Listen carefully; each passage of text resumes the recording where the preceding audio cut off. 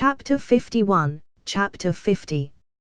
Author note, here, you go. If you want to read chapters ahead what I have done so far, be sure to check my Patreon. I have 11 chapters ahead. Also in another great news. I got an editor that will make sure everything is neat and perfect. He is currently working on chapters 1 to 33. This is all thanks to you guys. Thanks for the support. https://www.patreon.com/cornbringer. Join the Discord channel. https://discord.gg/8474223b. I was prepared for what is to come. Most of the last year I have been spent honing my body and mind while gathering a bigger army to prepare for the challenges ahead. Whether I like it or not, I was the so-called champion of light. The one who will journey beyond the wall and guarantee the safety of my family and humanity of the winter zombie apocalypse, that for reasons yet to be fully disclosed to me, a demon was helping them. With that in mind, I sigh as I enter the training area I had set for my men while we waited for the supplies and ships to travel to Lies and found Daenerys waiting for me. With a smile, I approach her. She was big, and while she thought and considered she was fat, I only saw her shining more and more every day. How are you three doing? Very funny, Daenerys giggled. Nothing, just waiting for you. I see, I smiled, taking a seat beside her. Soon we will be marching to Lies, and we'll stay there for a bit, at least until the birth. Medicine here was not exactly precise. She was pregnant, and our estimate was that she was around 6 to 7 months, so after conquering Lies, I would take a break, to ensure she had the babies on a controlled environment. The last thing I wanted was to have my babies be born in the middle of a siege. Daenerys shifted in her chair. She wanted to say something. I've been long enough with her to notice these little things. She wanted to talk and was gathering her thoughts. I want to help you more. Elaborate, I asked with my eyebrows raised. She helped me enough, didn't she?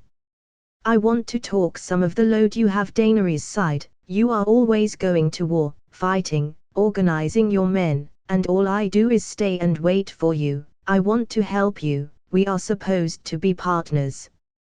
Oh, she wanted more responsibilities. Well, I don't see anything wrong with that. If she saves me the problem of paperwork, I would love her even more. Sure, I do the fighting, you do the talking. That's a start, but now that we have dragons, in the future. Daenerys started, but I stopped her. I knew what she wanted to say. We have dragon, that one day will be rideable, so that way I can help you in battle. Abso-fucking-lutely not. Why? Daenerys asked with a dry tone. An arrow can kill you, or you can fall off them. I know they love you, but that's a chance, and what would our kids do without you? I said, trying to ignite her motherly love to stop this nonsensical idea. And what if you die? Daenerys asked, with cold steel eyes. She was determined to convince me. This was the dragoness that the books showed. I can't. I said that already. I can't die. And then a fucking shadow was close to show me the error of that arrogant comment.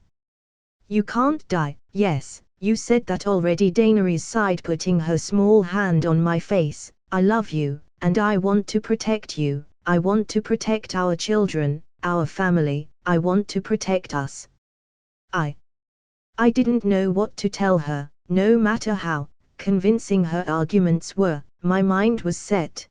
Let's talk about this once they get to flying size. Until then, I don't want to hear about it. For now, I wanted to avoid the subject. Daenerys sighed. I will protect you and our family, whether they want it or not. And for the first time since our marriage, we had come to an impasse. She was determined to do as she pleased with this. A queen takes what she wants, didn't you tell me? Daenerys eyed me, with a pseudo-angry smirk. I did, but you really underestimate my ability to stop you, my queen. I smirked back, like you, nothing will stop me from protecting you and our family, so I suppose, we'll see. We will. Daenerys nodded, with a piercing glare that said, I won't drop this subject, I will protect you. Very well, I smiled, giving her the same look, not if I protect you first. This would be a long month, while I waited for my ships, a month of discussions about this, hooray for married life. Cersei Lannister POV. Ned Stark had escaped the dungeon, right beneath our noses. He had left and no one knew how. He didn't have allies nor visitors in King's Landing, and yet he escaped like he had the fucking key to the door.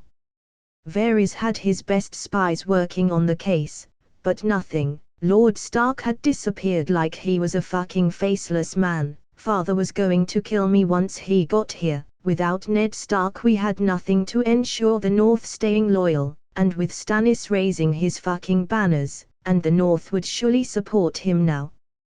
We had no allies now, but it didn't matter. We are the lions, and we preserve against anything, for we are the mightiest ones.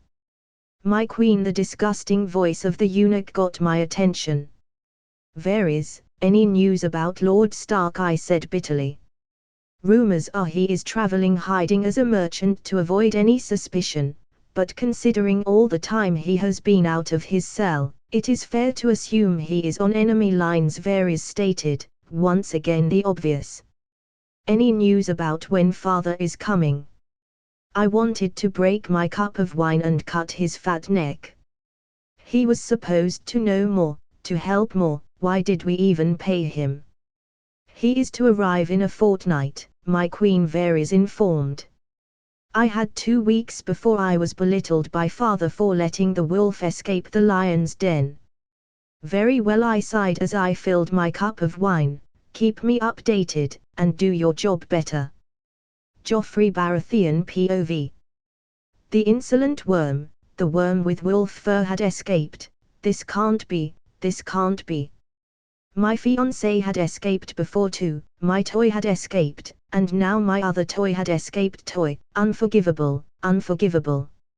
Now my uncle wanted to oppose me. I was chosen by the gods, unforgivable, and that peasant that thinks he can be king because he married the dragon bitch, UNACCCEP Tarbal. My king, are you okay? One of my king's guard inquired, worried. For what? Why would someone so much lower than me feel anything but total admiration and devotion for me? I want Ned Stark in my hands, and I want him now. I shouted, my face was red, boiling in anger. We are doing our best to find him, my king's guard said solemnly. I didn't want his best, I wanted my toys back. I don't want your efforts. I want the Starks at my feet. As they bleed out I spat, leaving the room, or I'll have your head, old man. *core. This motherfucker is crazy. How many times that bitch dropped his egg? She practically brooded a scrambled egg. I rather deal with the other idiot. This bitch is unstable as fuck. Fuck this shit, I'm out. *. Unbeknownst to everyone, a mysterious raven with an eye patch was seeing everything with his one mighty eye, as he decided it was better to continue helping Lord Stark, instead of spying this bitch. Ned Stark POV. It had taken me a while, but I managed to get out of that wretched place, but I had to avoid getting caught or recognized, so I cut my hair off and changed my clothes with those of a beggar I found. At the moment, I was traveling with a merchant to Riverrun. From there things would turn for the best. I would finally be back with my family. Wait for me, I muttered to myself, holding the hope I would be once again reunited with my family. Catelyn Stark POV. Ned had escaped, and now it was a mission of who caught him first, life or death depending on who did it. War was looming above us, no matter what, even if Ned didn't want to, and to top the things that were happening, the bear had proven to be a treacherous creature, betraying us by marrying the Targaryen girl, raising his banners to take the throne. He was a threat. I always knew something about him wasn't right. He made his house close relationships with ours, and by killing Theon and taking control of his homeland, which meant we didn't have the support of the Iron Islands, nor the Bear Islands, things we would have without him. Justice will prevail, and those who wrong us will pay. I had faith things would turn in our favor soon. Comment. 70 comments. Vote. Chapter 52, Chapter 51. Author note, here, you go.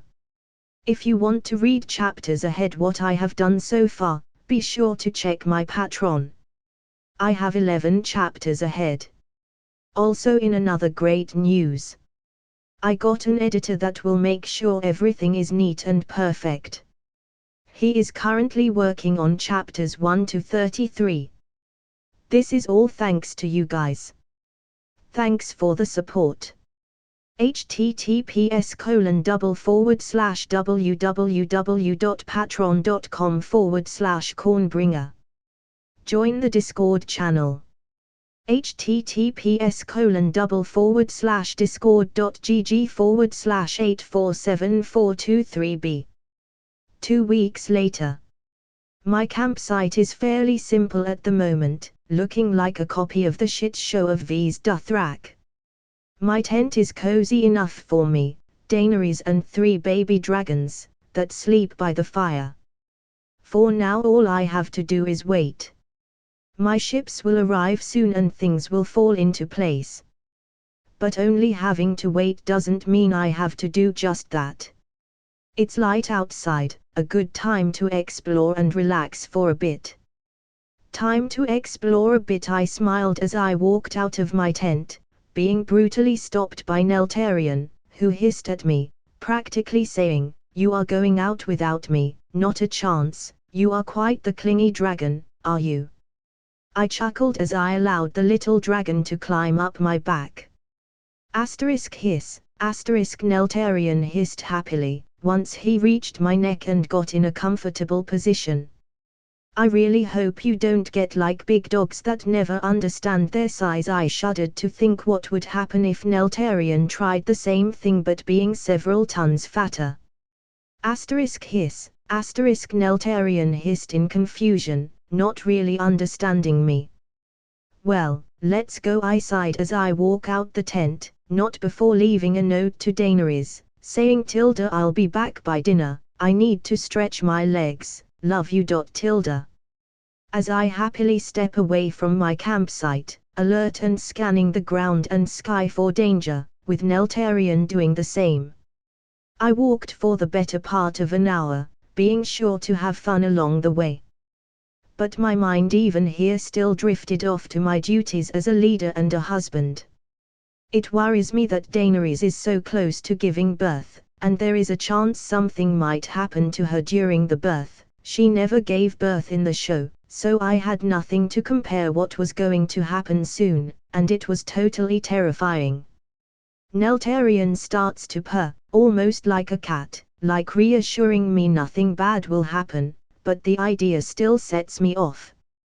"You are right, buddy, I need to stay positive," I chuckled as I continued with my little time-off adventure. You're on Greyjoy POV. The Iron Islands had been taken by House Mormont. That was unexpected to say the least. For what I could gather he had a massive army, and had amassed a lot of money. Taking what is mine would take more that I would like to admit. And rumors about him going to Essos, and conquering the Dothraki were spiraling like crazy, so while I wanted to kill the bastard, I had to bide my time, and find allies to destroy him. Maybe ally with the Lannisters, whoever wanted him dead would work just fine. I could offer the Queen, my cock and the navy she desires, in that exact order. He mocks the drowned god, calling himself the chosen one, but I don't recall choosing him, I am the drowned god. From Old Town to Karth, when men see my sails, they pray, and he will pray. Back to Renard. After a couple of hours hunting and chilling in the plains, I decided it was time to go back to my campsite. It was a great day. Neltarion seemed to really enjoy the hunting experience, even though he had no power to actually hunt yet. But regardless, he had helped, or at least he thought he had, by hissing at the numerous prey we encountered. "How about we take this, so they can cook it for us?" I inquired, petting Neltarion softly on his head. Hiss Neltarion hissed in something that could be translated as, "Fuck yeah." "Very well," I chuckled, taking the food we had gathered and putting it on my back, making Neltarion shift his position to fit better. As I walked back to the camp, I pondered how I would feel with the crown in my head. Would I feel any different from now? Or would it feel the same? Threats would certainly be better contained, and I would have more freedom to live. One thing was for sure, I wanted to melt that throne. That shit had only shattered this world, and besides, it looked mighty uncomfortable. As I was deep in thought, the sound of hooves approaching snapped me out of my long reverie. "Michael, you left without us," my blood rider said, somewhat insulted. "They were supposed to be my shadows, and I left them behind.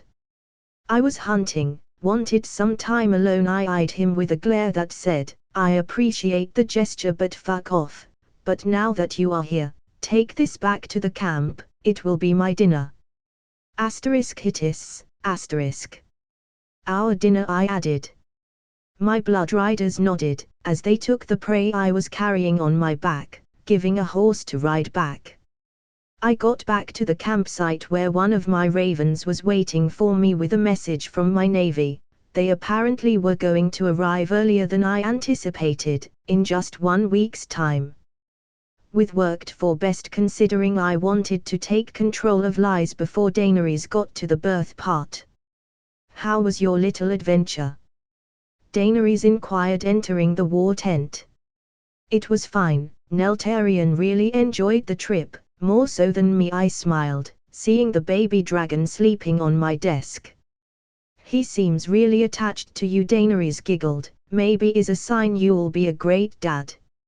"I sure hope so, because mine suck both in this and my past life." "We are not our fathers," Daenerys smiled soothingly. "I'm not mad, and you're not an idiot." I guess I smiled. "Any news?" Daenerys inquired. "Our navy will arrive in a week," I informed her. I had yet to ask my ravens for the status report of what was happening in Westeros.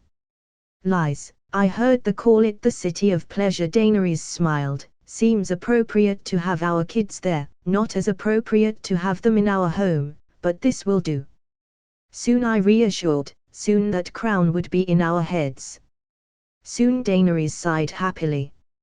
After getting the update to what was going on in Westeros, I was a tad surprised. It seems I had saved Ned Stark from his imminent demise. Lord Varys had delivered what he was asked to. In a different way, I didn't make a deal for Lord Stark, but for his daughters, and because they didn't need to be saved, Varys simply filled that debt with the next best thing, their father.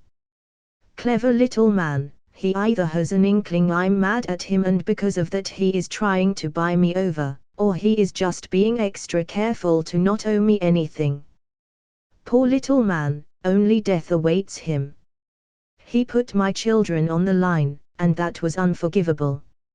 And, to add to my list of idiots, there was Catelyn Stark. She was already on the list, but got to the top 10 really fast, saying I will feel the retribution of House Stark. Quite the big words for someone with zero power. "I can't wait to see her kneeling in my name," I chuckled, imagining how much she would suffer kneeling to someone she once was more powerful. Cersei Lannister POV. Father had arrived, and like I predicted, he wasn't happy at all.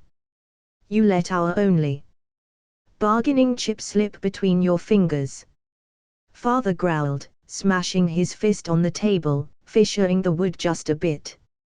"I didn't allow anything, someone helped him," someone inside our ranks, I informed him, trying to keep my mind cool, because no matter how powerful I felt, I still feared Father, the most powerful man in Westeros. I didn't get one single competent child, one is an idiot, the other a monster, and you think you are smart, but you are nothing, Father growled. I am the queen. I was a queen, how dare he, I was still the queen. Of nothing, Father slapped me, we have no allies, no bargaining chips, we have nothing, all we have is my army, and my money, so you'll do what I say if you want to win, am I clear? Crystal, I muttered, feeling my face burning with pain and anger, but he was right, without him we have no chance. Good, and please control the mad dog you have as a child. Before I do it, Father added, and you know full well how I do stuff. I gulped, yes, Father, as I nodded between gritted teeth. Comment. 50 comments. Vote. Chapter 53, Chapter 52. Author note, here, you go. If you want to read chapters ahead what I have done so far, be sure to check my Patreon. I have 11 chapters ahead. Also, in another great news, I got an editor that will make sure everything is neat and perfect. He is currently working on chapters 1 to 33. This is all thanks to you guys. Thanks for the support. https://www.patreon.com/cornbringer. Join the Discord channel. https://discord.gg/8474423b. I wrenched my eyes wide open. The sound of my ravens waking me up, it probably was time to the coast, for when my ships arrived, I stared for a second at the black-colored ceiling of my tent, really wishing I could sleep a few more seconds, but sadly I have kingly duties to attend to. Well, time to see the sore losers. Yesterday I had a drinking contest with my men, and I had drunk enough alcohol to kill 2 elephants, but because my body metabolism is so efficient in processing toxins and other stuff, my body rendered alcohol useless. I do get tipsy though, but it takes a while. With a smile, I jumped off the bed, making sure Daenerys was sleeping soundly, and everyone but Neltarion stayed sleeping, for he notices that I'm leaving and climbs up to my shoulder, looking at me like I was about to betray him and leave. Let's go, buddy, I chuckled while I petted the little dragon on my shoulder as I walked out. Outside, I could see my man walking by, eating and drinking, but I wasn't here to admire their basic routines, so with a deep breath of annoyance, mostly because the sunlight was hurting me, for not sleeping enough, I started to walk up to my raven. *Core. The ships are arriving at Pentos in 10 days, we have to move, Core. My raven informed me as soon as I was in front of him, it was time to start marching. But there was a chance Bravos would see an army that big marching towards Pentos as a threat and attack me preemptively. To avoid ruining my plan, I would have to separate my army to show them I was no threat to them, leaving a part with my wife, at least while I got my ships, the ones coming and the ones I had left on the coast with Viserys. Talking about Viserys, I wonder how is the little waste of cum is doing. I do hope he is wishing to die at this point. Viserys Targaryen POV. Total and absolute disgrace. I had been forced into the most deplorable situation, but the day of my retribution would come. I would kill that bastard for what he had done, he would pay. I knew sooner or later my allies would break me free, the sames that Illyrio said that had secret toasts on my name. They were soon to rescue me. I knew I could feel it. I was their rightful king, and they loved me. It was simply a matter of time, to bring that treacherous snake down, and take what is mine, what belongs to me. My sister and my throne. Back to Renard POV.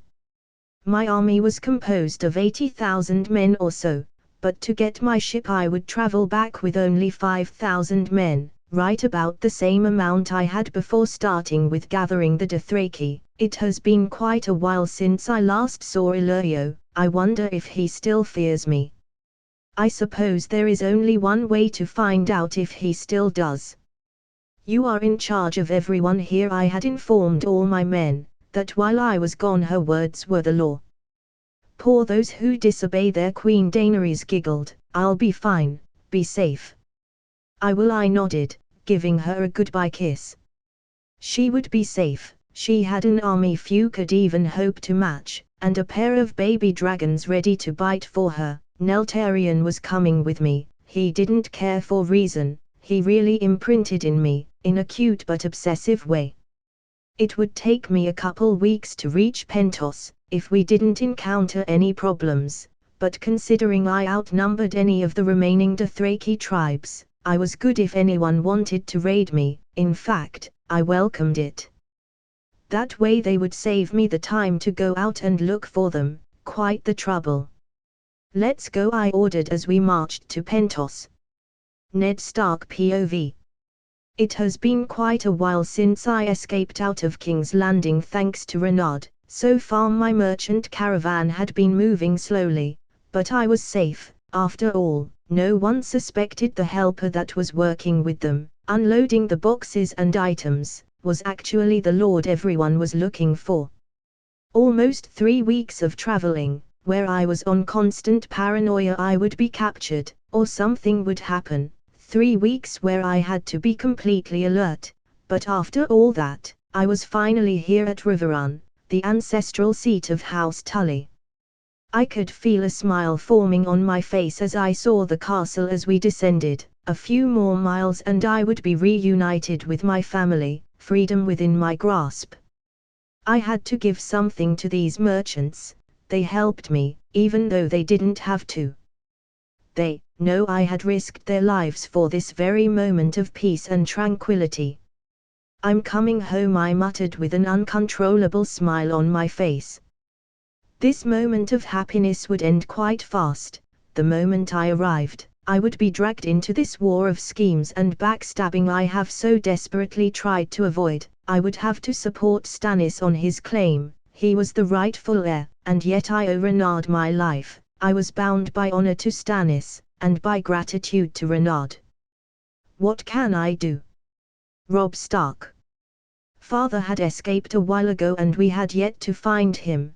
With him the North would be whole again, our family would be whole again. I have tried to be strong, to show I have no fear and will bring the justice the North deserves. But I was afraid I would lose everyone I loved in this war. Stannis wanted us to bend the knee, but I had agreed with the lords to wait for Father's answers, as he was the one who spoke for the North as a whole. But Stannis and the Lannisters aren't our only threat. Renaud was a pretty prominent one. That was more and more dangerous every day. He's been increasing his army and resources at an alarming speed. Rumors say he already has an army big enough to take on the North and all its banners. He didn't even take his time to get a new fiancée. He was a power-hungry man that needed to be taken down. Quoting Mother, and maybe she was right. He killed Theon like a dog, brutally punching him to the death. So maybe Mother was right. Maybe he was a monster, one that I would have to take care of. That's what I would want to say. But I've seen him fight. I know I can't best him in combat, but with Grey Wind, he stands no chance. No man is stronger than a direwolf. Friend or foe, if you take a wrong step, I will end you, I sighed, for I was a wolf that would go to hell and back to protect his pack.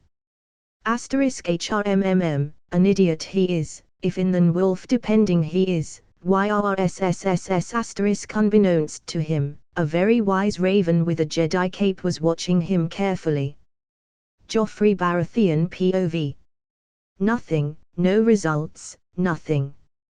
How could they be so insolent to disobey their king? I said I wanted Lord Stark, and he is not here. They deserve to pay for this, yes. They do. They have broken a royal order, and life is the only payment I will accept. Their pain will clean them. I want all my royal guard dead, for their incompetence, I said with a wide smile. I knew grandfather would support me, he understood how to rule correctly. You won't do such a thing, Tywin sighed. Who the hell he thinks he is to deny a king of his wish? That was an order. I shouted, anger boiling in my core, as I gritted my teeth, but I was soon enough greeted by a slap. You'll do well to remember who is keeping you on that throne, boy. Tywin said, his cold eyes and demeanor were more frightening. I was a king, he can't do this. You can't. I was about to complain, but a glare from Tywin was more than enough to shut me up. I can and I will. Behave like a king and I will follow. Until then, sit and let me keep you in the throne, am I clear? Tywin asked with a condescending tone. With Renard on our back and Stannis on our front, we need every able man. We can't throw resources we don't have, just because you want to, not now.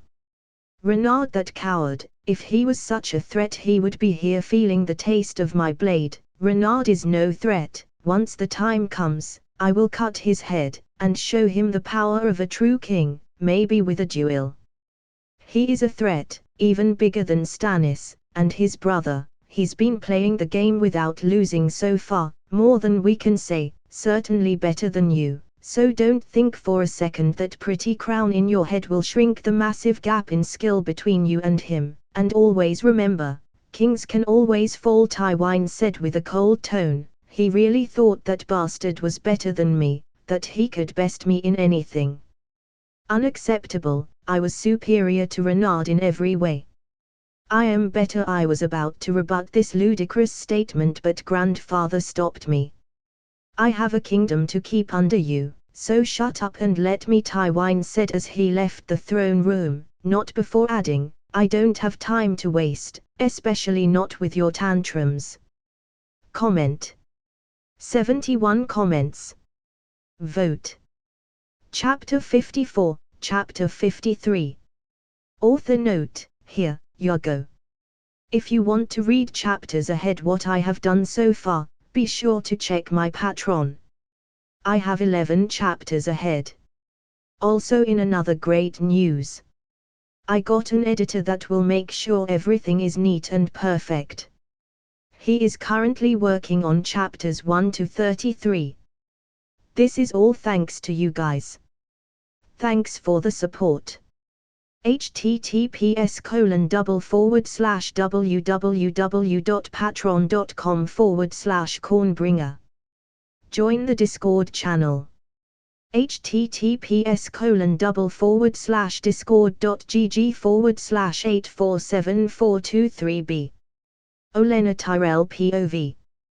War. Men were such predictable creatures, fighting for power, money and women, but I had to be fair. Some fought for other men, like Renly was fighting because of the soft whispers of my grandson. What a foolish little boy, and what's even more foolish is Mace, that thinks the poor lad will win the throne and make Margaery his queen. Even if he won this war, which was hardly unlikely, he would most likely put Loras as his queen.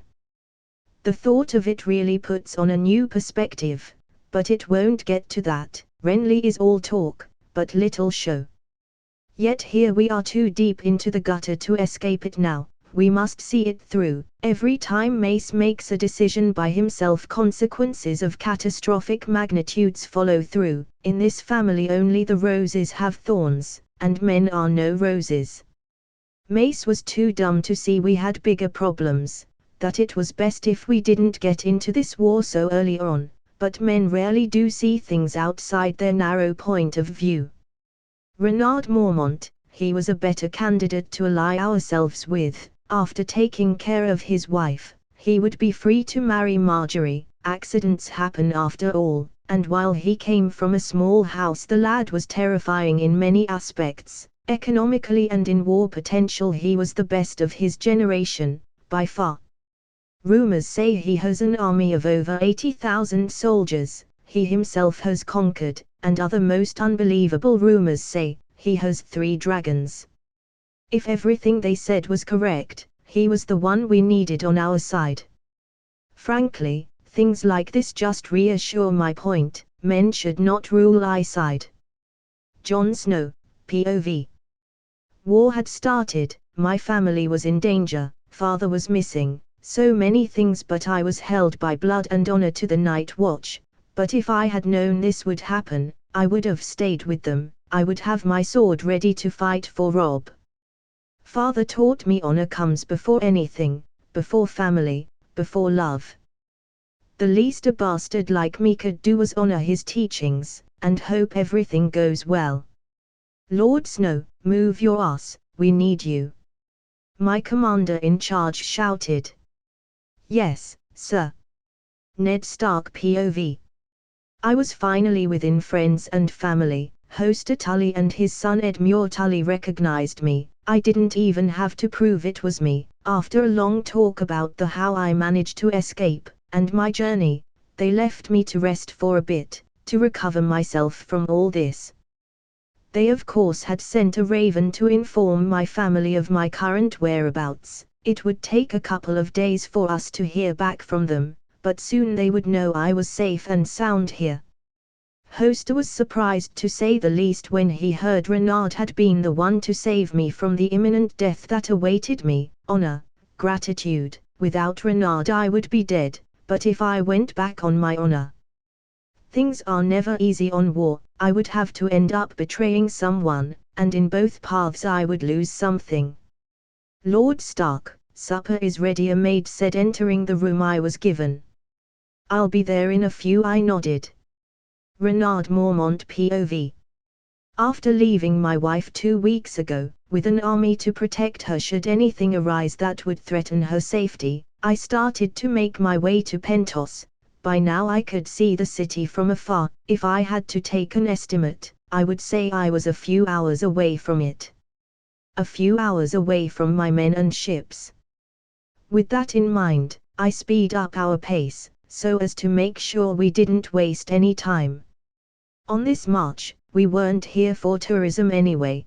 The last time I was in this city I left with nothing but my self-proclaimed title of kingship, and now, I had come back with a new title, the king of the Dothraki tribes, the Great Kull, the Great Stallion. That last one was a tad weird coming from the mouth of a man.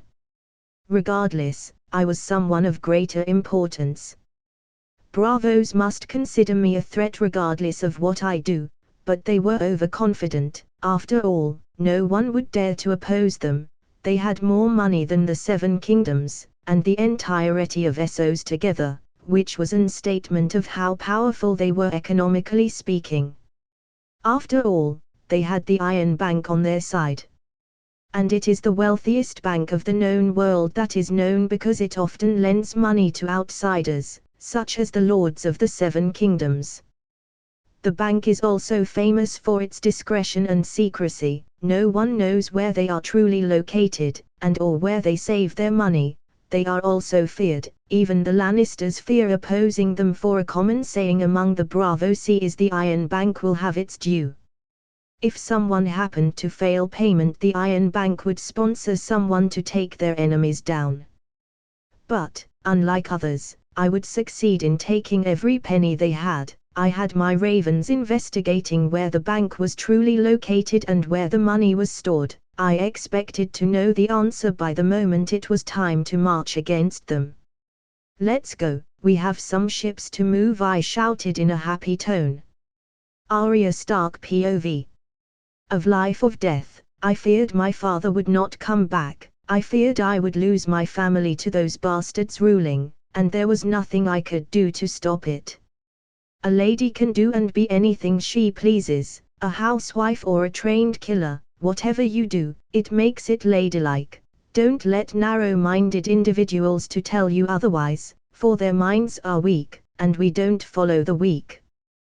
The voice of Renard, that time we spent together during his betrothal ceremony, echoed in my head. He was right. I might not be able to do anything now, but I will soon. If I keep training and honing my water dancing skills, I will be able to help my family, to save my friends and to kill my enemies.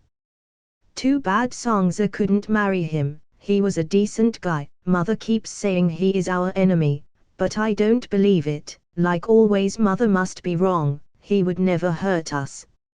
Not without a reason. Varys POV. Lord Stark had finally gotten out of the lion's den, he was finally with his family, albeit politically, nonetheless he was immensely more safe that he could have been here. I wonder, will he support the young bear or the old stag? I did put him in a conundrum when I revealed why I was helping him. I wanted to see his resolve. Would his honor to Robert bound him to Stannis, or would his gratitude to Renard push him to forsake his misplaced honor? Things would surely prove more difficult for the wolf, whatever his choice was.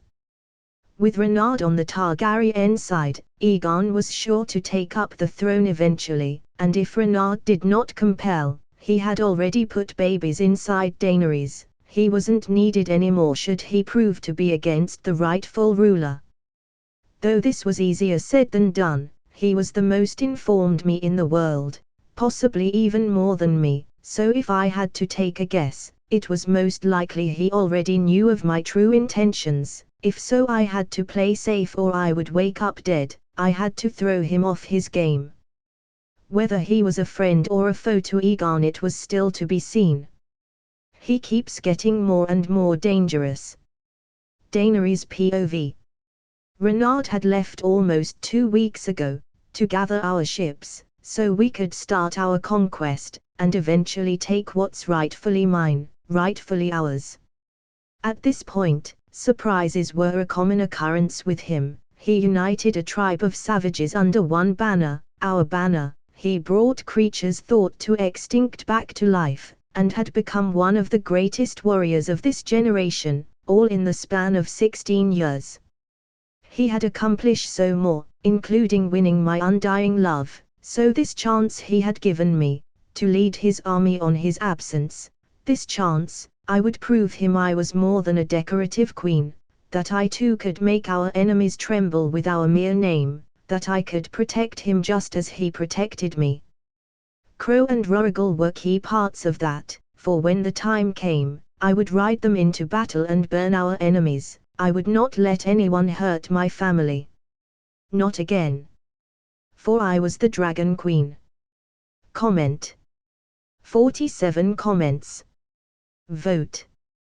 Chapter 55, Chapter 54. Author note, here, you go. If you want to read chapters ahead what I have done so far, be sure to check my Patreon. I have 11 chapters ahead. Also, in another great news, I got an editor that will make sure everything is neat and perfect. He is currently working on chapters 1 to 33. This is all thanks to you guys. Thanks for the support. https://www.patreon.com/cornbringer. Join the Discord channel. https://discord.gg/8474223b. Illyrio welcomed me to Pentos with open arms and fearful eyes, just as I expected. He still remembered our little personal chat. To some degree, I knew he was still double playing, but for now he would be allowed to live. He still had some use. My sources have gathered that Aegon is gathering allies, but struggling to keep up with me. All he had for the moment was John Connington, Varys and Illyrio on his side. His location was still unknown for me, as all the information I had gathered about him came from Varys and Illyrio during their secret exchanges, and both had been very careful not to say where he was, even during their little chats. Perhaps Varys was catching on with me, or they were really secretive to keep the so-called rightful king safe. I had no hard feelings for Aegon. In fact, I would give the option to just surrender and take Dragonstone, and keep the Targaryen bloodline, but I knew he would not take that offer. After all, any man with a possible claim for power would fight to the death to claim it. He would fight me even if he knew it was a lost cause. But in the end, wasting time thinking of him was utterly pointless. He was the least of my concerns, a man without an army. Though I had to admit his existence puzzled me, before I discovered how deep Varys' plots reached and heard of him, I had completely ignored his existence. I remember vaguely reading about him in the second book, and how they couldn't really confirm he was who he said he was. I suppose burning him would prove if his dragon heritage was what he said it was and solve the mystery. I have provided your men with all the things you requested. Illyrio smiled, bringing back to the real world outside my head. Oh, as diligent as ever, I nodded. Food and medical supplies were two of the few things I really needed to ensure my army stayed healthy and powerful. Ignoring Illyrio the rest of the way, I walked to the Bay of Pentos with my army behind. My blood riders were glaring at anyone that even dared to look at me, but while the thought of them being protective was nice and all, in reality this was how Dothraki acted to strangers. Neltarion was undercover inside my fur jacket, sleeping soundly around my covered neck. I was waiting for the perfect moment to show him off to Illyrio and see his expression of suffering when he realizes the dragon eggs he sold me hatched. It would be fantastic to experience his dismay. What can I say? I have no sympathy for the Magister. For the king. A man shouted, jumping from behind, trying to stab me with a knife dripping something. I didn't have to be a genius to know it was poison. Everything around me slowed down as I smiled. It has been quite a while since I had such a blatant assassination attempt, but before I can even reach my blade and kill the poor man that was highly misinformed of how hard this would be, my blood rider cut his head with his arrow. Such a weak man does not deserve to stain the blade of Oracle, my blood rider said, spitting on the corpse of the assassin. I smiled at him. While I wanted to deal with the attempt myself, it was also nice to see I had competent men under my banner. Amazing work. With an impressive clean cut, I smiled as I looked at Illyrio, who at this point was sweating his own weight per second. Did he have something to do with this? Hardly. Varys would stage something with more brain behind it. This was not Varys' craft, ergo Illyrio had nothing to do with this. But I thought he had, so fear was filling his very core. It's all right, Illyrio, I smiled, deciding to mess with him another time. The assassin is death, no need to be afraid. With that I returned with my walk, leaving the corpse of the assassin to rot in the market as I continued to ignore Illyrio, as I chuckled inwardly at his earlier reaction. Tyrion Lannister POV. The throne seemed to be 50% off, with everyone going for it. It was all I could think of. Stannis Baratheon, Renly Baratheon, Renard Mormont, all that was left was for the whores to try and claim the throne. We had so many enemies that if father somehow pulled the win out of his gold-shitting ass it would surprise me, but in all fairness, if someone could do impossible things through questionable means was father. The how still eluded me though, but for some reason father wanted me to be the new master of coin, discarding Peter Baelish of his positions. Quoting father, the man was as trusty as knife through the heart and he was needed elsewhere, outside where he could not damage more the throne. And because of that, I was solving unsolvable economical problems that really put into perspective who the hell chooses the people in this small council. Oh yeah, the last king. I suppose that answers a lot. We were in debt with the Iron Bank by an absurdly large amount, and with our enemies on the other side of the sea, we were most likely to pay our dues by their sword. After all, the Iron Bank was famous for financing the enemies of those who have not paid them. And we have not paid them. But things were starting to improve a bit. Euron Greyjoy had come to talk to me, well, my father, about an alliance. He wanted in exchange of his help that we helped him take the Iron Islands, and here I was sealing our alliance. We needed all the allies we could gather. So do we have a deal, imp? Euron smiled, stretching up his hand. We do, I smiled, taking his hand. Euron Greyjoy POV. Making a deal with the Lannisters to take back what is mine and more was something I decided on the go. If things went bad for the Lannisters, I would just bail out and leave them hanging, so it was a win-win for me. Nothing to lose, much to gain. Just how I like it. And if I get to fuck the Queen along the way, that would be just a bonus, the cherry on the top. But then again, how many queens were there? I had a lot to fuck. Cersei Lannister, Margaery Tyrell and, of course, the rare delicacy of Daenerys Targaryen. Maybe after all of this ends and their respective men or protector are dead, I can show them a cock worthy of a crown, my own whore house with nothing but queens. I like the sound of that. I wonder if the little dragoness will like the taste of a croken better, I smiled, as I imagined her little white-colored head between my legs choking on my cock. Well, if she doesn't, I can always dip my cock on his blood so she can taste her husband in me. Unbeknownst to him, a raven with an eye patch and a black leather robe was watching him, and listening to his suicidal talk. Asterisk, this motherfucker be dead and he doesn't even know it. Stannis Baratheon POV. Melisandre said I was the chosen one, the one that would bring the realm together, and yet all I had was opposition. The North had yet to allied with me, my own foolish brother was rising against me, and the rising minor lord of the Bear Islands was also going for the throne. But my Red Witch was right, there were fakes, betrayers. The God of Light had assured me that the throne would be mine, and that they were nothing but shadows I had to cast away to prove I was worthy of his blessing. And I was. Because I was the rightful king of the 7 kingdoms and I would have my throne, for I was the prince that was promised. Victory was written in my destiny, the fire had spoken of my victory before. Nothing will stop me, I stated as a matter of fact. Nothing will, my king. Melisandre nodded in approval. The fire has shown me of your victory, all those fakes will fall to your mighty feet.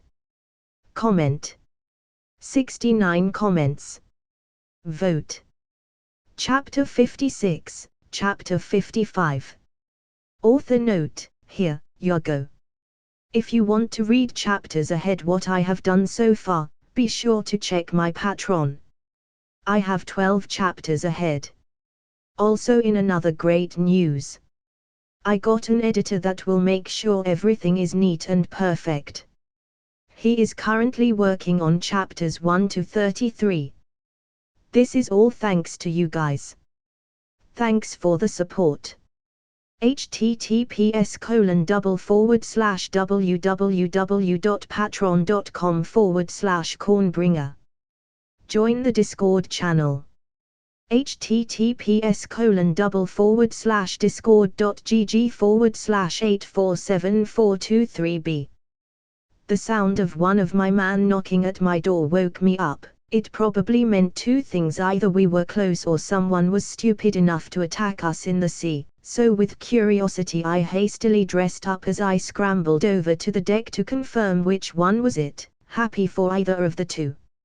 My king, we are 2 hours away from the coast, close to lies, the captain of my ship stated, pointing with his finger to the map in front of him.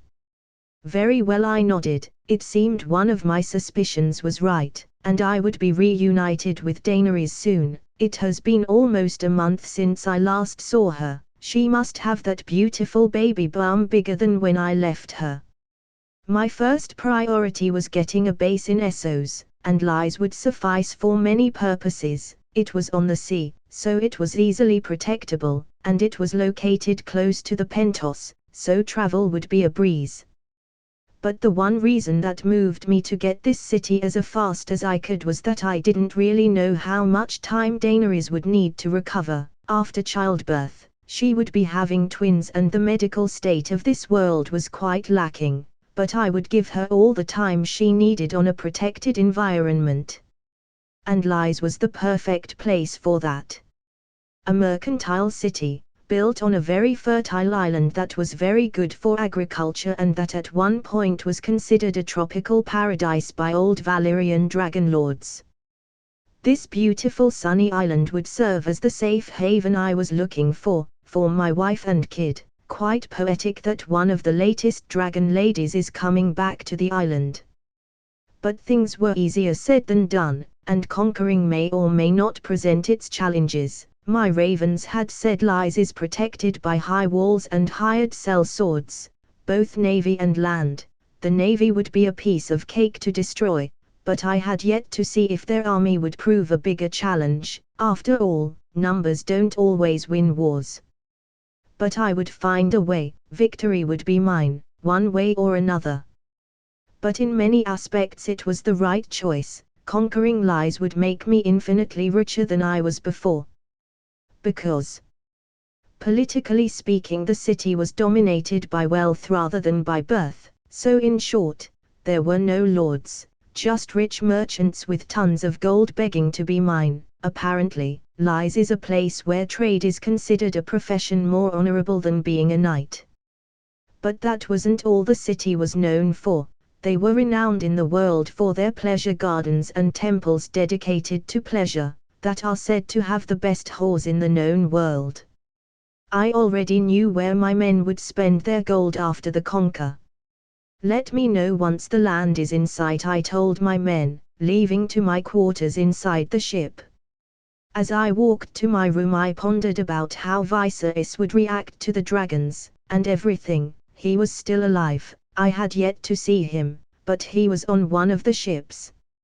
Still in his cell, eating whatever my men decide to give him. I wonder if Daenerys will kill him, I chuckled. Daenerys Targaryen POV. I had moved the army to the coast, where we would set camp while we waited for Renard to arrive with the ships. Rorgal and Crow had been anxious since Renard wasn't close. They really missed their dad. He was the one that hatched them. I was starting to actually feel the pregnancy affecting me. My baby bum oven, as Renard calls it, had grown a lot these past few days. The twins had decided to expand their poor mother and see how bendy her skin and belly were. But even with all this I can't help but love my little chimeras, as Renard calls them. Half bears, half dragons. Whatever they would be, it would be unique and awesome, I just knew it. My Khaleesi Renard's father Jorah Mormont entered my tent, kneeling, not daring to look at my eyes. Renard had left quite the impression on him, as he should. We can't forgive those who wrong us. But we can make them pay. What do you want? I questioned the disgusting leech, coldly. I want to redeem myself for what I did in the past. Jorah took a deep breath. I want to offer my blade to be your knight. I want to be your shield should your life ever need one. I want to be of some use to my grandchildren. His grandchildren. He lost that right and privilege the moment they left my husband alone, in a broken kingdom where anarchy and betrayal rule and the only way to survive is being the bigger monster. Your life is where is needed. So don't think so highly of yourself, I said while Rorga and Crow hissed at him as if agreeing with me. You are but a stain on my husband's history, and stains can be removed, so do use that brain of yours and remind your place. By this point, ravens has entered my tent, many of them. All glaring at Jorah, as if awaiting my command to attack. Next time you disobey your king's orders, and come and talk to me, I will deliver my husband your head on a silver platter. Is that clear? Crystal, my queen. Ned Stark POV. My family was on their way to pick me up. Well, Cat was. My son was holding the army together, and my daughters were in Winterfell alongside Bran and Rickon, safe and protected as they should be. I couldn't wait to hold my son and hug him. I couldn't wait to kiss my wife, and most of all, I couldn't wait to go back to Winterfell and never come back south again. Cat was right, Starks don't do well in the south. The memories of our walks together seemed so far from reality. I wasn't ready to die and leave my family behind. Lord Stark, Hoster Tully said, snapping me back to the waking world. The man was making an effort not to look weak. He was deadly sick and bedridden for the most part, but wanted to die like a man, on his feet. I know it's not ice, but you will need a new sword, he said. A servant handed me a fine long sword. It's not Valyrian steel but is good enough. The sword was a masterpiece. It could be seen that it was magnificently crafted by a highly skilled blacksmith. It was not as unique as ice, but it would certainly do the trick when in battle. Whoever made this was very good. You didn't have to do this, I smiled, admiring the blade. Use it until you get your blade back, Hoster chuckled. That I will, I nodded. Ice would come back to our family, one way or the other. Caitlin Stark POV. Ned was alive and was staying with my father in Riverrun. The gods were smiling at me. They had heard my prayers and helped my husband. Ned said it was thanks to Renard that he escaped, that by his hand he was able to survive. But I could see beyond that. Renard was trying to manipulate Ned into servitude. I wasn't going to let him. That treacherous rat would not take advantage of Ned anymore. Stannis would make sure of it, once Ned pledged his loyalty to him. Let's see how well you do, little bear, I smiled triumphantly. No matter what he was planning, I would always be one step ahead of him. For my family, I would stop him. Okay, this bitch is dumb. Her IQ must be negative. This motherfucker needs some books and corn. Somebody help this bitch increase her brain power. Unbeknownst to her, a raven with an eye patch and a black robe was trying hard to calculate her IQ. Robb Stark POV. Father was safe, and the one responsible for it was Renard. Had he foreseen this, just how far ahead he had seen this game played out? Like Mother said, he was dangerous, but after this, I doubted he was for us. He had rescued Father knowing full well that Father would most likely support Stannis. He had done something for us, we as a whole would never be able to repay. He had united our family, our pack. But Mother was paranoid, saying he was trying to manipulate us, to use us. At this point, I was almost sure her ideas and opinions of him were biased on her one-sided hate she had for him. Because I refuse to believe now that he is our enemy and hates us. He had done what I couldn't. I wonder why Mother hates him so much, I sighed. At first I thought it was for what he did to Theon, but she never liked him, at least not that much to warrant such profound hate. Comment. 84 comments. Vote. Chapter 57, Chapter 56. Author note, here, you go. If you want to read chapters ahead what I have done so far, be sure to check my Patreon. I have 13 chapters ahead. Also, in another great news, I got an editor that will make sure everything is neat and perfect. He is currently working on chapters 1 to 33. This is all thanks to you guys. Thanks for the support. https://www.patreon.com/cornbringer. Join the Discord channel. https://discord.gg/8474223b. Daenerys, as I expected, was at the coast, waiting with the army to enter the ship. She was a tad bigger, her belly ever growing. With a simple glance, I could tell I had a month or two before she was due. So I had to control that fucking island before that happened. We are sailing to Lies tomorrow, right? Daenerys inquired, sitting on a lounge silver coach I had bought. They said it was super comfortable. Yes, I nodded, as I smiled seeing how dashing she looked. Daenerys smiled for a moment as she touched her belly, as she gazed into my eyes. We will win, I feel it. Was there ever any doubt? I smirked at her with a hint of overconfidence. No, there wasn't. Daenerys giggled.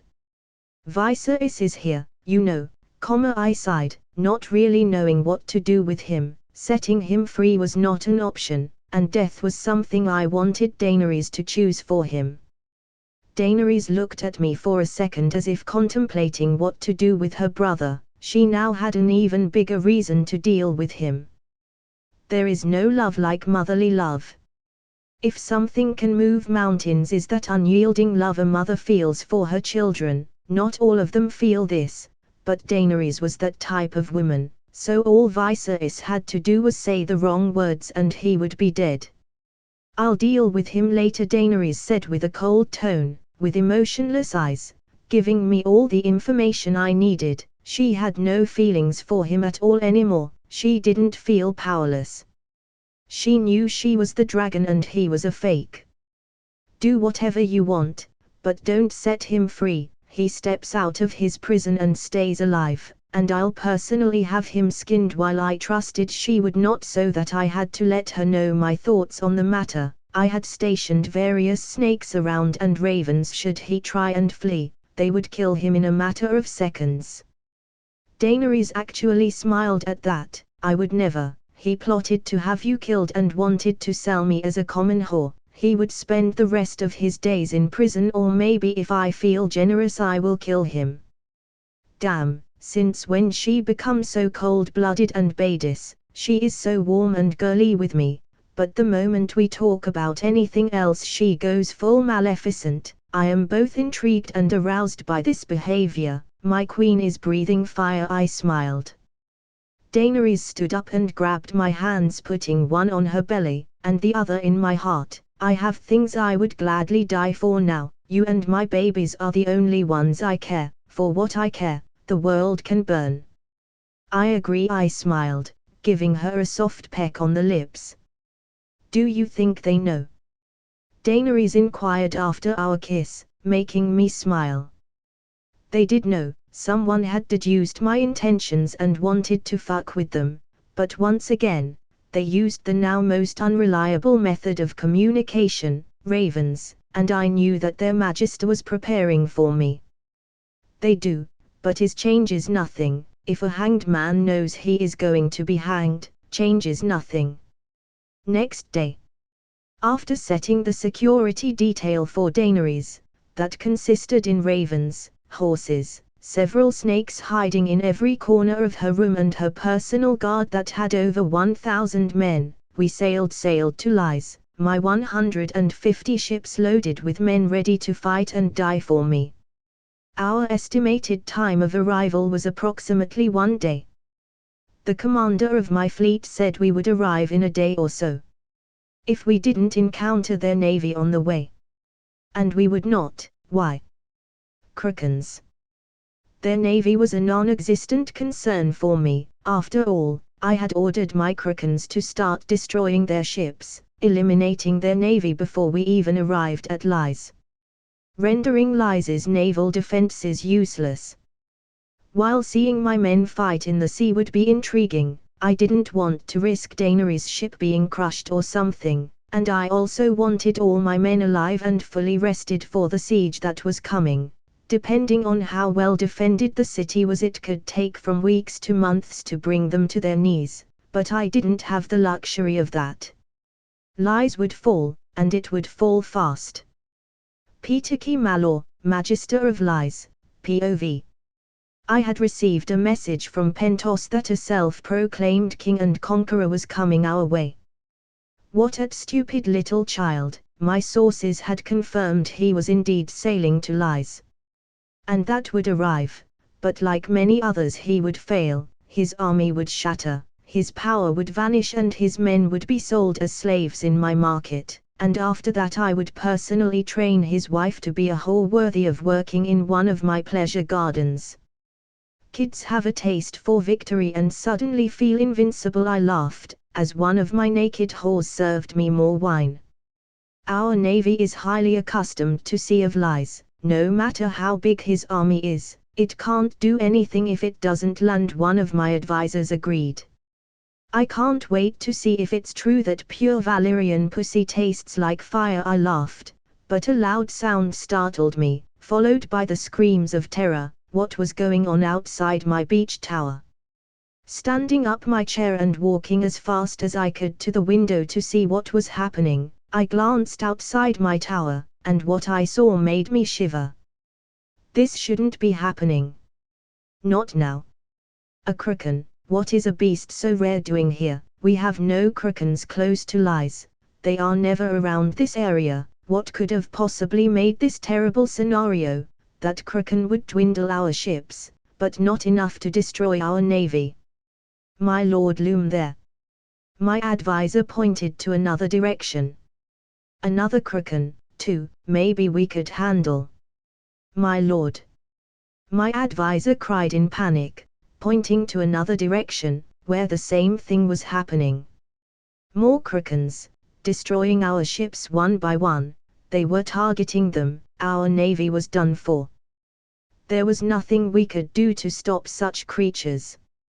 All I could do was watch in terror how these creatures destroyed my defenses as if they were helping the brat coming up. Destiny was not smiling upon me. Ned Stark POV. I was anxiously waiting for my wife's carriage as I saw it descend from the road. I would be soon reunited with her, and the rest of my family, my pack. It almost felt as if the war wasn't going on, and we were at peace. As I pondered over these stupid ideas, deep within my thoughts, the carriage stops, and like an arrow Cat gets out and comes running at my arms. Ned. Cat cried, touching my face as if she didn't believe it. I'm back, I smiled, not resisting the urge anymore to kiss her.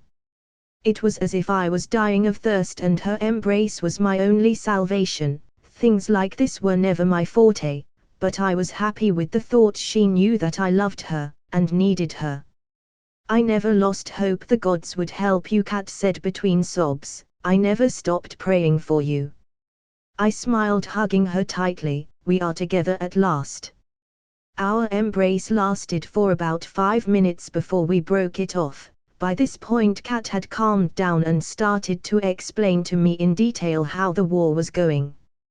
She also went into detail to explain how Renard planned to use me. I knew she didn't think much of the lad, but this is troubling. Cat, stop, I said. She was getting on my nerves. I loved her, but he had saved me. He deserved at least some respect. I would not let other bad mouth someone that has only done good to our family. We owe him a lot, more than he owe us. Stop this nonsense. We are Northerners. We don't dwell in plots like the Southerners. We are for the most part honorable, and the lad for me is honorable. We were the ones that broke our word first and paid a grave price for it. Cat glared at me, as if I had insulted her, but it had to be said. If it wasn't for Robert and my lack of spine to stop him, we would have Renard aiding us right now, and Sansa would have a good husband. We had severed that ourselves, and we are the only ones to blame. You'll see, like I told not to come to King's Landing because you would probably end up dead, and it ended up being almost true. You'll see how honorable that kid can be, Cat said with a huff, leaving to speak with her father. Not even an hour together and we already fought, I sighed. Comment. 54 comments. Vote. Chapter 58, Chapter 57. Author note, here, you go. If you want to read chapters ahead what I have done so far, be sure to check my Patreon. I have 13 chapters ahead. Also, in another great news, I got an editor that will make sure everything is neat and perfect. He is currently working on chapters 1 to 33. This is all thanks to you guys. Thanks for the support. https://www.patreon.com/cornbringer. Join the Discord channel. https://discord.gg/8474223b. It was finally here. We had arrived at Lies with no complications, just as I expected. Now was where the war started. My men were prepared for what is to come. I had told them there were only 2 rules, no raping, and no killing kids. Most of the last year has been spent increasing my military strength to prepare for the challenges ahead. This was my first challenge. My first conquest as the king of the 7 kingdoms, the king of Essos. At the coast, we found nothing but a desolate area, that made unloading and setting the camp walk long and silent. The Magister probably opted to play on the defense without his navy. He didn't have many options after all. But so much silent could mean they were trying to ambush me, so with that in mind, I sent a few ravens to scout the area, and some to investigate what the Magister was doing right now. If they had a militia of 2,000 sellswords it would a lot, and against my army of 80,000 Dothraki, plus what I had from the 7 kingdoms, made his options very limited. He can't face me head on, so trying to starve me out here the best option. Quite crafty considering he is nothing but a merchant, but I suppose I must give credit where it's due. It takes our men roughly 8 hours to set the camp, starting with my tent so that my wife could rest. The rest of the day was spent on unloading our supplies from the ships, weapons, food, medical equipment, and more. But it was fairly simple to do it without opposition. I originally expected to face some type of problem once we arrived at the tropical island, but I'm glad I was wrong with that. I can relax at the thought nothing will happen to Dany, not even by mistake. A few hours after setting the camp, my ravens flew back to their posts with updates, and things were mostly like I expected them to be. The Magister had indeed planned a defensive strategy, but not for the entirety of Lies. He had moved the entire company of sellswords he had hired to his castle and had locked himself there with some other nobles, with all the food he was able to move and raid from the people of Lies. His plan: to stall me for as long as possible, while he contacted Bravos for help. Little did he know his ravens had betrayed him and no messages would arrive at Bravos, ever. Little did he know, he made this conquest massively easier. He had left out at their own risk, all the citizens of Lies, from slaves to whore, to fend for themselves against my army. All I had to do was show a bit of generosity. After all, if you feed a stray dog, he's going to stay. Help someone in need and you will have their undying devotion. Is politics 101? Seriously, who picks these guys to rule?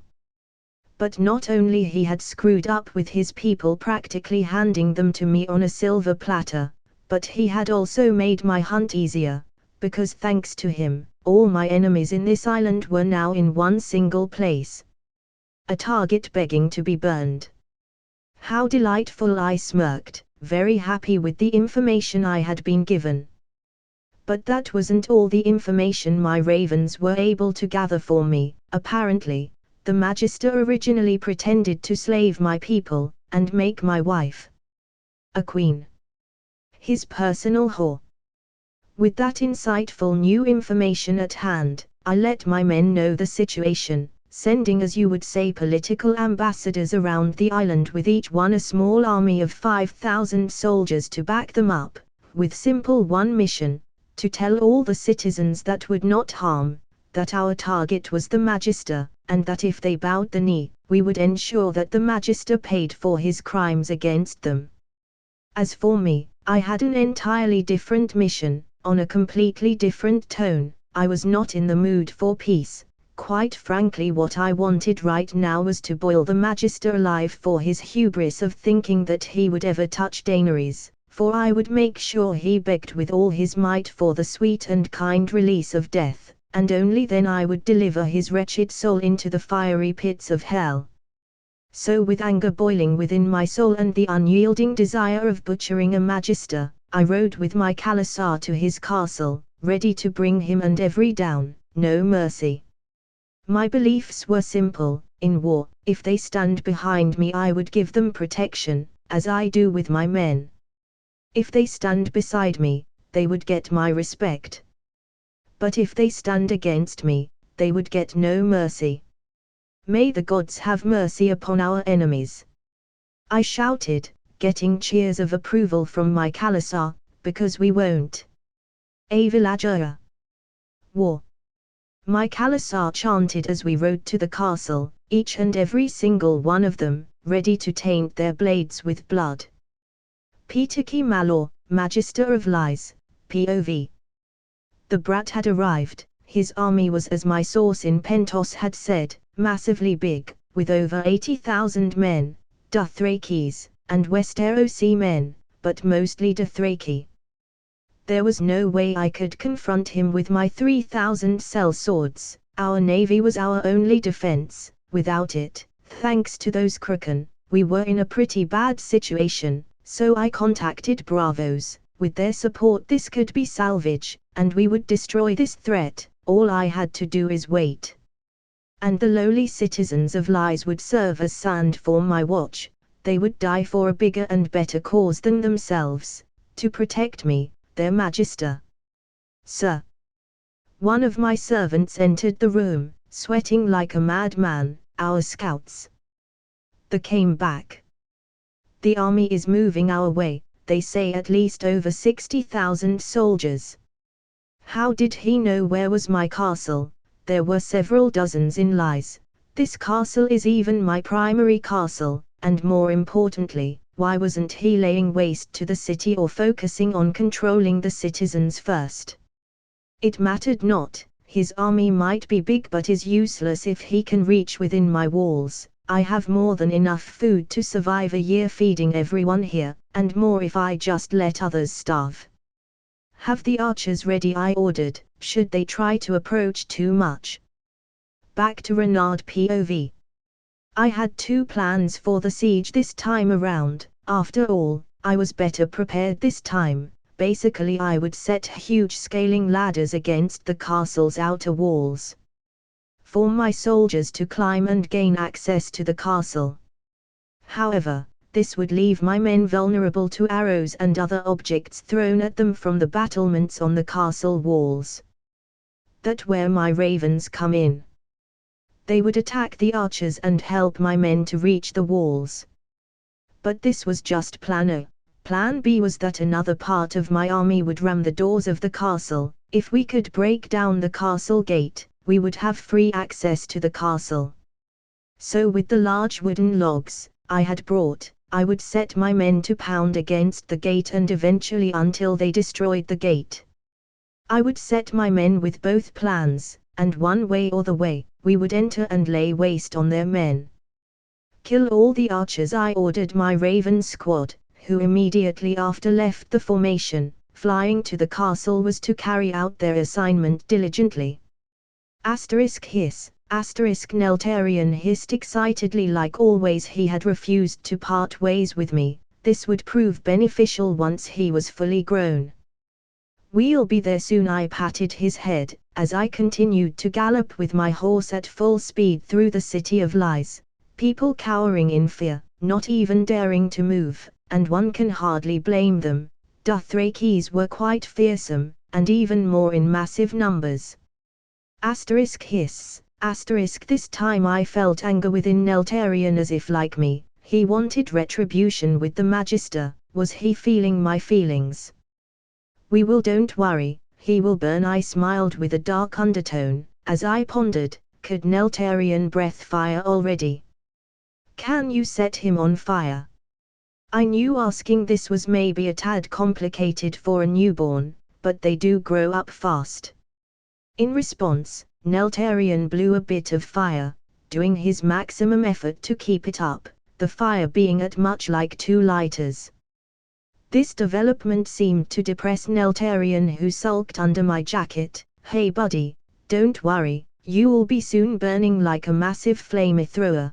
Besides, with a bit of oil, that fire you have will work. Hiss. Neltarion hissed, with hope, with an expression that said, really? Yes, you will set the man on fire, I chuckled. Hey, maybe we can make a dad and his dragon day out of this. Hiss. Comment. 55 comments. Vote. Chapter 59, Chapter 58. Author note, Here, you go.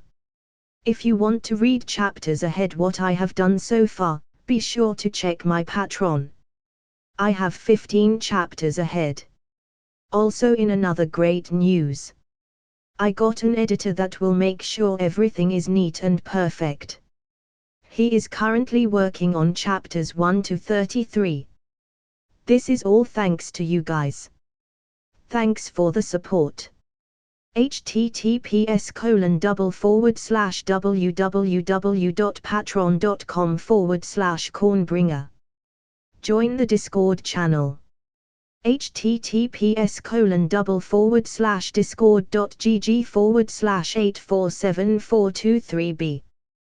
The siege started, with my men executing my plans to the letter, as I shouted, plunging my sword into the ground, "Do you know what's waiting beyond these walls?" My men in response started to stomp the ground with their feet, our prey, our enemies. My army at this rose their blades crying out with one voice, cheering for victory, cheering for the battle that was to come. With a smile forming on my face, I put on my helmet, as I rushed to the walls, being the first to climb the ladders, my Khalasar following close by. Hundreds of arrows were about to whistle through the air, but my ravens entered the scene, bothering the heck out of the archers, killing some in the process by pushing them off the edge. With this opportunity opening up, I make a hand signal. Half of my men split off, part of them trying to climb and the other battering the castle wall, howling like wolves with a thirst for blood. It took me a few seconds to climb the ladders, but once I was on the edge of the wall, I sprinted towards the archers that were still alive, half of my men behind him. The archers in defense tried to let off a volley of arrows at us, hitting some of my men.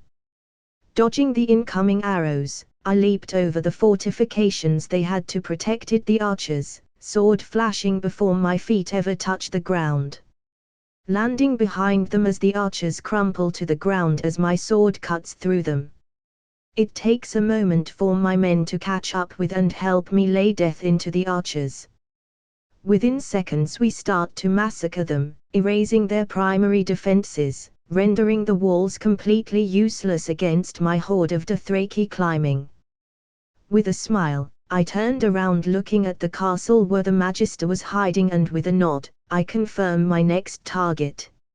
My men catch up to this almost unperceivable gesture and rally to the castle. As I dash for the castle, I hear the door being opened, and the rest of my army rushing in. They had no way of winning now, not that they ever did. It doesn't take me long before I reach the castle, the main event of this invasion. The archers at the castle unleash a fusillade of arrows, killing a few of my men as we advance. Every few yards another soldier would fall. Several of them are wounded, but if they were not dead they would keep moving forward, as they saw me, their king, charging into battle without fear.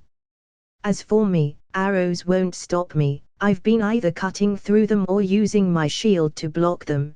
By this point my shield is now quilled with them. As I advanced I see two archers showing their faces. With a smile forming on my face, I grabbed a spear that was dropped on the ground that belonged to one of my fallen comrades and with great force hurled at the archers. Catching them just above the chest, tearing through their throats like a needle and plunging them against the wall like a decoration. The archers, seeing that their efforts were completely in vain and ineffective to slow us, throw down their bows, and take up their spears and swords racked behind them. But unfortunately for them, I'm already upon them, cutting them down with ruthless precision. Every time my Valyrian sword flashes through the air another man falls, and I just kept sweeping through them like flies, my face painted with their tainted blood. After a second my men catch up and are fighting beside me now, and these cell swords are no match for the Dothraki in hand-to-hand combat. On the other side of the castle, my army is slaughtering the cell swords. As for me, I not even breathing hard after the slaughter.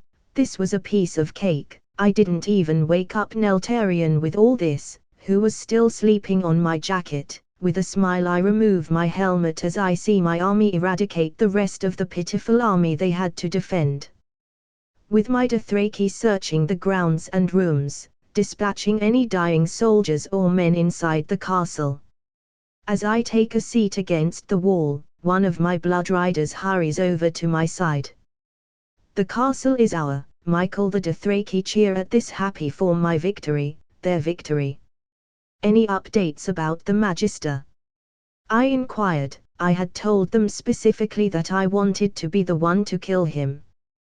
"There is one area left, that has over 500 men," my blood riders nodded, considering he wasn't able to escape the island, by any means, the bastard was there. "Good, take me there," I smiled.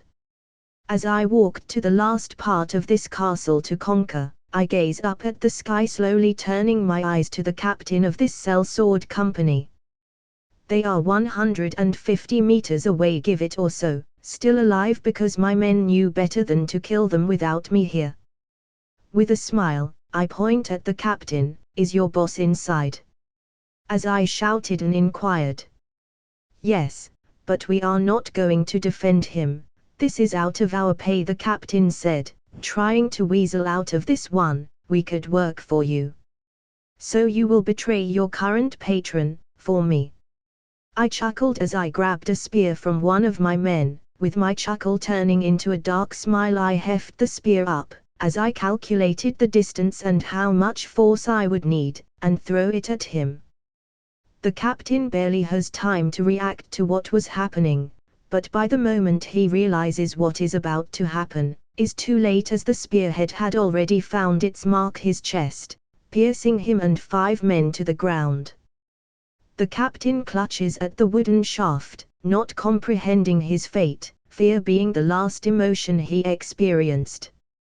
The sellsword stared at his fallen captain and looked at me. "Why would I want someone that will betray me for the better bidder?" I said coldly, as I gave the signal to my men to slaughter them. "Men like you don't deserve the honor to serve me, all you deserve is my blade."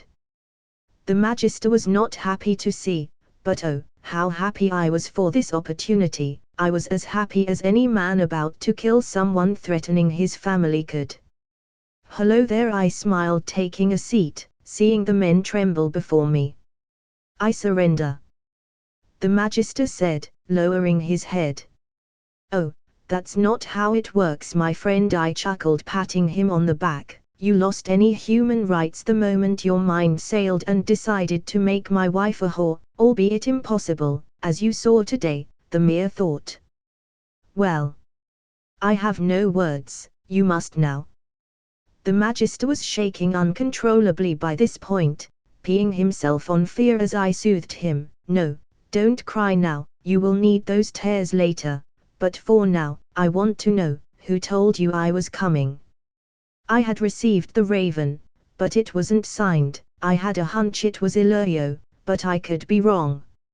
"A Magister," the Magister answered, not daring to look at me in the eyes. "You have any idea how little those that narrow it down?" I sighed. "Ordalo, a friend of Illyrio," the Magister said between rasped breaths. "Good boy," I patted him, with a soft smile, making him look at me for a second, receiving immediately a punch that knocked down many of his teeth. "Did I give you permission to look at me, worm?" "No," the Magister said, bleeding badly through his mouth. "Exactly. Now, as for your sins," I hummed, remembering Neltarion wanted to chip in, which gave me an idea. "You will die, but your gruesome death needs preparation." My idea was to replicate the Sicilian bull just for him, which was an ancient torture device used in Greece. This bull was a hollow brass statue crafted to resemble a real bull. The victims were replaced inside, with no escape. The door was shut tight, sealing them in. Fire them would then be lit around the bull. As the victim succumbed to the searing heat inside, he would thrash about and scream in agony. The movements and sounds would be muted by the bull's mass, and thanks to the design of the bull, the sounds inside would transform and sound outside like those of a real bull. I would commission the bull, and Neltarian would set the bull on fire with his cute fire, and that way my little dragon son would feel helpful. Make sure he doesn't kill himself, I ordered my Dothraki, as they dragged him to a cell. With lies under control, I couldn't help but wonder what was Daenerys doing right now. Comment. 130 comments. Vote. Chapter 60, Chapter 59. Author note, here, you go. If you want to read chapters ahead what I have done so far, be sure to check my Patreon. I have 14 chapters ahead. Also in another great news. I got an editor that will make sure everything is neat and perfect. He is currently working on chapters 1 to 33. This is all thanks to you guys. Thanks for the support. https://www.patreon.com/cornbringer. Join the Discord channel. https://discord.gg/8474223b. The appropriation of the lies was pretty calm, and without any problems. After all, the people of lies already hated their magister, for what he did to them in these dire times, and were too afraid or grateful to complain. But I knew soon most of Essos would love me, because I would change the political play, starting with lies. For starters, having slaves would be illegal, and punishable by death, if the slaves in question wanted to stay with their masters, for any reason, be it Stockholm Syndrome or because their masters were actually decent persons, they would be allowed to, as long as it was clear they could leave their post at any given time. Raiding would be non-existent, and the Dothraki would be the army of Essos to stop anyone trying to rise in the profession they had left behind, because of me. The Dothraki, in turn, would get paid like the army does, with their salaries, or in this case, food and items they require, coming from the exuberant taxes Essos had. Seriously, no wonder every magister is extremely rich. The taxes are 3 times what Westerosi people pay. I, of course, would try to lower the taxes, if possible, but for now was but a nice thought. To have a general idea of how much I could reduce them, I needed to have every city under my control. With lies alone my estimate would be really inaccurate, and perhaps implausible. Michael, my blood rider, said, entering the room I was occupying, the old office of the Magister. I was here reading documents and other papers to understand the socio-political state of this city a bit better. Yes, I said, acknowledging him.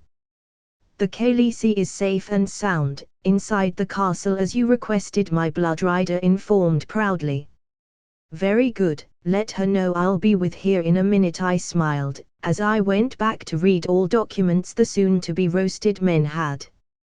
As you command, blood of my blood rider left, to complete his task, diligently, may I add. Blood of my blood, I chuckled, wondering. Would I ever get used to this? Daenerys POV.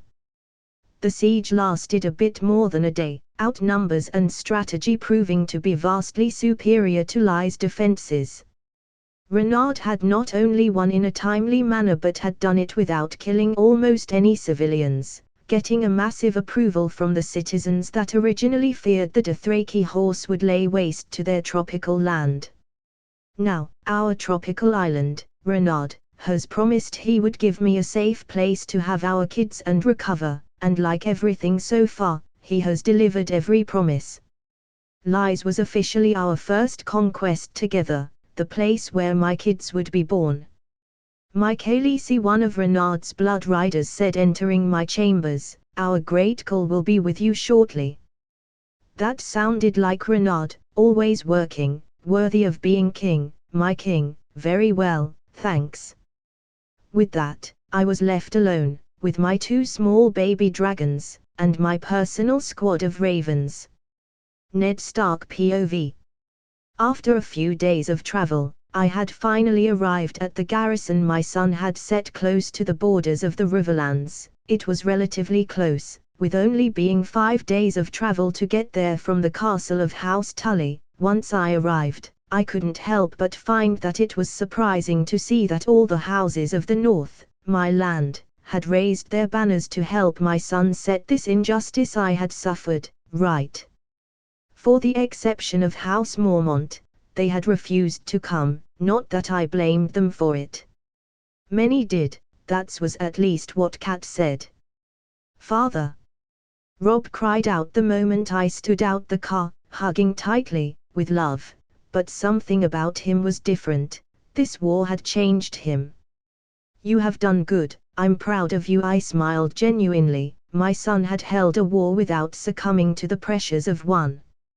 "I have only done what you would have done." Rob smiled, as he turned to Kat that had just recently gotten out of the carriage. Mother. Rob approached her, hugging her in the same lovely embrace he gave me as he asked, "How is grandfather?"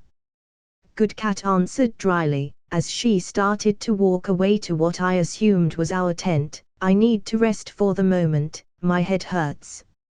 Rob sighed as he gave me a look. "Does it has to do with Renaud?" I sighed back. "It does. I don't agree with her ideas about what is going on with Renaud." I believed her at first. Rob smiled sadly, seeing his mother fade into the background. "But he saved you, he brought you back to the north where you belong, and until he proves otherwise, he is someone I would like to call a friend." I smiled at my son, but the matters were a bit more delicate than that. Renaud wanted the throne, and so did everyone but ours, so that only left me with two options. Either I waged war against Renaud, who was part of us, part of our kin, a true northerner like almost everyone at this garrison, or I helped him. Enemies or allies, there wasn't a middle ground, and I had to make that choice. "I know." I smiled. Sansa Stark POV. Father was safe and sound. At first, I thought it was a cruel joke from Joffrey, that little monster would surely enjoy seeing me get hopes just to crush them under his heel. But, after getting a few more ravens, I had no other choice but to believe it. Father was alive, and the responsible for it was Renaud. He had saved Father when he didn't have to. It's been a while since I last saw him, but I have much to thank him. He might not have ended marrying me, but he had kept his promises. He had kept me safe, even from afar. Something Mother didn't see at all. She hated him, for reasons I had yet to find. She was so unfair with him that made me question everything I had seen from her. Was this the same treatment John received? Was John like Renaud, mistreated and misjudged by her delusional mind? After all, that was the only description I could come up with. Renaud had done nothing but help us, and yet she hates him. Perhaps I should write John a letter, apologizing for how I treated him, because apparently I had just opened my eyes to the truth. How naive I was. Form your own opinions, Sansa. Don't let others decide what you think. You are a wolf, Sansa, not a sheep. And only the sheep follow others blindly. You were right all along. Arya Stark POV. I knew it. Renaud would never hurt us, he was our friend. I'm never wrong with the people I like, and he was on my list of people I considered great. He had saved Father, just because he could. He had kept our family, our pack of wolves together. Mother was like always in the wrong about him, like she has always been about John, and what ladies should do and not do. One day I would pay him all he had done for us. Maybe I could be one of his knights. He did say I had talent. One day I would be his Fang, the Fang of the Westeros. I like that name. I laughed as I continued to practice with my sword. Cersei POV. Lord Stark had escaped my grasp and had joined his family and their army, whose plan was to overthrow their rightful King Joffrey if that wolf allied himself with Stannis, and they somehow managed to convince Renly to join them. our heads would be on the ropes by next morning. This, of course, was totally implausible, for Renly and Stannis hated each other and would never bend the knee, and as for Lord Stark, he was in debt with Renard for saving him. How did Renard's influence manage to get so far as to have people inside our ranks eluded me, but was a clear statement I had misjudged the little lord. He certainly played the game better than I had anticipated, better than most. After all, by saving Lord Stark he had most likely won an ally, and had, in turn, weakened us. Father had the little bear in high regard, saying that out of all the enemies we were facing, Renard would prove to be the most dangerous and unpredictable. But like always, we would come on top. We were lions, and lions won. Even Tyrion, that little monster, had given his pitiful existence some value after he sealed an alliance with Euron Greyjoy, gaining his fleet to our side. "Sister, we need to talk," Tyrion said, entering my room, already ruining my day. "What do you want? Make it quick," I inquired. "We need to talk about Myrcella and possible alliances," Tyrion said, getting a cup of wine. He wanted to sell my daughter like a whore, as father had done with me. How could he even consider that my children belonged with me, and with me, they would all stay? "I will not sell Myrcella like a cheap whore." I hissed at him, wanting to strangle his little neck and see his life slowly fade away.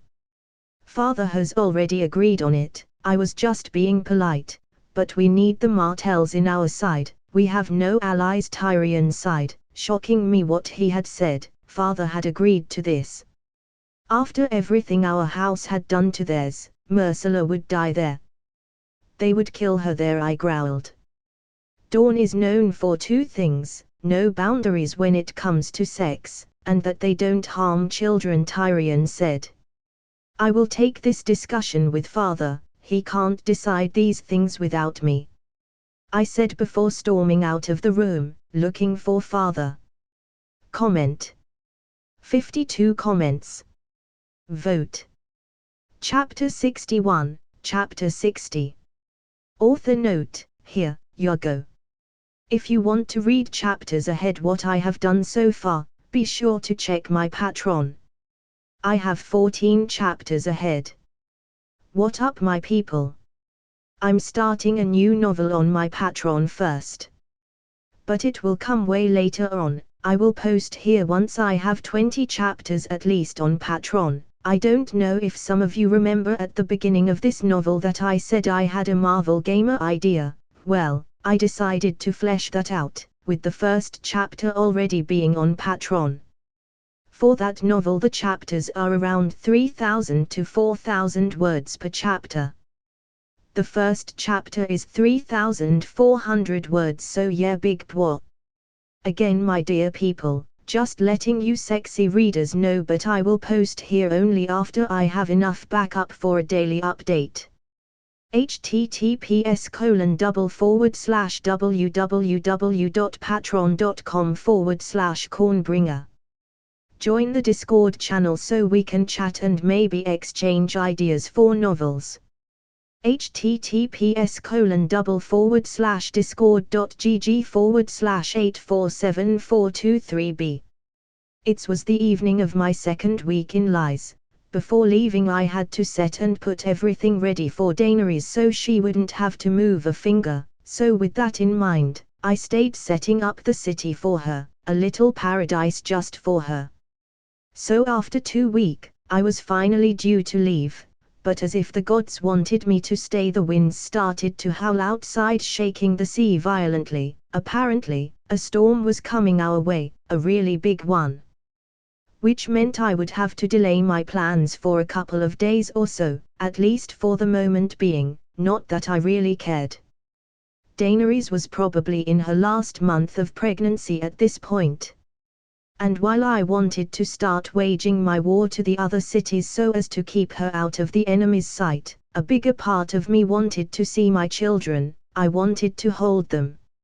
"It seems you are staying," Daenerys smiled. "Maybe our little chimeras will decide to come out during this time. Maybe they want to say hi to Daddy. Heh, that would be lovely, I chuckled, touching her belly with the utmost care, wondering if my little warriors would come out and say hi soon.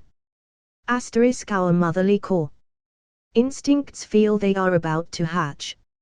Any time this week, the ravens that usually protected her, or brooded her pregnant, stated, and while I knew what they meant by that she was about to hatch, the image they put on my head was disturbing, to say the least.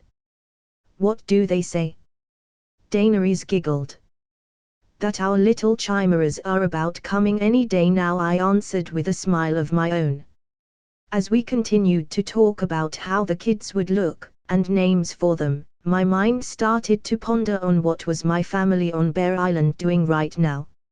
I knew they were safe, and out of the political mess that was moving inside the Seven Kingdoms. That was the main reason I had left them there, to avoid any of them getting hurt, a safe haven for them, like the one I'm giving Daenerys right now. But even though I knew they were safe, I didn't really know how was my little cousin, Lyanna, or my Aunt Mage. Were they happy? Sad, something in between? Mage Mormont POV. Today, like every afternoon, I was alone walking in the forest with one of the many of armored bears Renard left behind, with my mind on the idea that it had been quite a while since my great-nephew left to Essos. Originally it was intended to be a simple and uncomplicated business trip, and yet, somehow he ended up marrying Daenerys Targaryen, also declaring his intentions to conquer the known world, becoming one of the most prominent players on this war game. Did I approve what he was doing? No, it a million years. But he was family, and we bears stand together, against anything and anyone, because we don't a reason to stand for our family, we don't need to be logical. But I can't say I fault my little nephew. Everything started when they broke his betrothal, and he probably made his second one with rage and thirst for retribution. Mom, when is cousin Renard coming back? Lyanna inquired, running towards me, smiling at the bear. Like always, she was wearing her custom-made battle armor. Since Renard left, she had been practicing non-stop to be a warrior on par with him, wanting to be of use to us, to his cousin. Maybe he needs a bodyguard. I smiled. No matter how impulsive Renard's decisions were, he had made such a good impression on everyone that served under him or with him, that we would follow him to hell. He will be back soon. He is one of us, and we bears don't die so easily, we bears stand together. Lyanna smiled, satisfied with the answer as she left, fading deep into the woods to practice. Stupid boy, I growled with a smile on my face. If you wanted help taking over Essos, why didn't you call us? We bears must stick together. Daisy Mormont POV. Renard had left and had started a war without us, his family, and that was something I planned to fix. I wasn't going to let my cousin go into battle without us, not any longer, not without his armored bears, and his armored ladies, as he used to call us.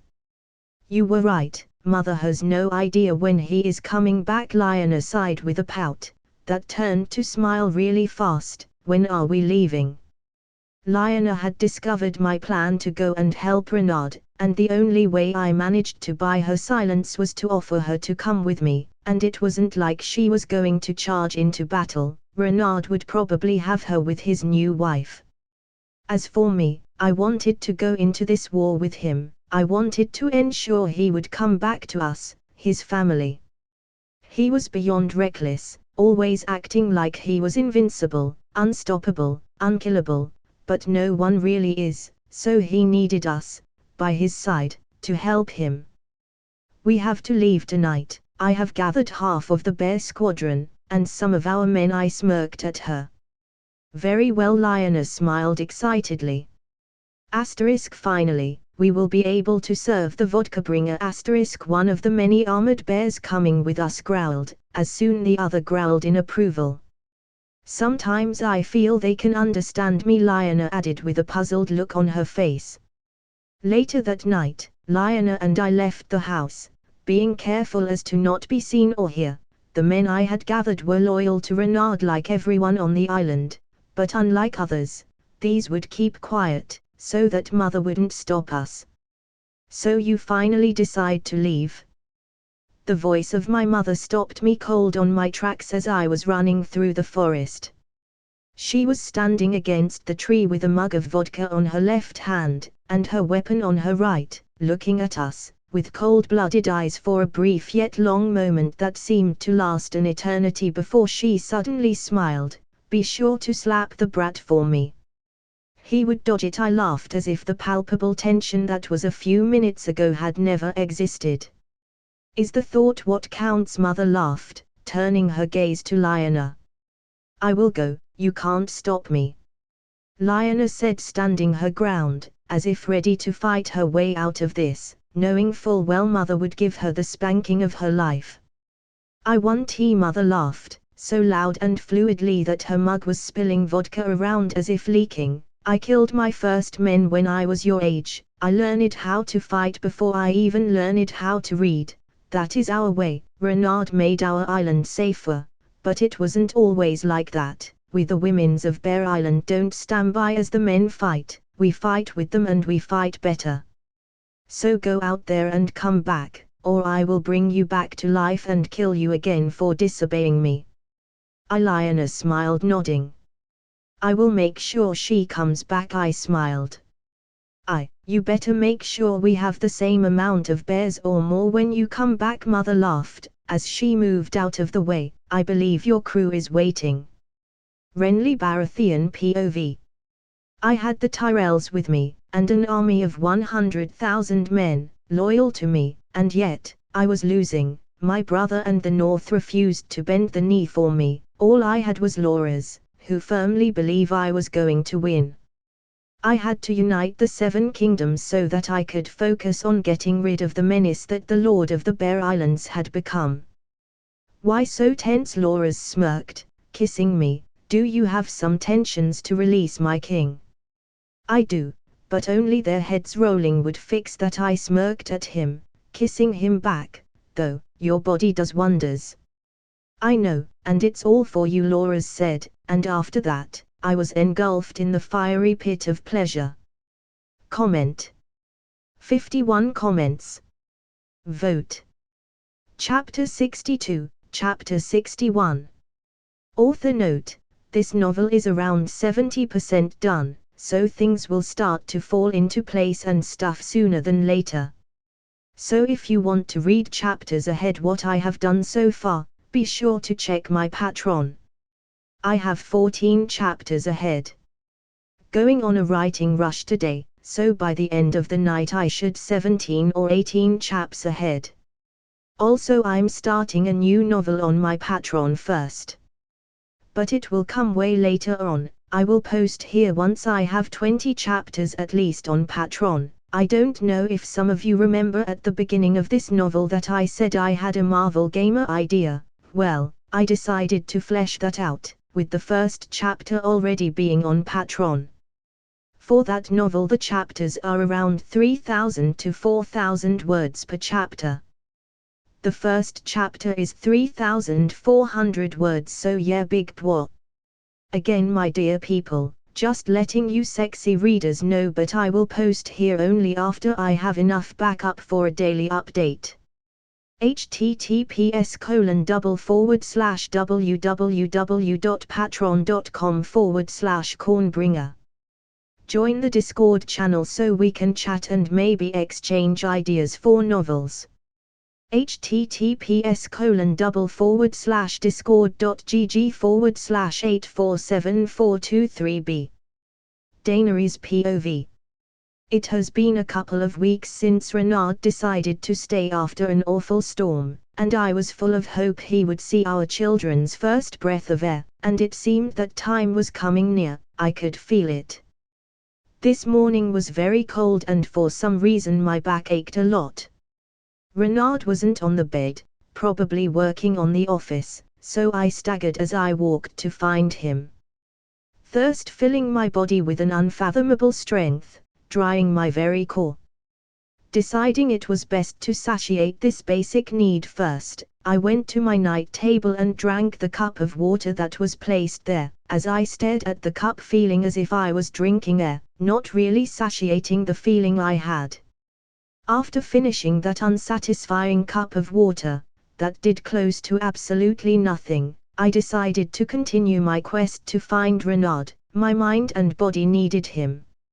As I walked through the long castle halls that seemed to have become plains on their own right, I asked everyone if they had seen Renaud. Nobody knew where he was, and by the looks of the ravens following me with worriedly looks through, neither did they. After a few hours looking, with noon coming close, the backache increased, sending chills down my spine, working itself into a slow rhythm.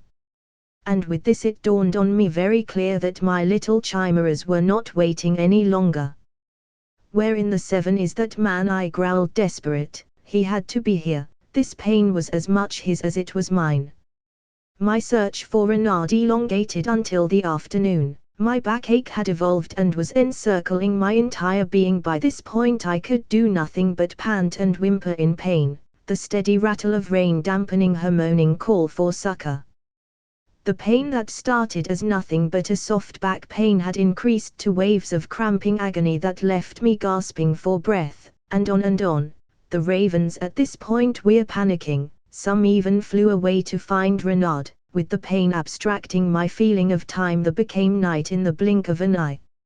I could hear the doctors Renaud had hired murmuring to each other, I could see the tops of their stupid heads, I could feel their concerns. And suddenly, like a dam breaking without notice, with a pain that struck fast like a lightning, my water broke.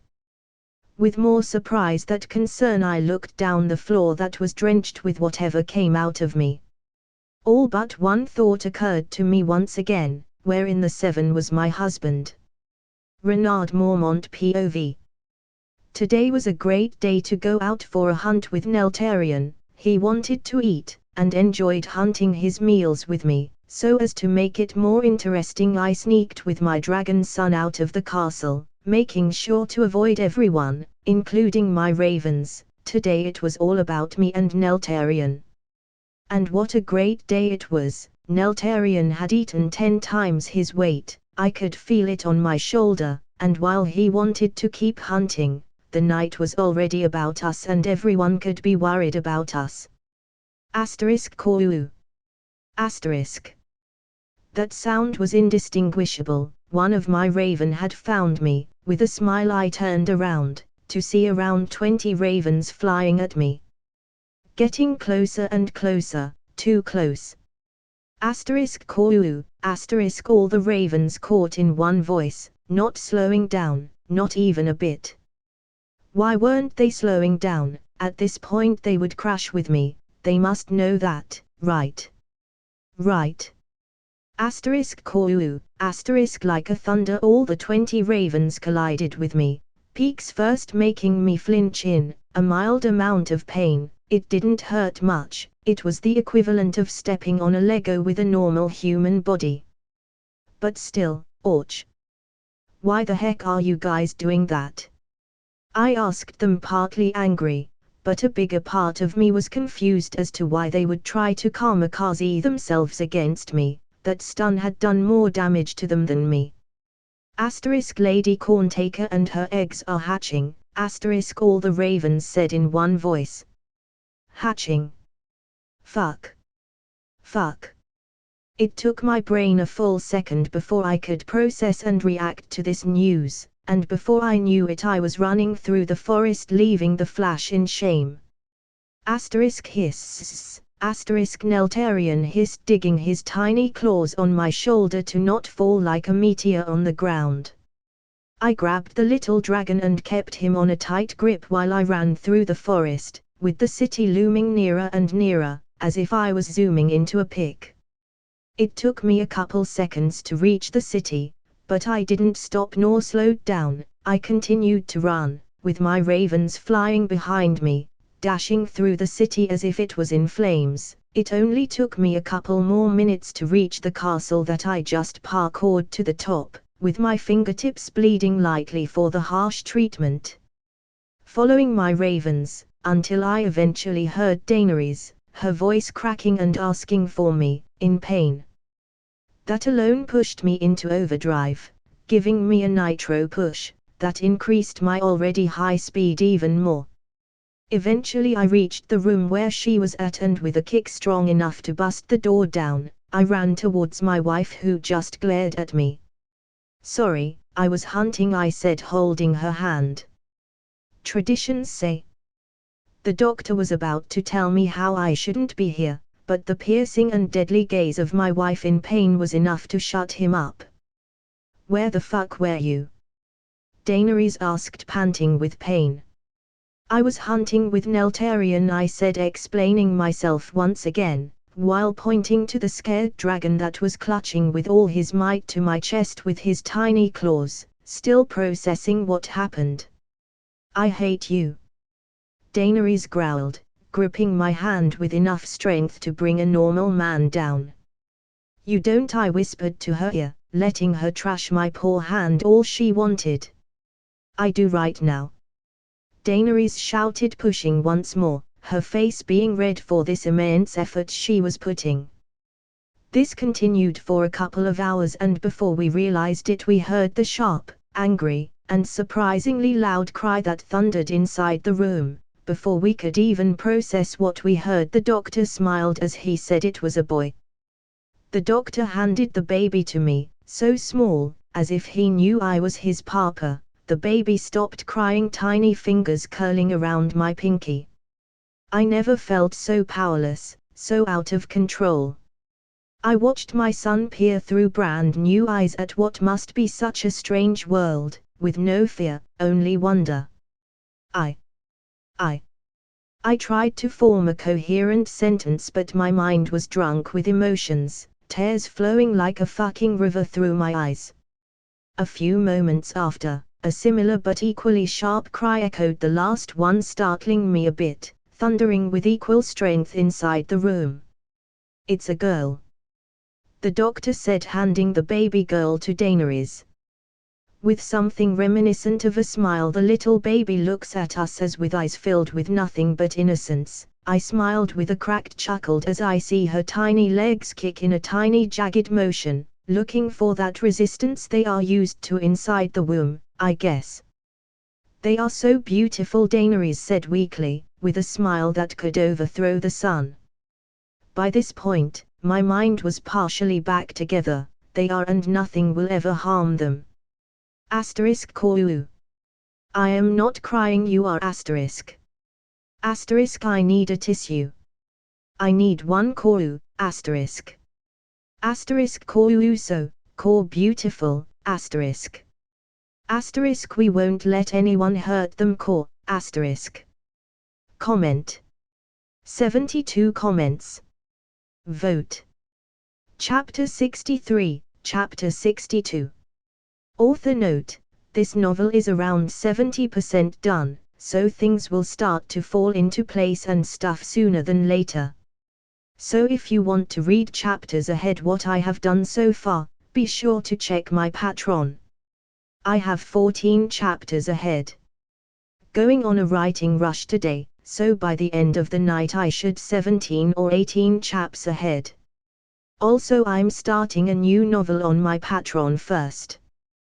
But it will come way later on. I will post here once I have 20 chapters at least on Patreon. I don't know if some of you remember at the beginning of this novel that I said I had a Marvel Gamer idea. Well, I decided to flesh that out, with the first chapter already being on Patreon. For that novel the chapters are around 3,000 to 4,000 words per chapter. The first chapter is 3,400 words, so yeah, big pwah. Again, my dear people, just letting you sexy readers know, but I will post here only after I have enough backup for a daily update. https://www.patreon.com/cornbringer. Join the Discord channel so we can chat and maybe exchange ideas for novels. https://discord.gg/847423b. After the birth of the twins, I stayed a couple of weeks on the island with Daenerys and them. They were so beautiful, my little Geralt and Alyssa Mormont, but everything most come to an end, and for me it was unfortunately, it was time to go. I had enemies and rivals that I had to eliminate, to ensure the safety of my family. So today, it would be my parting day. I was sad to leave. But I had the memory of that fateful day. I'll never forget the moment I held my son and daughter for the first time. I was mentally exhausted and terrified and mostly overwhelmed with everything. But then moment I laid my eyes on them I was also so very much in love, love at first sight. It was as if my life was theirs now, and it probably was. A part of me still couldn't believe this was actually happening, while another part of me felt overwhelmed with all the happiness, and I can only imagine what Daenerys feels when she looks at them. My ravens were very much in love with my kids. Radar personally had requested to be there for them to defend them should anything come their way. How could I reject such offer? Promise to come back, Daenerys smiled, holding the twins with a soft smile. If not for me, for them. I will, I smiled, kissing her and the babies in the forehead. My son was probably a baby copy of me. He had her mother's eyes though, but with my complexion, dark hair, and same skin tone. As for my daughter, she took so much from Daenerys. I could faintly see she would have white golden hair like her mother. One thing I knew is that I would spoil the ever-living shit of them. As I continued to talk with Daenerys, I heard one of my men shout that a ship was coming. A ship. It couldn't be any enemies. I had half of my Krakens protecting the island, and they would never leave their posts, so whoever was coming was friendly, or at the very least using friendly colors, which would prove my defenses needed some improvement. With a look, Daenerys understood that it was best if she and the twins waited inside the castle, while I sorted this unexpected incident. Gathering a few of my men, I ran to the bay ready for anything, should they be enemies. They had committed the most stupid and sad attempt of an infiltration ever. If they were allies, well, I suppose the term allies is a vague one. I only trust Daenerys and my animals, and I suppose my family. It didn't take us long to arrive at the coast. After all, we were very close, mostly because I was supposed to leave today. The ship that had arrived had my house colors and banner, so it either meant that some of my men had decided to go over my orders and come, or someone had stolen one of our ships and was trying to Trojan horse my ass. With an eyebrow raised, and mild curiosity taking over, I approached the ship, even more from a new perspective, and now I could clearly see from this new angle that the men running the ship were my men. "Hello, my lord, or should I call you my king now?" That voice was easy to recognize. Daisy Mormont was here. With a sigh I turned around, seeing her sitting on a pile of rocks and weapons, with a stern but playful look. Behind her was Lyanna, with a shy expression on her face but also with a strong resolve to be here, standing with her custom-made armor to fit her young body. "Hi, my lord. I mean, my king." Maybe she was nervous. They had disobeyed my rules, after all. "I'm going to ask this once, and only once," I smiled coldly, narrowing my eyes. "Why are you two here?" Daisy took a step forward without skipping a beat and answered without fear or hesitation. "To help you. We are family, and we bears stand together, so here we stand." There she goes quoting our family motto. I sighed, turning my gaze to Lyanna. "And why is she here?" "You must know she is too young for war.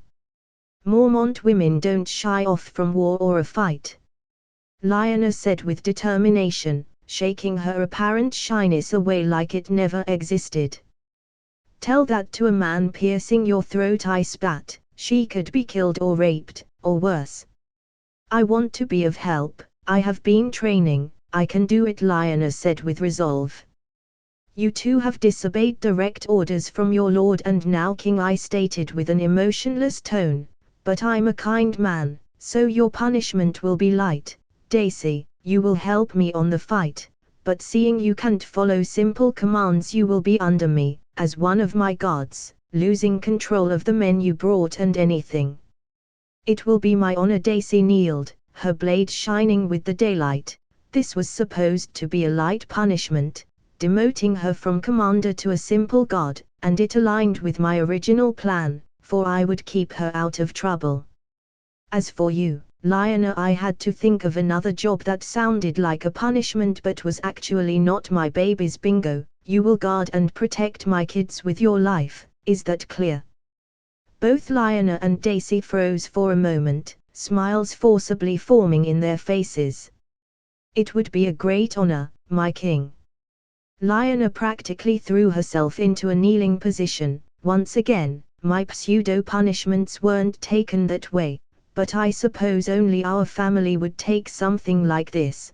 They had lost for the moment being their power to command others as a punishment, and yet they were happy to serve me, in ways most lords that had a taste for power would find demeaning and a waste of their so-called superior qualities. After a long minute of nothing but dead silence, I laughed as I hugged the living shit out of them. "Now that I did my kingly duty, are you two ready to meet your niece and nephew?" "Niece and nephew?" Lionel inquired with excitement but was confused by the terminology. After all, they weren't my biological sisters, and my kids weren't their niece and nephew, but I was raised with them. They were my family and the closest thing I had to siblings. "Yes, now we can leave them waiting. They are eager to meet their aunts." I smiled, practically dragging them over to the castle. I had to flex my adorable bundles of joy, like a good father I had to. "You're on Greyjoy POV. Soon, the Sea Stone Throne would be mine, with my ship the Silence, adorably named for the fact that I cut out the tongues of all who serve it in, just because a mute man can't spill secrets, my secrets, or annoy me by talking. Renard might have a big army, overwhelming mine, but he made a grave and terrible mistake, for his greatest weapon would turn to be his greatest weakness. His dragons would turn on him because I will be able to control them with the dragon horn I found in Valyria. A little blow on this bad guy and his dragons will obey me, and his head will be toasted." I smiled, for this war was won the moment I entered it. After admiring my trump card for a bit, I decided to go to the War Council. I had been invited to see what were the plans the old lion had. "I have heard of you, Tywin," the old lion said with a scrutinizing look as if measuring me up, and his expression said he was not impressed, but oh, he should. "Cruel and fearless, but also unstable. You might be already playing us. You only play for your own gain, and that is something I can respect, but unlike you, we Lannisters keep our word and pay our debts." "We shouldn't trust him. He is a man that insults the gods and stabs everyone he serves," one of Tywin's generals said, looking at me with disdain. "Godless? Me? Tywin, it seems your generals are going senile. I am the godliest man ever to raise sail. You serve merely 7 gods, but I have served 10,000. From Ib to Ashai, and for that I was made the drowned god, and now when men see my sails, they pray. But I don't listen." I smiled at the everyone table. "Don't worry, we share a common enemy, one that we both want, death." "That we do." For now Tywin nodded. The old was catching on. He knew or expected my betrayal once we eliminated our common enemy. No wonder he has such a fame. Comment. 62 comments. Vote. Chapter 64, Chapter 63. Author note: this novel is around 70% done, so things will start to fall into place and stuff sooner than later. So if you want to read chapters ahead what I have done so far, be sure to check my Patreon. I have 14 chapters ahead. Going on a writing rush today, so by the end of the night I should 17 or 18 chapters ahead. Also I'm starting a new novel on my Patreon first. But it will come way later on. I will post here once I have 20 chapters at least on Patreon, I don't know if some of you remember at the beginning of this novel that I said I had a Marvel Gamer idea. Well, I decided to flesh that out, with the first chapter already being on Patreon. For that novel the chapters are around 3,000 to 4,000 words per chapter. The first chapter is 3,400 words, so yeah, big boy. Again, my dear people, just letting you sexy readers know, but I will post here only after I have enough backup for a daily update. https://www.patreon.com/cornbringer. Join the Discord channel so we can chat and maybe exchange ideas for novels. https://discord.gg/8474423b. After presenting my wife and kids to my cousins and letting them get to know each other a bit with small talk and stuff, I left for Myr and Tioche, the next targets of my list, leaving both Lionel and Daisy on the island, with the mission to protect my most precious things. I knew that my son, Gerald Mormont, and my sweet little princess, Alyssa Mormont, my two greatest treasures, would be safe. I still remember when Daenerys asked why I had named our son Gerald. Sadly, it's a reference she will never understand. While I originally wanted to bring Daisy with me, I eventually caved into the new voice in my head saying she would do better than any other soldier in my army protecting the babies. She was a woman that could give Brian a run for her money in battle, and would die for me, my kids or my wife. She was initially surprised that I had changed my mind, but still happily obliged to her new task at hand. And finally, after almost 2 months of doing nothing but chilling for the most part, and taking in the fact I was a parent, I was back on my conquest plans. Myr and Tioche. Myr was a city close to the shore and Tioche was an island, so I would have to be careful while pushing them. Unlike during Lai's siege, I didn't have many Krakens to take their navy down. After all, I had left the majority of them in Lai's to ensure invaders found the place a tad difficult to invade.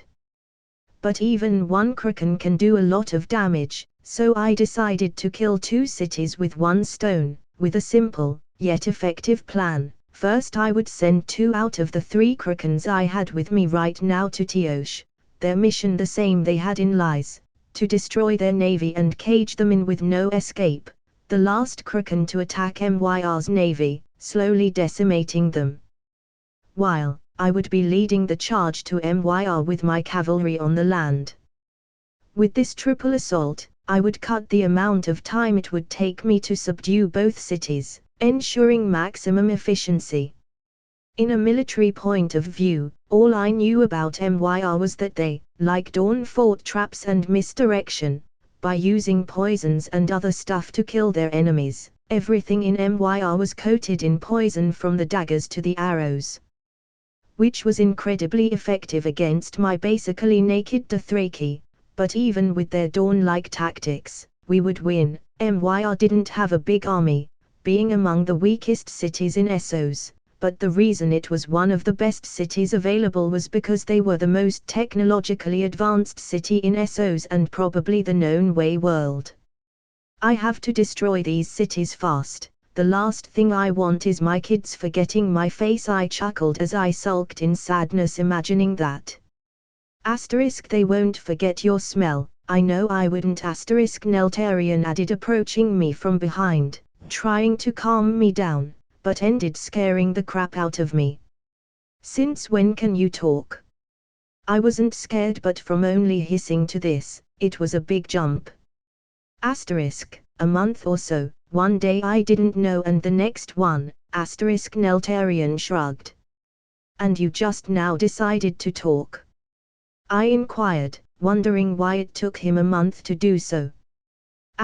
Never had anything good to say before, and you never asked. Besides, you understand me without talking. Neltarion answered.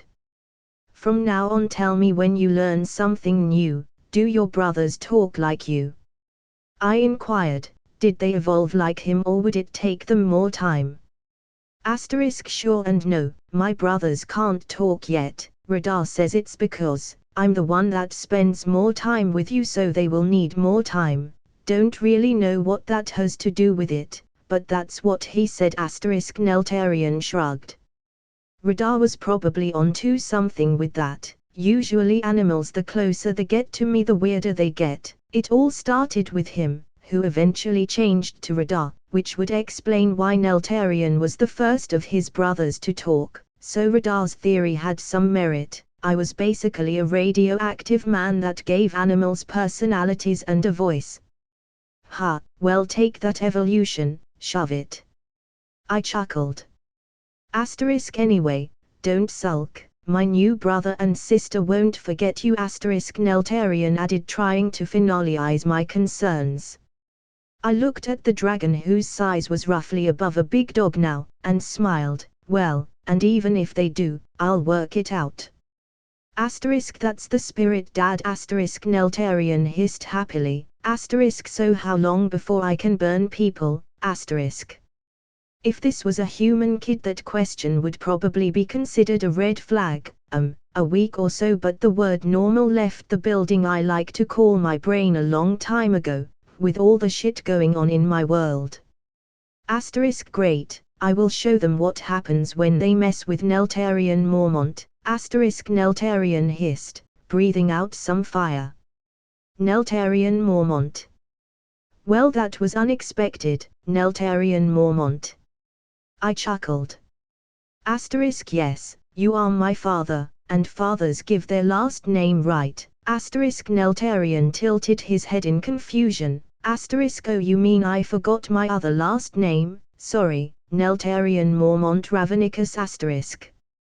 Yeah, that wasn't what I meant, my cute and now talking dragon, Ravanicus.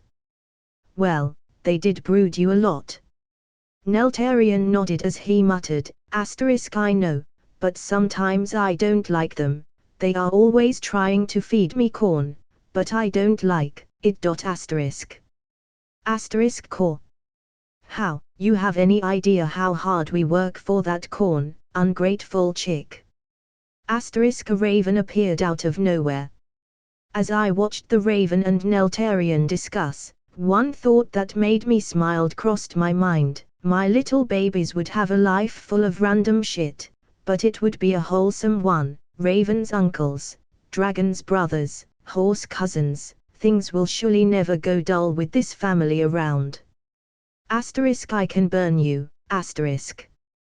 Asterisk I dare you. Core. Just try. Core, asterisk. Nick Fury Ravanicus POV. I was like always doing my job, that was spying these unstable motherfuckers to ensure they didn't do anything to hurt the cornbringer. I was, after all, part of the Council of Ravens and the director of the spy network in Westeros, so I had to aim for perfection. Today in my normal routine, I had found an interesting item, a horn that apparently could control dragons. That was a big motherfucking no. Euron Greyjoy was the current owner, keyword being current, because I was about to steal that shit or destroy it. I was not going to take risks. If that horn worked, it could be a nuclear deterrent, one that wasn't allowed to exist outside Renard hands. And I have to thank Euron for letting me know about its existence, because if it wasn't for this crazy ass motherfucker that for some weird ass reason talked to himself for 2 hours about how the horn was awesome and how the horn would ensure his victory, I would have guessed the horn was simply bad indoor decoration item, or a really bad souvenir. For one part, the horn might just be a stupid horn, with no use, that is being glorified by delirious thoughts of a madman. But I rather be safe than sorry. You can't never be too careful. I can't let such thing to be even be a possibility. Asterisk we have a mission. That mission is simple. We must retrieve that horn, the core. Crazy ass pirate has any questions? Asterisk I asked my Raven squad. Asterisk what do we do if retrieval is impossible? Asterisk one Raven asked, raising his wing. Asterisk we destroy it. our priority is ensuring that our cornbringer has no threat for when he comes back. Is that clear? Core, asterisk, I said as I opened my wings, to make an emphasis and close the point. Asterisk core, asterisk, my squad caught in one voice. Asterisk, then let's roll, asterisk, I shouted, as me and my 40 Raven squad took off, our destiny the room of madman. Comment. 68 comments. Vote. Chapter 65, Chapter 64. Author note, this novel is around 70% done, so things will start to fall into place and stuff sooner than later. So if you want to read chapters ahead what I have done so far, be sure to check my Patreon. I have 14 chapters ahead. Going on a writing rush today, so by the end of the night I should 17 or 18 chaps ahead. Also I'm starting a new novel on my Patreon first. But it will come way later on. I will post here once I have 20 chapters at least on Patreon. I don't know if some of you remember at the beginning of this novel that I said I had a Marvel Gamer idea. Well, I decided to flesh that out, with the first chapter already being on Patreon. For that novel the chapters are around 3,000 to 4,000 words per chapter. The first chapter is 3,400 words, so yeah, big bwah. Again my dear people, just letting you sexy readers know, but I will post here only after I have enough backup for a daily update. As for now, go to my asterisk asterisk asterisk asterisk asterisk asterisk asterisk, I have 15 chaps ahead of this novel. https://www.patreon.com/cornbringer. Join the Discord channel so we can chat and maybe exchange ideas for novels. https://discord.gg/8474223b. A man entered my room without knocking, staring at me for a second with a dagger on his hand that was knocked down by one of my ravens, and unfortunately for him, I'm a soft sleeper, so as soon the dagger was on the floor I dashed at him with a swift motion, barely moving, managing to seize the attacker to a wall with a knife to his throat without waking Neltarian. I proceeded to order my ravens to check the perimeter, as I interrogated the man. Yawning, I whispered to his ear without missing a beat, I was having a good dream, and you fuck it, so who the fuck are you? The man gulped, shaking dumb with fear. Magister Paulie sent me, from MYR, I was supposed to kill you before you arrived. I hummed at that. How did someone manage to get within my crew and do such a thing? My ravens would have noticed it. Then again, I don't have as many ravens to spy SOs as I would like, so things are bound to slip by. Since when are you here? I sized the man up. He wasn't an assassin, no by a long shot, but was sneaky enough to be a thief. Since Pentos, the man stammered. The plan was one would kill you, while another caused a diversion. Some of my crew members had been personally picked by Illyrio, like the chefs and other non-combatant members of my personnel, and being honest with myself, I don't keep an eye on him as much as I would like. My ravens have become limited with the range they have now to cover. Did Illyrio knew about this? Yes. He and Magister Paulie talked about it in the tombs of Pentos. The man nodded with fear. Oh, fat man, you have sealed your fate. Not that it wasn't sealed already, I see. Is there anybody else on this ship? A few that I know of, but I don't know their names or identities. If a pair fails, the other will try later, the man answered, tears rolling down his cheeks. We are a few because he knows you would not kill all of your crew just to purge us out. Not necessarily all the crew, just the people from Pentos. But nah, I will find you guys one by one, I smiled, cutting his throat, and in the process waking up Neltarian. Asterisk, who was that? Asterisk, Neltarian inquired, yawning while stretching his legs. A nobody, I yawned back, deciding I would deal with this sad attempt to kill me later, after my morning tea. Asterisk, home, Okay Neltarian said, going back to sleep. Michael, we captured an assassin. One of my blood riders shouted. I frown. It seems they have captured the diversion. Just how low they think of me, sending commoners to kill me. I must at the very least the hardest men to kill. With a sigh and forgetting about my morning tea, I walk out of the room. Your false king is dead. The diversion shouted. Wow, don't count the chicks before the eggs hatch, I chuckled as I walked to the man, that by this point was extremely surprised. So how much were you guys paid? I mean, it must be a lot, considering. Well, none of you would make it out of here alive, I smiled, taking a seat. We do it for the greatness of the Magisters. The man spat, making my blood riders to react by breaking his arms. The only great one is Oracle, and those who oppose his herd will die, my blood rider said with a dark smile. Pray to your god, see if he saves you, or maybe your magister. PFF, very well, kill him. I yawned. This guy, unlike the last one I killed, was a fanatic, and that type rarely shares information. What do we do? My blood rider inquired as he cut the assassin's head with his curved blade, probably wondering if there were more of them hiding.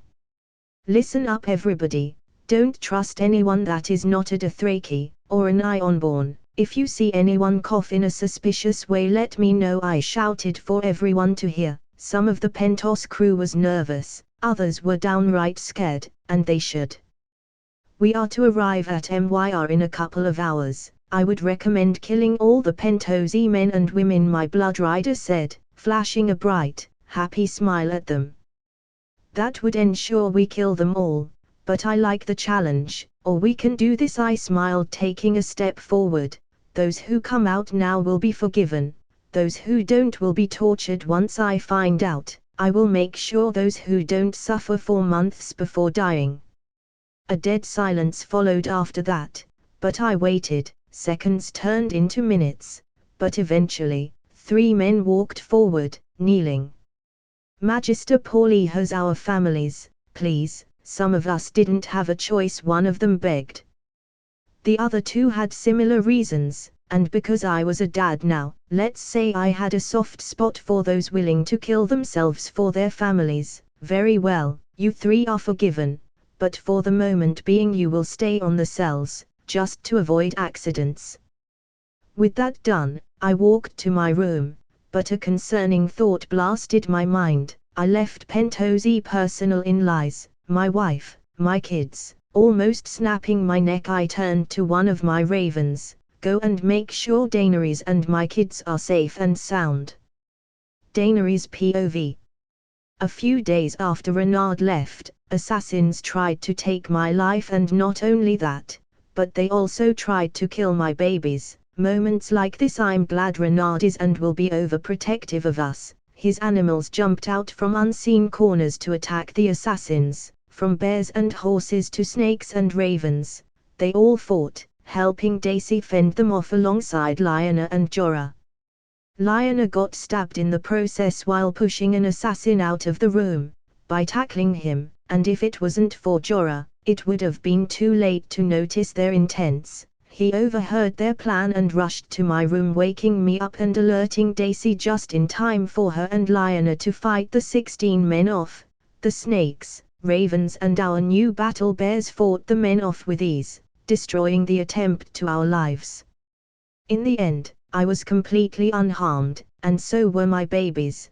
The only one that got hurt was poor Lyanna, who got stabbed on the arm, but the doctors said she would be fine and would make a full recovery.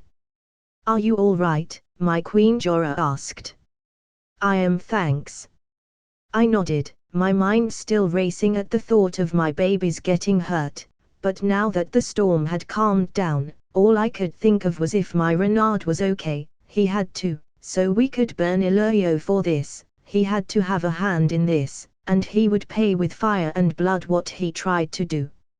Renard will go crazy when he hears of this, Daisy sighed. Asterisk, who is next bitches? A bear growled. Unfortunately, nobody could understand him. This is how we do it in the motherland, another bear added. That was excellent. A snake hissed. Ravens for the win, a raven added. These animals aren't normal, Jorah muttered, seeing as if the animals were having a civilized conversation. Nick Fury Ravenicus POV, 2 days earlier during the mission, horn retrieval. Entering the room of the crazy-ass motherfucker was easy, and everything was going according to the plan. That was until the unstable bastard entered the room, staring at my squad, carefully lifting the horn. He took a second to process what was happening before he rushed to stop us. Oh no you don't, motherfucker. I dived him in, trying to gouge his one good eye. I'ma scratch the heck out of you, bitch. What is wrong with these birds? Euron growled, slapping me away, but by the moment he managed to do so, the horn was flying out of the window. Bye bitch, I caught, flying out, giving him the bird. Comment. 78 comments. Vote. Chapter 66, Chapter 65. Author note, this novel is around 70% done, so things will start to fall into place and stuff sooner than later. So if you want to read chapters ahead what I have done so far, be sure to check my Patreon. I have 14 chapters ahead. Going on a writing rush today, so by the end of the night I should 17 or 18 chaps ahead. Also I'm starting a new novel on my Patreon first. But it will come way later on. I will post here once I have 20 chapters at least on Patreon. I don't know if some of you remember at the beginning of this novel that I said I had a Marvel Gamer idea. Well, I decided to flesh that out, with the first chapter already being on Patreon. For that novel the chapters are around 3,000 to 4,000 words per chapter. The first chapter is 3,400 words, so yeah, big bwah. Again my dear people, just letting you sexy readers know, but I will post here only after I have enough backup for a daily update. https://www.patreon.com/cornbringer. Join the Discord channel so we can chat and maybe exchange ideas for novels. https://discord.gg/8474223b. The next day early morning after we settled our camp close to the coast of Myr, I rode with 5,000 men to Myr, to leave a message: surrender and die fast, or surrender and die slow. Our camp was set fairly close to the city, 2 hours on ours, to optimize my troops' movements. I knew Daenerys and my kids were safe, a raven had informed me of it, I could feel it too deep within my heart, but still. Just knowing they had attempted to take them away from me, forever. It fired up an unyielding monster of rage that was running wild deep within me. I wanted more than ever to kill those who had hands in this suicidal arrangement. I wanted to see their lives slip through their eyes. Michael, one of my blood riders, said, bringing me back to reality, and it seems Myr was waiting for me. The city was closed, and there were people on the walls, the Magister, and some other nobles. By the looks of it, they wanted to end this with a duel. The audience of highborns, and how they weren't trying to shoot me down with arrows, shouted it was that way. They would send their champion, and he would fight for Myr, and he would die for Myr too. A boy riding with savages, you are no true king, you are nothing. And today we will show you that. I could hear the Magister cackle in amusement. He was like every Magister, totally despicable, disgusting, repulsive, and right now, there wasn't anything I wanted more than to cut his head off. Our champion will show you that. Let me, Michael, it would be my honor. My blood rider said, practically begging to be my champion, but I silenced him with a plain glare. If someone was going to fuck their morale was me. Seconds after the doors of MYR opened, and a man with a horse galloped out of the city, their champion, confirming my suspicions. They wanted to make an example of my forces, by defeating my champion with theirs. That way if they won, which they would not, it would boost the morale of everyone serving them. Too bad I was about to drop that morale so low they would need therapists. I started walking towards the champion. From afar I could clearly see he was 3 feet or more above my height, a giant on his own right. With a smile, the giant stops around 50 meters from me and turns to his people, shaking his massive 2-handed axe over his head while shouting how he would kill me and my army would follow. Everyone in MYR cheered for him, including their army, that is supporting the giant by slamming their spears against their shields. Being supremely bored with this sad fakid, I started to sprint towards him, initiating the fucking duel once and for one, with shield and sword in hands. The giant turned around at this with a flashing smile, throwing a spear at me. Without breaking my stride, I raise my shield, blocking the attack. I don't stop, nor slow down, I just keep going towards him, smiling. The giant in reaction to this snarls at me and hoists a second spear and hurls it at me with even greater strength, but once again I simply raise my shield, blocking the attack and breaking the spear in two. With a smile, I stop for a second as I cast aside my sword, immediately speeding up towards him. By this point, the big man knows even with his limited brain power that spears won't kill me, so with a growl, he unsheathed a massive 2-handed sword to wield on his left hand while he used the 2-handed axe on his right. With a beastly growl, the giant lets loose a battle cry, and charges at me.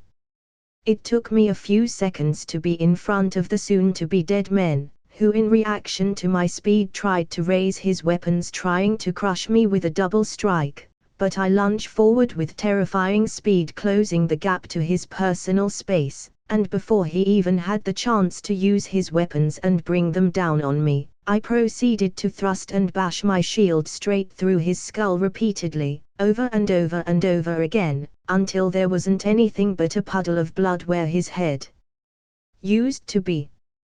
There will be no mercy, there will be no peace, those who oppose me today will suffer.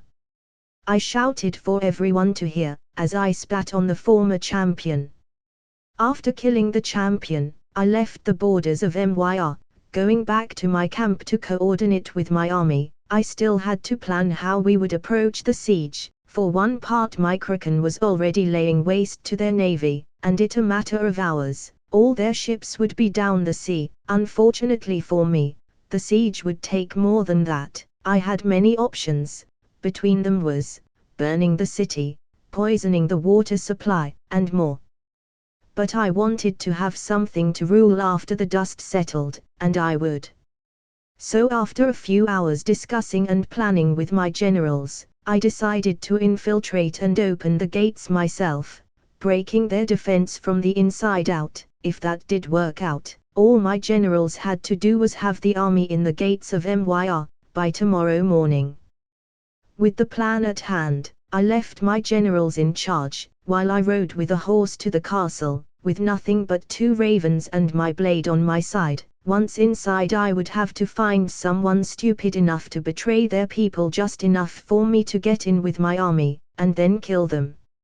It was dark, very dark, the moonlight barely shining tonight, and thanks to that, nothing could be seen unless you were a nocturnal animal, the perfect time to sneak inside the castle.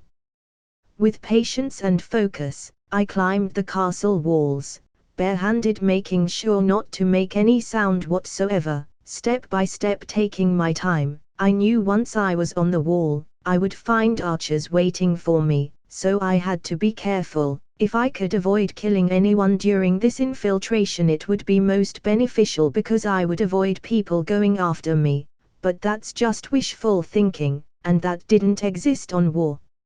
After roughly 15 minutes of climbing, I was nearly at the top, 3 archers were patrolling the area. Sadly for them, they would have to die.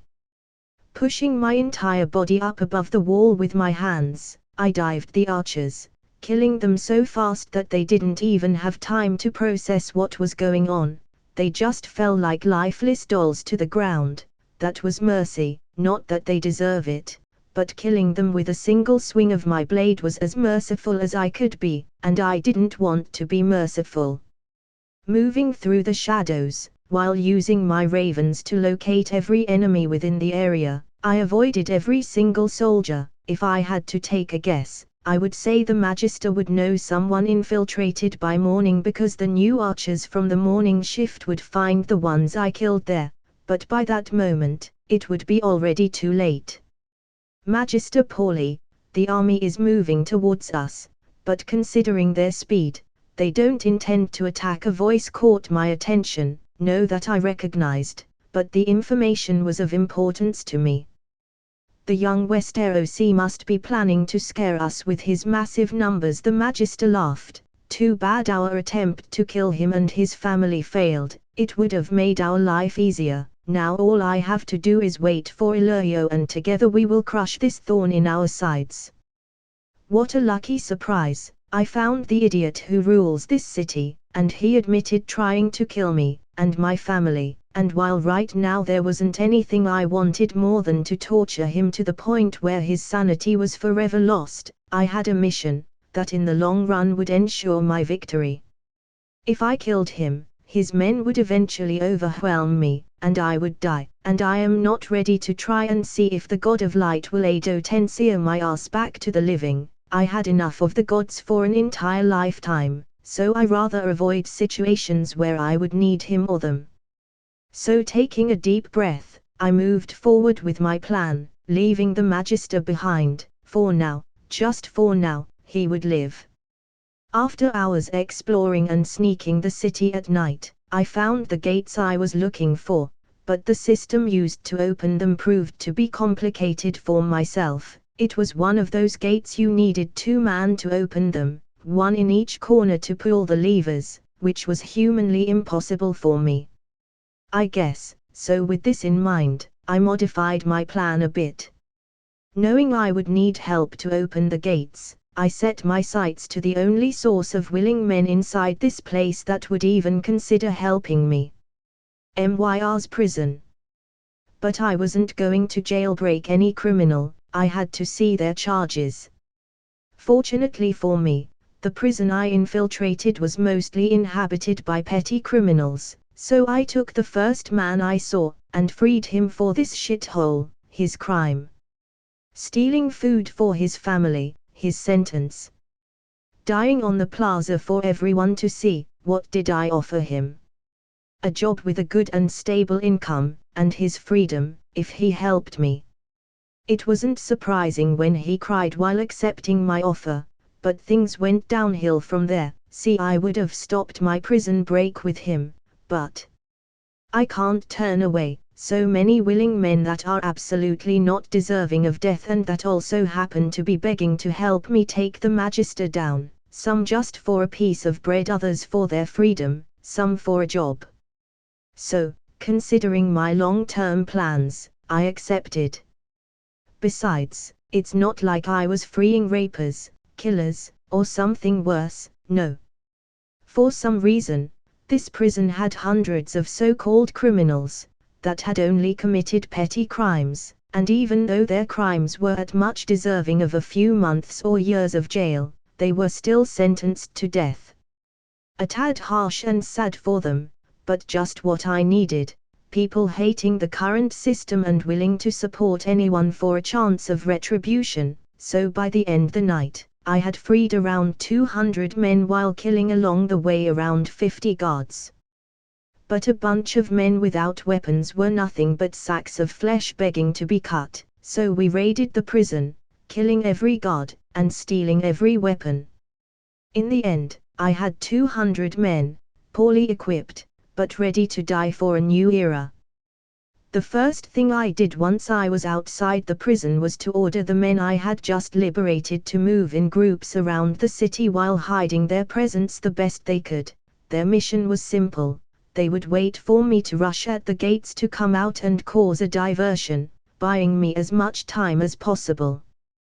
With that done, I sneaked back to the gates with 4 men following me through the shadows. Thank God the gates were conveniently somewhat close to the prison. Once we were there, all we could do was wait. My ravens would tell me when it was time to open the doors.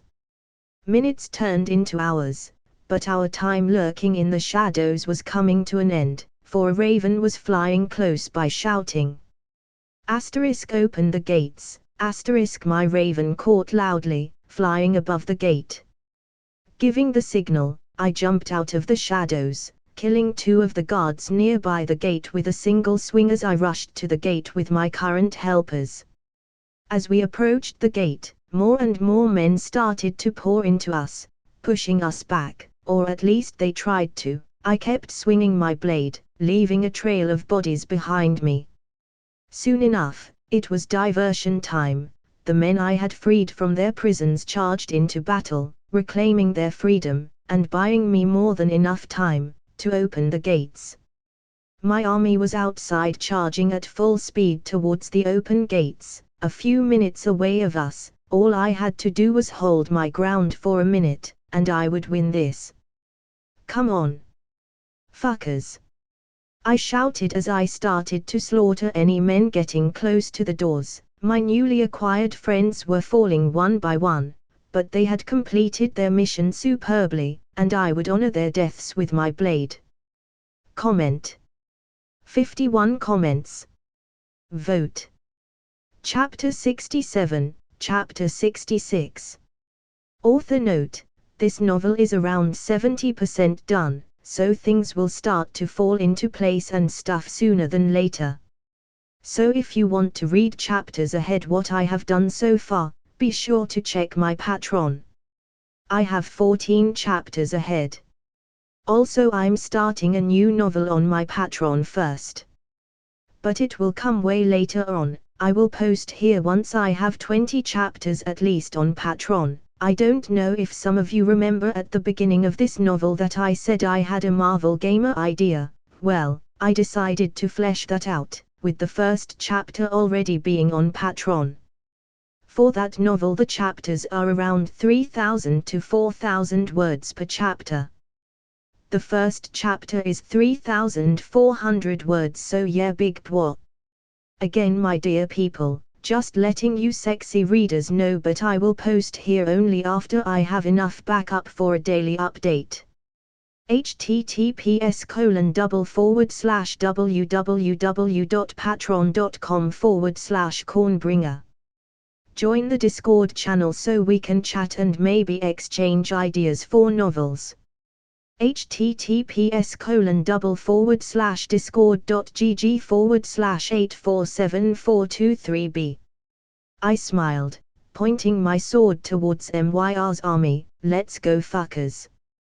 I could hear my Khalasar galloping towards the gates, raising their swords while crying out with one voice. Hundreds of arrows whistle through the air. As I cut each and every single one of them, my hand lighted for a second, showing the runes of the left hand of God. I was pushing my body to react to hundreds of attacks. I could hear the cries of pain of my men as arrows hit them. I could also hear them tumble into the ground dead, one by one, but they needed more than that to stop my army, so I continued holding my ground. By this moment all the men I had freed had either died or were down on the floor bleeding out. As for me, I was slashing at the men that approached the gates, the limited space of the gates helping me to fend them off. I wasn't unscathed. I had cuts all over my body, nothing serious.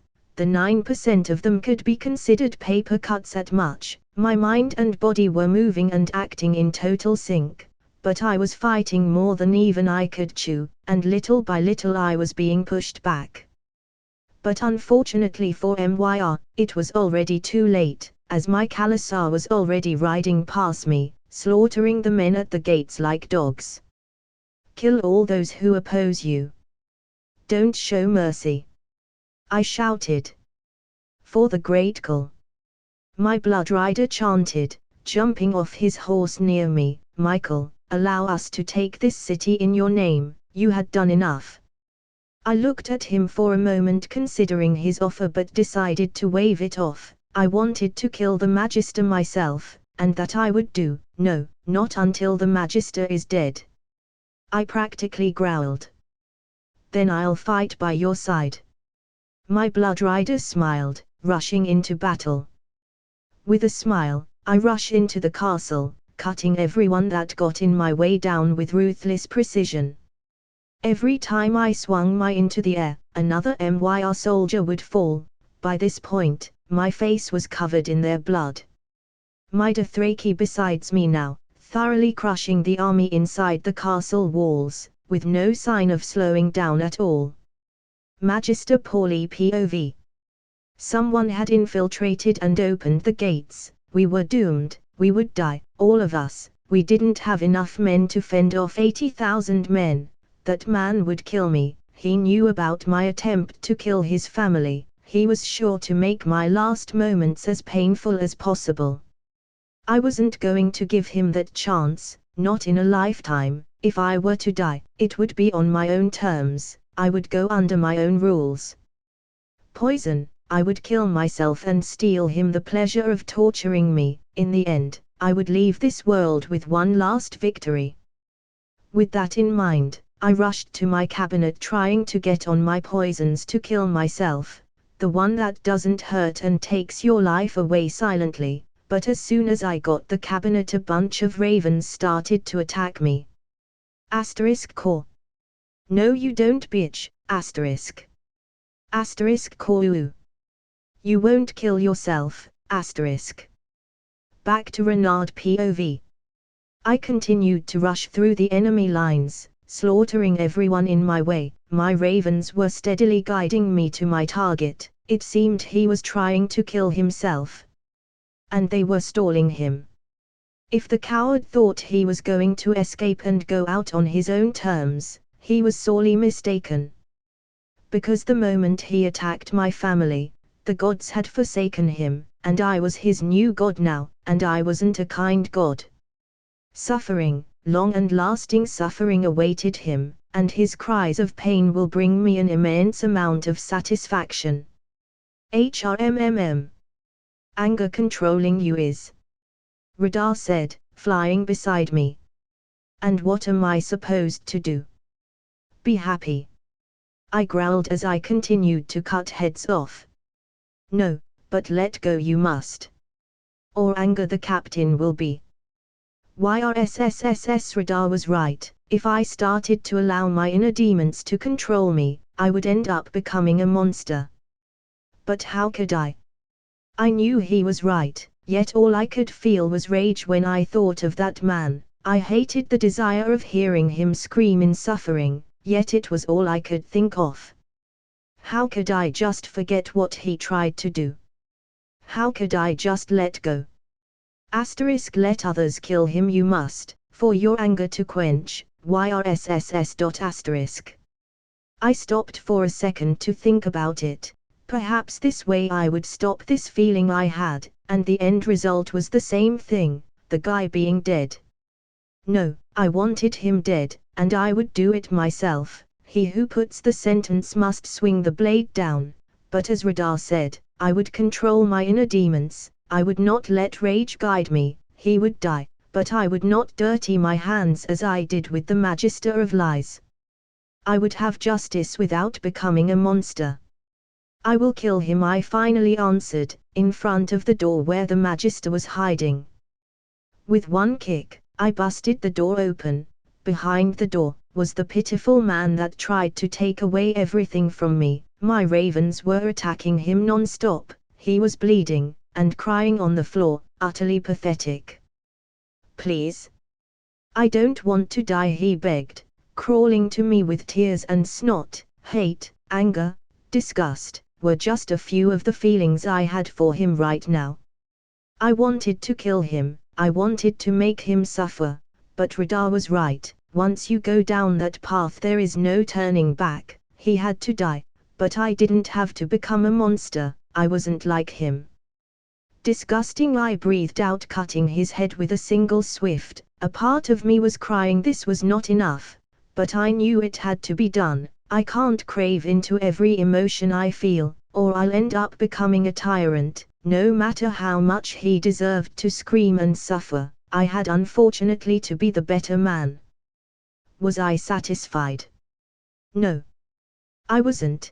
This was but a moment, a fleeting moment that lasted too little to satiate my thirst for blood, but I was happy somehow. I had avoided going deeper into the void.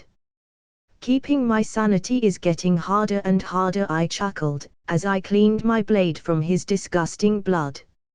And just like that, MYR was mine. While there was still some opposition, by the end of the night, it would be completely under my control.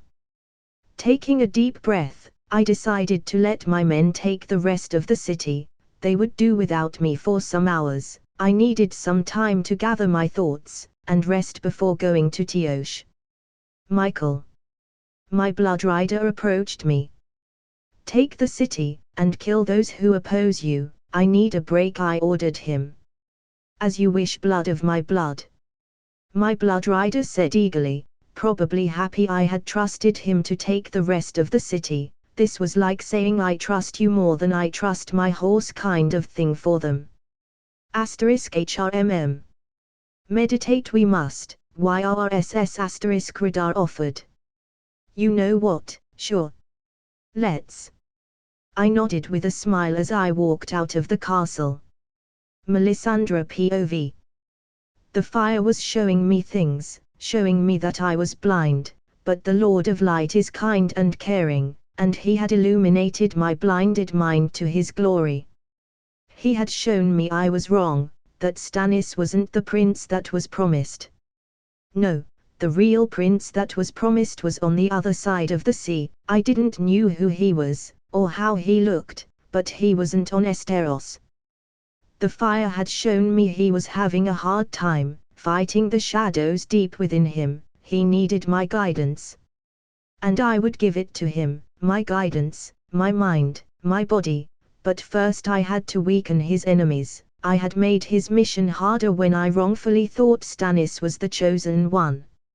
I had to mend that mistake, or I wouldn't be able to serve under his gracefully light. I had to fix my wrongdoings.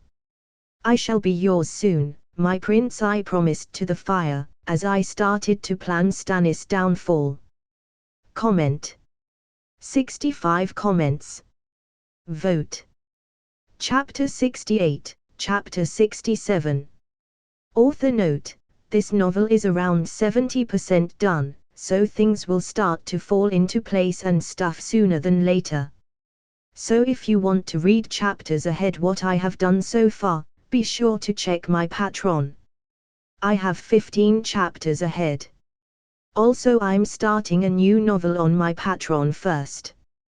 But it will come way later on. I will post here once I have 20 chapters at least on Patreon. I don't know if some of you remember at the beginning of this novel that I said I had a Marvel Gamer idea. Well, I decided to flesh that out, with the first chapter already being on Patreon.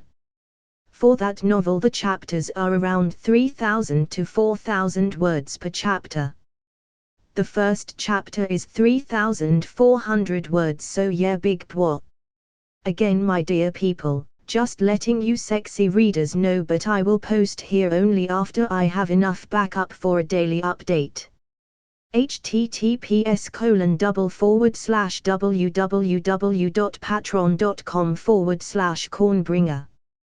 Join the Discord channel so we can chat and maybe exchange ideas for novels.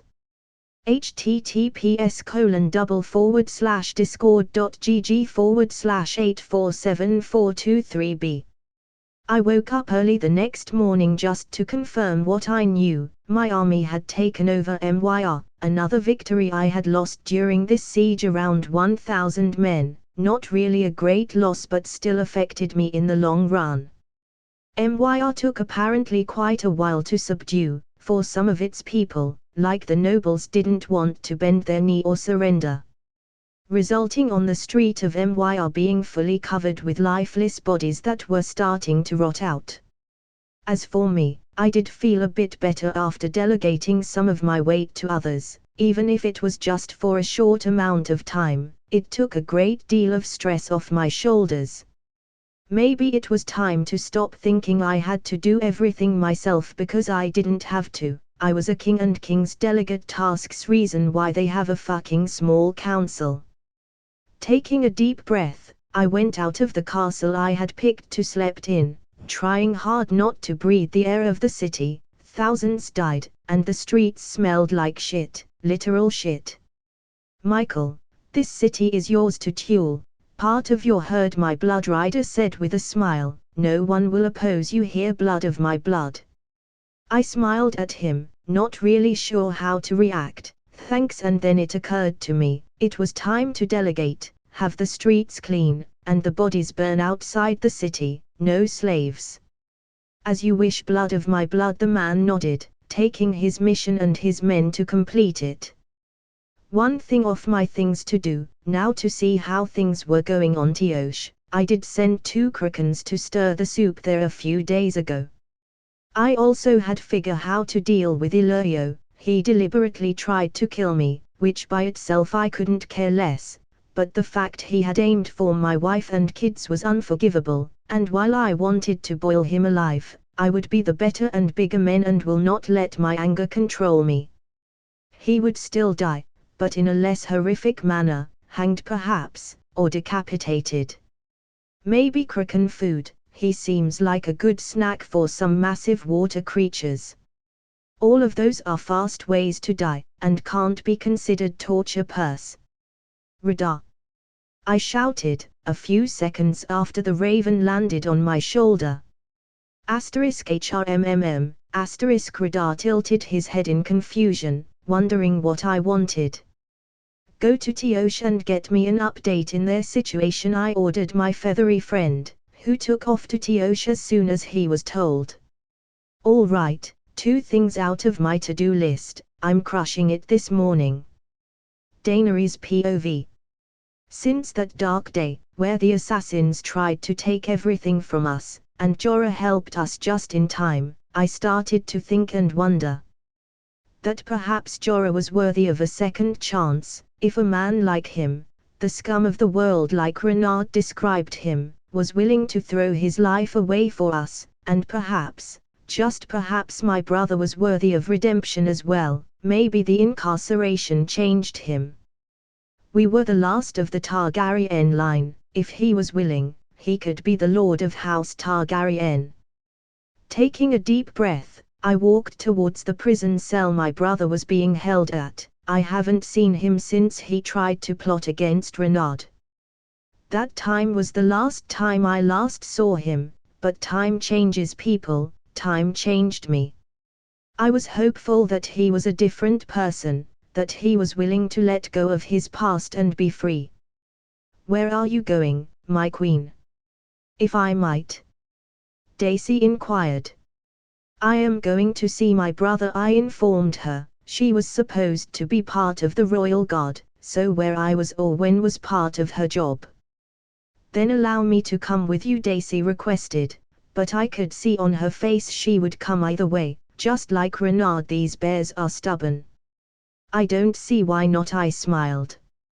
Then let me come to Jorah said, kneeling. I offer once again my blade to serve my family till the end of my days. I will discuss this with Renard, but for now, you will serve with Daisy. I smiled. While I understood why Renard hated him, I couldn't bring myself to truly hate him after he risked his life to save my most precious treasures. The dungeon was quite the depressing place, nothing but darkness and decay were seen in it. Renard himself had said our enemies deserve our worst as our allies deserve our best. This was a place worthy of our enemies, a place worthy of those that try to stand in our way. My brother's cell was in the deepest corner of this dark hole, where the rats and other vermins roamed free. As I walked, I remembered how everything was when I met Renard. I was a scared little girl, with nothing but the hope of going home. Viserys was cruel and demeaning, treating me like a tool for his game, and like a dream, Renard saved me from my nightmare. Here we are, my queen, Daisy said, pointing to my brother.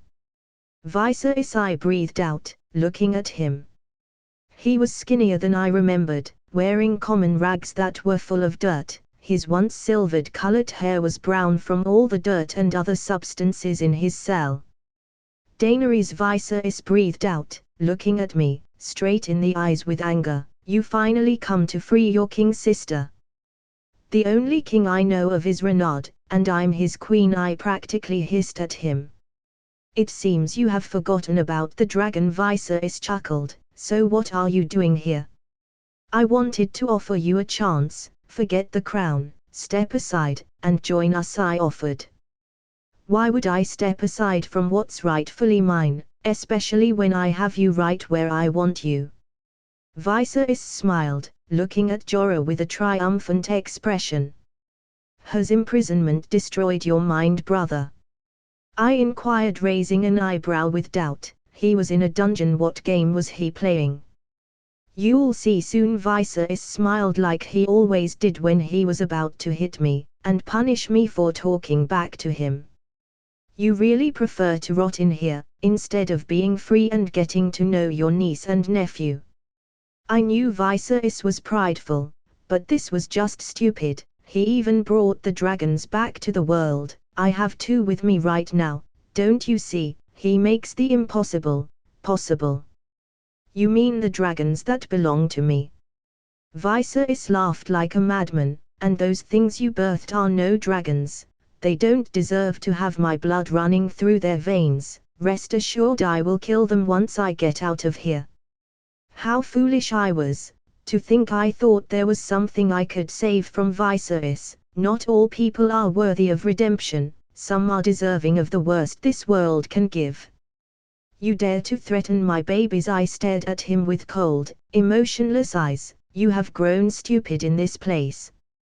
Have I?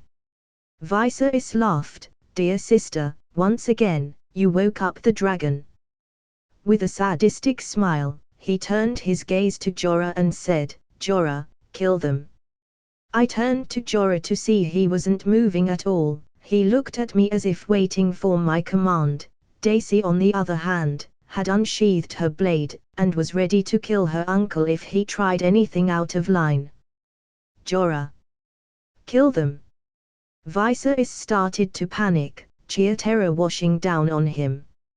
He was your plan, I sighed. Pathetic. Now you said many times you are a dragon, now how about we rest that? Sister, please remember who kept you safe, who gave you everything, Viserys begged, tears rolling down his face. I do, I married that man, I glared at him. But don't worry, brother, fire cannot kill a dragon, you should be fine unless you are no true dragon. With that, I walked out of the dungeon feeling fire burning deep within me. After all, I had an execution to plan after I interrogated Jorah about what just happened. Comment. 41 comments. Vote. Chapter 69, Chapter 68. Author note, this novel is around 70% done, so things will start to fall into place and stuff sooner than later. So if you want to read chapters ahead what I have done so far, be sure to check my Patreon. I have 14 chapters ahead. Also, I'm starting a new novel on my Patreon first. But it will come way later on. I will post here once I have 20 chapters at least on Patreon. I don't know if some of you remember at the beginning of this novel that I said I had a Marvel Gamer idea. Well, I decided to flesh that out, with the first chapter already being on Patreon. For that novel the chapters are around 3,000 to 4,000 words per chapter. The first chapter is 3,400 words, so yeah, big bwah. Again, my dear people, just letting you sexy readers know, but I will post here only after I have enough backup for a daily update. https://www.patreon.com/cornbringer. Join the Discord channel so we can chat and maybe exchange ideas for novels. https://discord.gg/8474223b. Delegating things would and was making my life considerably easier. That way I could focus on one or two tasks at hand, by expanding my goals and optimizing my conquest. With this mindset, I had ordered the general of my navy to attack Diosh and claim the city on my name, while I went with a chunk of my Khalasar to Astapa. Why did I want to go to Astapa? Well, Astapa, or the Slaver City, also known as the Red City, was renowned for their harsh slavery methods and their incredibly lucrative unsullied trading business, aka eunuch slave soldiers. Soldiers that I wanted to buy. Their price was high, very high, but what I had gained from Myr and Lies, and what I had from Westeros, I just should have more than enough to buy all the unsullied available. Besides, it wasn't like I would lose that money at all. After all, I would recover all my investment and more when I raided the masters of Astapa, and claimed their city for my empire. In the books and TV show, Daenerys got around 14,000 unsullied warriors. My mission was to do the same. They would prove to be quite useful, and unlike the Dothraki, they were quite good at fighting armored warriors. Astapa was unfortunately really, and I mean really, far away for Myr. It would take me roughly more than a month of travel to get there, if I didn't find any problems on my path. Not that I would find any problems, after all. I had 15,000 Dothraki men riding with me, a big Khalasar of loyal Dothraki riders, and to be honest, I didn't think anyone would stupid enough to attack me. Perhaps another Khalasar, but considering the remaining Dothraki tribes are small, they would most likely avoid me. The question was, would the masters of Astapa be stupid enough to sell me the unsullied? By now people must know I'm conquering, and that's like selling weapons to your enemies, unless they think themselves to be above my reach, just like they thought with Daenerys on the show. I suppose I'll find out their eyesight. One of the main reasons I had brought with me such a big army was just in case the masters tried anything funny, though I was crossing my fingers they didn't. It would be a shame to kill the unsullied because their current masters were stupid. Daenerys POV. I was a fool to think my brother had any redeemable qualities, an utter fool. But I could see now, I was blinded by the beautiful truth. Viserys was nothing but a nuisance, a threat to my husband, my babies and myself, and threats must be purged. And he will be purged, in a poetic way. His entire life he had called himself the dragon. Well, I was about to see how much of a dragon he was. I would burn him alive, showing the world he was no true dragon, and that I would kill anyone that posed a threat to my family. My Queen Jorah kneeled. My interrogation with him revealed some interesting things about him. Apparently he had sworn to serve my brother, but had forsaken that vow when he saw his son. Did I trust him? No. If he was hiding that, the chances of him hiding more stuff from us were high. I trusted no man but Renaud. Is the fire ready? I inquired. Yes, Jorah nodded. Are you sure you want to do this? You are not here to question my orders, just to follow them. I glared at him. As you wish, my queen. I will get your brother out. Jorah nodded, leaving the room, going to the dungeons to get Viserys to his execution. He is no brother of mine, I said coldly. Viserys had lost that privilege the moment he aimed his fangs at my family for a second time. Jon Snow POV. Father was alive, and by the looks of it he was already safe. Rumors go that it was Renaud the one who saved him. I was glad beyond comprehension. After months of not being able to sleep well, thinking I would wake up with the news that father was killed, I was finally able to put my mind at ease, and rest. I owed Renaud a big one, not that I would be able to repay him. I was a bastard on the wall, but I would be here for him should he ever need something. Snow. Coming. I shouted back, wondering who was calling me so late at night. Ned Stark POV. Stannis Baratheon, or Renard Mormont, the difficult choice torturing my mind. The North in part was tired of the Southern oppression, and none of the lords in the North actually wanted to bend the knee for Stannis, some even wanted to put a crown in my head instead. But I was ill prepared to rule, I was but an honest man, a lord. I was and I would never be fit to be a king. But even if I didn't want to rule, I had to choose a side, Renard or Stannis.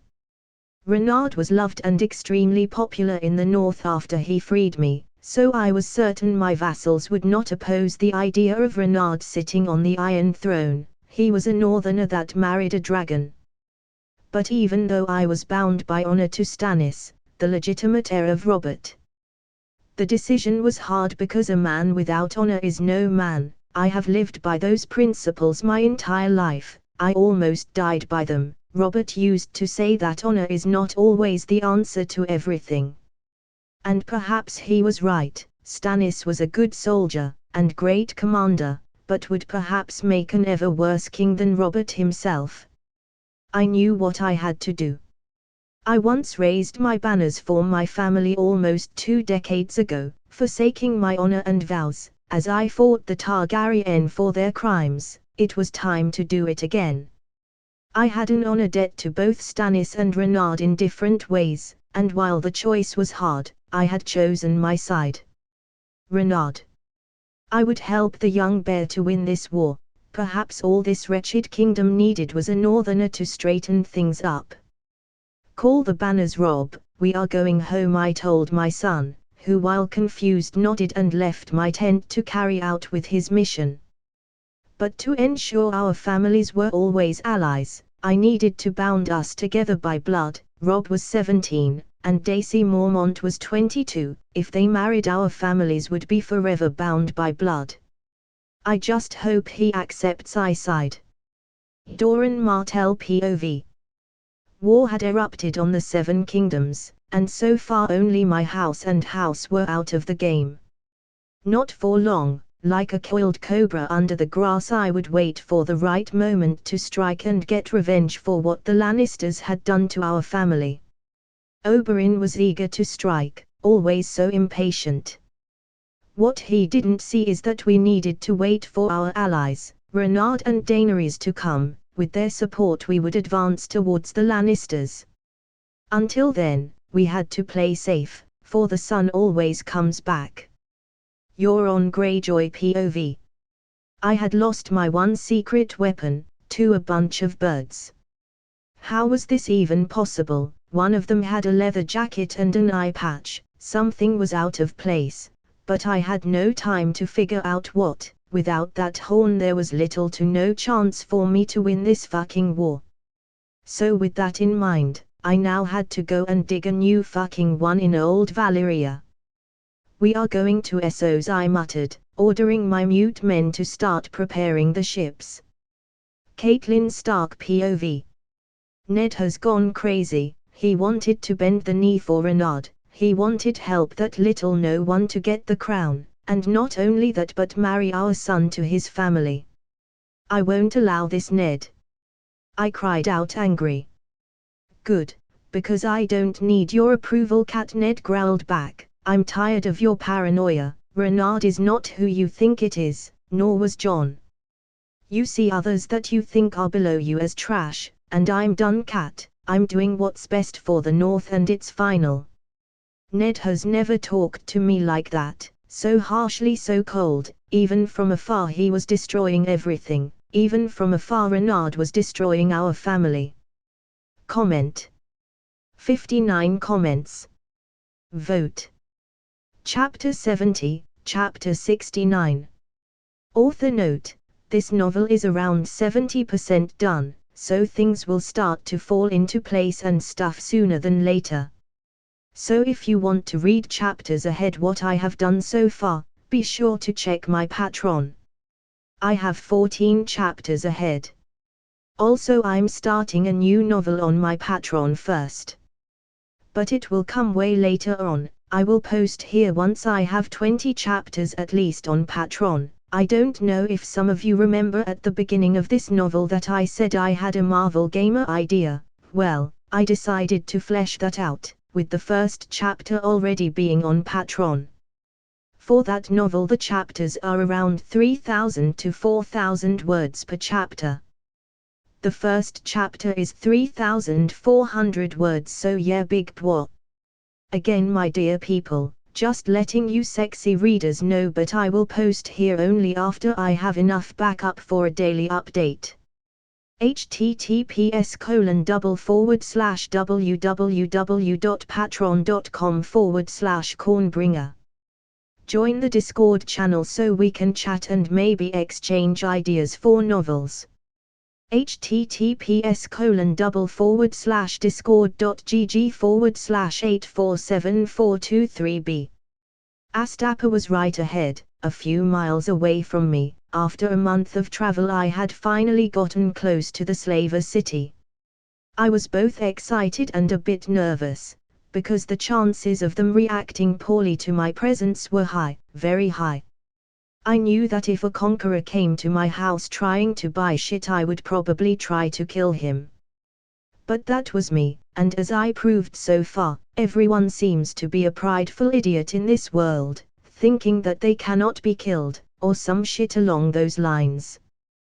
But for once I hoped they were dumb, and considered me an idiot, so that I could buy their army and crush them.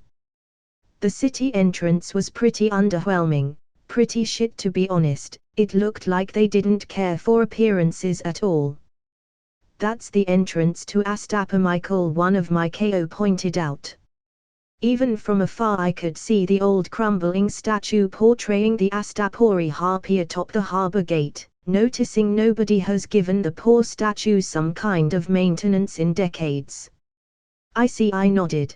The city walls were old and decaying. Everything was as if breaking down anytime soon. How the fuck people that should make a lot of money selling slaves have their city in such a bad state? Taking a deep breath, I continued to descend the hill to Astapa, hoping the city was more welcoming inside. Otherwise I wasn't sure if I wanted to keep that shit on my name. Once I conquered Essos, perhaps I would delegate someone to fix everything, and come back once this looked more decent. Let's go, I sighed. Ned Stark POV.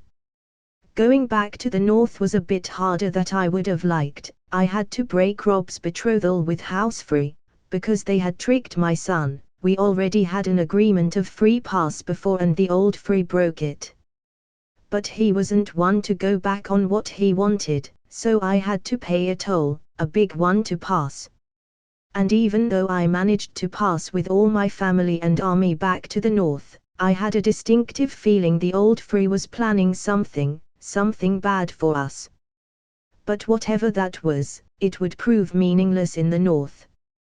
Kat wasn't on speaking terms with me, refusing to acknowledge my existence after I decided to side with Renard on this war. I hoped that eventually she would let it go, like she did with John. Now, it was time to go home, and plan the betrothal with House Mormont to ensure we are tied by blood. Rob wasn't entirely sure about the idea, but accepted nonetheless. Now it was a matter of time whether Renard would accept our betrothal or reject it. "Do you think Daisy is a beautiful woman, Father?" Rob inquired. "I saw her once. I say she's all right," I nodded, with a chuckle. "Boys will be boys." Neltarian Mormont Ravenicus POV. Father had tried to leave me in MYR, little did he know I sneaked inside of one of his carriages. I won't let him get out of my sight. I have to protect him and burn his enemies, it is my duty as his oldest son. *core, he will notice * one of my raven uncles chuckled. * he won't.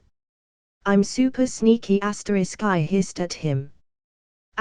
Sure, core, the raven laughed. No matter what my uncle said, I knew Father would not notice. I was the best at hiding, Father had told me so. Renard Mormont POV. Neltarian, technically my oldest son, thought he could hide from me, but being fair I noticed he was with us halfway here, when I saw his tail peeking out of one of the carriages. I didn't have the heart to tell him he sucked at hide and seek, as a father is my duty to encourage him. Core, you see him, don't you? A raven inquired between chuckles. I do, I chuckled. No, he doesn't, Neltarian hissed angrily, followed by 5 full seconds of silence. Damn it, So what are you doing here? I eyed him carefully. One of the reasons I wanted to leave him in MYR was so the greedy assholes of Astapa didn't try anything with him. Neltarian peeked out the car, with an innocent expression and a pair of puppy eyes. I wanted to burn some people that opposed you. First, you do not make puppy eyes because you want to burn people, and second, how the fuck a dog-sized lizard can be cute? I see was all I could muster to answer. So can I? Neltarian asked excitedly. Later, for now you must stay hidden. This part of my mission is purely diplomatic, I informed the eager dragon. After I obtained the Unsullied, then he could go wild hog on them. Okay, Neltarian hissed with a pout. I'll make sure he hides correctly, one raven said with the utmost confidence. Very well, I nodded, giving my approval. Hey, I can hide very well myself, you will follow our command, young chick, As I tuned out their discussion, I started to walk down to the gates of Astapa. The gatekeeper was signaling me to come closer. The thing with Astapa is that people just don't go in if they have an army, reason why I was waiting outside. The masters of the city had to approve of my entrance, and even then, I would only be allowed to enter with my guards. I had informed the gatekeeper of my intentions, and they had told me to wait till I was called. You may come in, the gatekeeper called out. The city was even worse on the inside, people dead on the streets, slaves by their look. The sights were something out of a horror movie, and one with an awfully low budget. After roughly 15 minutes of walking to the deplorable place, I was finally guided inside the castle of the masters. The first one to greet me was Krasny's Monaklos. He was utterly disgusting, with an oiled red and black beard that smelled like shit, and with tits bigger than any woman. What sort of business you are looking for here, stupid brat? The man asked in Valyrian. The master says what sort of business you are looking for here. A little girl beside him said, if I had to take a guess, she was Missandei. Missandei was somewhat similar to the actress that played her role. She had a round flat face, with dusky skin, and eyes like molten gold, but unlike in the show where she was a woman, here she was only 10 or 11 by what I could judge from her height and voice tone. Tell the master, I want to buy every Unsullied he has, even the untrained ones, I said with a smile, as I saw the girl translating what I had said. Ha, as if he had enough money to do that, the master laughed. Little did he know I knew how to speak bastard Valyrian. Tell him money is not a problem. Missandei did as she was told, translating once again for me. Each Unsullied costs 100 gold dragons in your coin. The total with all the ones we have would be 1,400,000 gold dragons, the master informs, and while I understood, I waited for Missandei to translate. After she translated, I smiled and said, tell him I'll give him 1,200,000 gold dragons, considering some aren't fully trained. Missandei nodded and translated. The master stood silent for a while as if weighing the options. Tell the idiot we have a deal, the master chuckled. The master accepts your offer, Missandei said.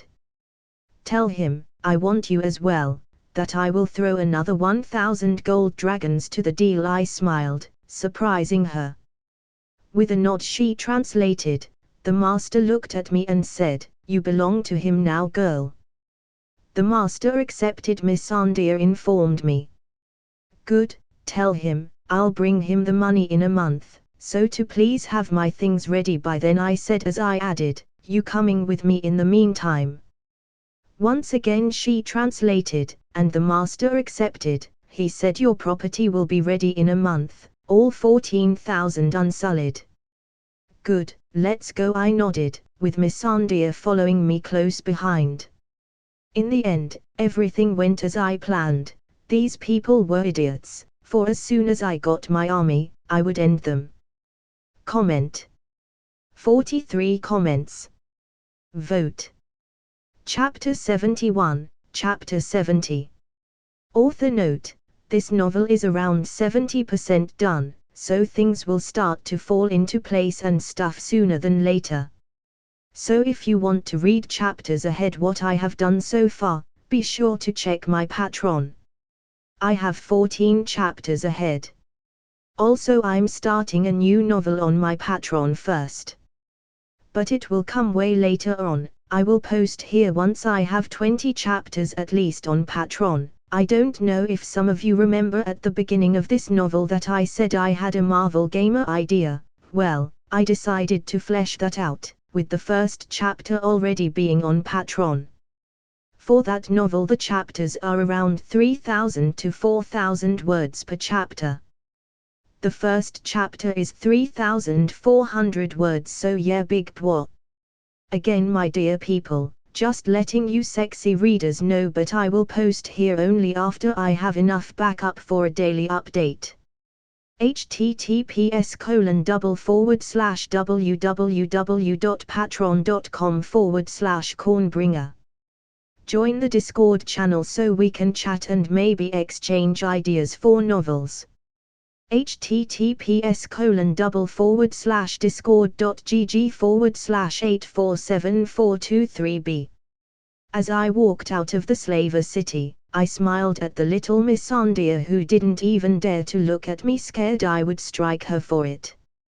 Patting her head with my hand softly, I smiled as I said, "No need to be afraid." Miss Andia looked at me for a brief moment. "This one is yours to do as you please. All I want is an employee, so you are free to do as you please," I chuckled. "You aren't a slave anymore. I might have bought you, but all I bought was your freedom. If you decide to stay with us, then it's your choice."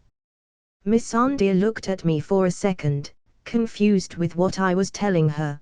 "This one is grateful, but this one wants to help you. This one belongs to you." Oh great, it will take some time to make her understand that I am not tricking her. "As you wish. By the way, what is your name?" I had to ask. While I knew her name, it would save me future questions if I asked her now. "This one is named Miss Andia," Miss Andia answered, with an emotionless face, showing full. Deciding I would deal with that later, or even better let Daenerys deal with that later, I rode with Miss Andia to my camp close to Astapa. I had to send a raven to lie so that I could allocate the funds for this siege in Astapa. It's not like I had the 1,200,000 gold dragons in my pockets at all times. Once I had the gold dragons in my hands, Astapa would fall, and both poetically and ironic their own product would be their downfall. How I love some good poetic justice, I chuckled, imagining the slave masters' faces when I took their city and gold thanks to them. Melisandre POV. Stannis' undoing was written on the fire. He would fall, and from his ashes, my prince would rise. While I didn't know for certain who my prince was, I had a strong and deep feeling it was Renard Mormont, or the Young Conqueror as some call him. Even Ned Stark had seen his blinding and magnificent light and had chosen to follow him. I even had to stop Stannis from attacking the Starks, for they were loyal servants of my champion, and as part of Light, I had to protect them. Renard was unique in every way, and as the prophecy had foretold, he had started to join the world together, under his banner. All he needed was my guidance, and no one would stand on his mighty way. But first, before becoming entirely his, before letting him use me as his tool, I had to burn his greatest enemies in the West. The Baratheon brothers, both Stannis and Renly, had massive armies. But even they would burn against his might. Renly would die soon, and I would use Stannis to do it. Using Stannis' life force, I would use the shadows to eliminate Renly. The only problem was that I had to have sex with him to do it. After all, a shadow is a type of magical creature born from the light, that uses a man essence to be born. I didn't want Stannis touching me anymore. The idea was horrid for me. I was born to be the most loyal servant to the prince that was promised. Serving Stannis in any way was utterly disgusting. But I would do it for my prince. Renly Baratheon POV. I loved Loras. He is and will be forever my everything, my sweet rose of joy and passion. Every time he was out fighting, my heart would drop a beat, thinking he would come back dead. But I knew the gods were protecting him, for he was mine. If only people noticed that I was fit to be a king and stopped opposing me, things would be better. I was born for the crown, but nobody seemed to see that. Lord Stark went as far as to pick a brat over me. What a disappointment. My king, Lady Tyrell is here to see you, one of my rainbow knights said, entering my chambers. Margaery Tyrell, my betrothed. I had to marry her if I wanted to keep House Tyrell on my side. The idea of bedding her disgusted me to no end. If only she was Loras, things would be different.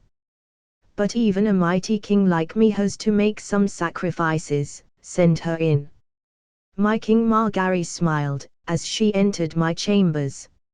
Stannis Baratheon POV. Ned Stark had chosen to follow the Mormont brat, instead of me. Where was his honor? His loyalty? If there was someone I thought I could get on my side, was him. He was supposed to be bound by honor to me. And yet he threw all that honor away because the young bear saved his life. Pathetic. I wanted to march against him and show him what happens when you betray your king, but Melisandre stopped me. Saying this was part of the prophecy, that I had to leave the north alone until I had the crown. As the champion of light, I had to respect the prophecies. I had to respect what Melisandre said, so for now, the Starks would live. Mage Mormont POV. Unexpected things had come since Renard was born, but none compared to what had happened a week ago. Not only the Starks were pledging their loyalty to Renard, acknowledging him as their king, but they also wanted to unite our families with blood by marrying their heir Robb Stark to my daughter Daisy Mormont. I had of course accepted, letting the Starks know that Daisy and Renard had the option to break the betrothal should they feel the betrothal is not fitting. And just as I was sending the Raven to House Stark with my answer, was the point where I knew I had lived too long. We went from one of, if not the smallest house in the Seven Kingdoms, to a royal family. Everything in less than a decade. He made the impossible possible. He was both feared and loved, and I knew he would make a great king, not because he is my family, but because whatever he touches turns gold. I'm too old for this shit, I chuckled. Tywin Lannister POV. Lord Stark had left the battlefield with his banners, going back to the north. Apparently, he had pledged his loyalty to the young bear. That was very unexpected, but was also just what we needed. The Starks were in their own way a force to be reckoned with, one that could potentially change the tide of this war, if they happened to join an active side of it. But they didn't. Renard Mormont, while a player of this war game, was as of this moment an inactive player. He would join soon, that much was certain, but that could take months or even years. So the Starks joining him now didn't affect us in the immediate future, for all it meant to us now was that we had fewer enemies to fight off. This, of course, would affect us in the long run, but I liked the long run, It gave me time to plan to craft his fall. Things have just gotten easier for us, I smiled. For once this war was starting to look promising for us. Renard Mormont POV. I had sent the raven to lies, and all I had to do now was wait for a month, maybe more depending on things. But I would take advantage of this situation, learning as much as I could from Missandei. Like, how Astapa worked, how loyal were the Unsullied, what animals were common in Essos, and how was the slave-free man ratio in each city. This month would prove to be quite educational, but that was just one of the things I would do during this time. After noticing that my poor ravens were not only being overworked but also were falling short to cover 2 full continents for me, I decided to expand my animal friends. With the help of Neltarion, a few of my ravens, and Missandei knowledge, I would hunt for any animal that had any utility to me, from rats to hawks, anything was possible. "Are you ready to hunt?" I asked eagerly to the confused little girl. "This one is pleased to help you," Missandei said. She seems off. Neltarion hissed, scaring her. I had forgotten entirely that she had yet to see him. "A dragon." Missandei was scared and fascinated. And dumb, what else can I be? "A mutant gecko," Neltarion hissed with a lot of sass. "Yes, a dragon, or mutant gecko, your pick," I chuckled. Hey, a mutant gecko hissed in the background. Comment. 52 comments. Vote. Chapter 72, Chapter 71. Author note: this novel is around 70% done, so things will start to fall into place and stuff sooner than later. So if you want to read chapters ahead what I have done so far, be sure to check my Patreon. I have 14 chapters ahead. Also, I'm starting a new novel on my Patreon first. But it will come way later on. I will post here once I have 20 chapters at least on Patreon. I don't know if some of you remember at the beginning of this novel that I said I had a Marvel Gamer idea. Well, I decided to flesh that out, with the first chapter already being on Patreon. For that novel the chapters are around 3,000 to 4,000 words per chapter. The first chapter is 3,400 words, so yeah, big bwah. Again, my dear people, just letting you sexy readers know, but I will post here only after I have enough backup for a daily update. https://www.patreon.com/cornbringer. Join the Discord channel so we can chat and maybe exchange ideas for novels.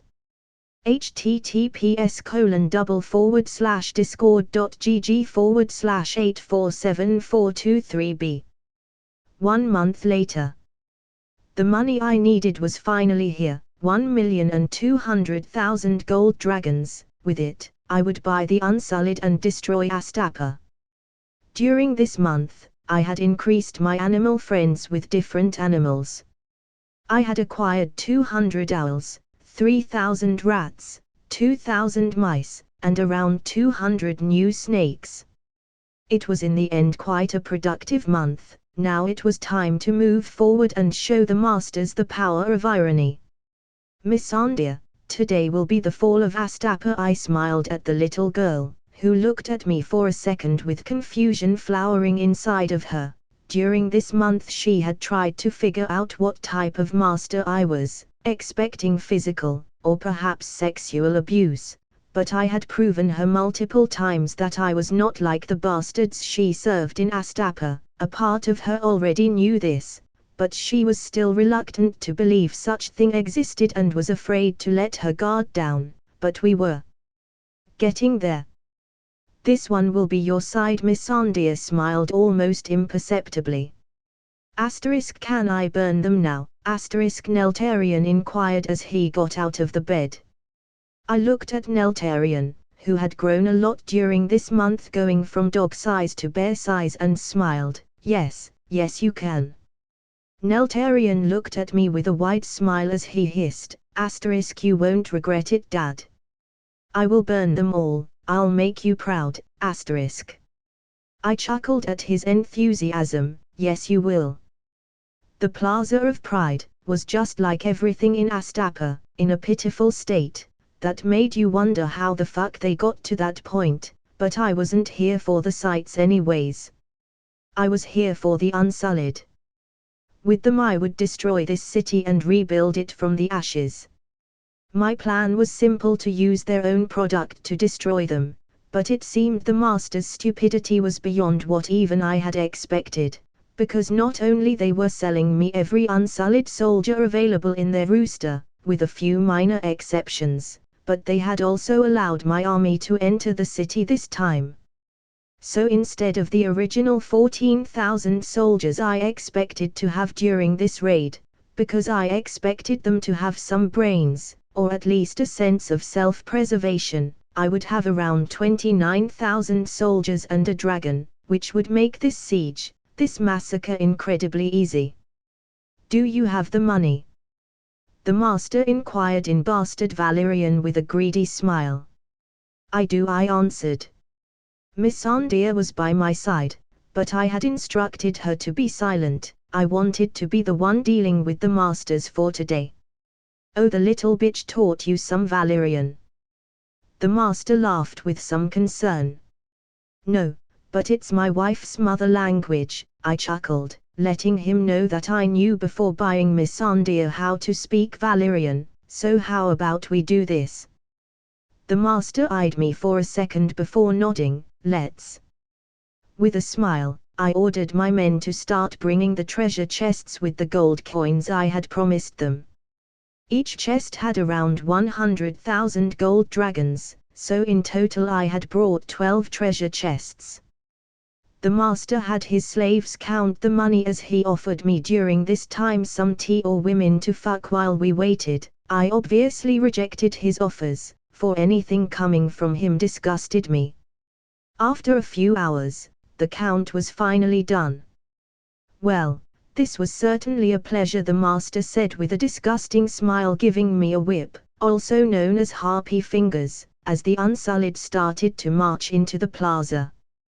The Harpy's Fingers is the name of the whip used to scourge slaves in Astapa. Taking a deep breath, I looked at the whip. The handle was made of something black that was elaborately carved. It also had 9 leather lashes trail from it, each tipped by a gilded claw. The pommel had a woman's head with pointed ivory teeth. This whip was given to new masters of the Unsullied as a mark of payment. Will they obey any command? I inquired with a smile. The Master laughed. My beautiful creatures will obey any command you give them. Unsullied. Jump once. I commanded, and without hesitation they did as they were told. Kneel once again. They followed my order without hesitation. I told you, blindly loyal, the Master said with pride. And that will be your outdoing, blind loyalty, good to know. Turning to my Unsullied, looking at them with a smile, I said, Unsullied. Slay the Masters. Slay every soldier. Slay every man who holds a whip, but harm no children. And strike off the chains of every soldier. Once again without hesitation the Unsullied did as they were told, and started to slay the Masters in the plaza. The Master looked at me with panic as he shouted to the Unsullied while pointing at me, I am your master. Kill him. Kill him. I smiled, holding the whip close to his face. Not anymore. With that said and done, I decided to make things even more poetic by whipping the Master to his grave, as my newly acquired Unsullied battalion alongside my Khalasar started to take over the city. Time to burn. Neltarion hissed, flying above the city. Good heavens, I had instructed him to only burn the Masters. Sir Barristan Selmy POV. Joffrey had dismissed me from the Kingsguard, saying I was too old to be serving as a knight, but that wasn't the real reason behind my discharge. In an unprecedented and unexpected move from Lord Varys, I had been discharged under the grounds that I did not keep King Robert safe, and that age was starting to hit me. But that was just the tip of this political iceberg. I was old, not senile. I knew the Lannisters' motivations were to allow the brat to give a white cloak to his dog, Sandor Clegane, and to allow Queen Cersei Lannister to place her brother Jaime as the new Lord Commander with a seat on the small council. I was angry at this. I had served against my beliefs for my entire life, and this is how I get paid for my services, but I was also happy. After all, I've burned away my years fighting for terrible kings. As man of honor I had to keep my vows, even if I was serving a drunk or a lunatic. And just for once in my life, before it comes to an end, I want to know what it's like to serve with pride, to fight for someone I believe in. With that in mind, with the opportunity to serve someone I believed in, I was on my way to Essos. I will use what is left of my life to clean my sins with my blade, I muttered, holding the hilt of my blade tight. Tywin Lannister POV. I leave for 1 week, 1 fucking week, and my children fuck everything once again. While it was true Sir Barristan Selmy was old, his name brought fear into the hearts of our enemies. An asset we needed more than ever. But the idiot I had for a daughter had to meddle in matters that didn't concern her and hurt our side even more.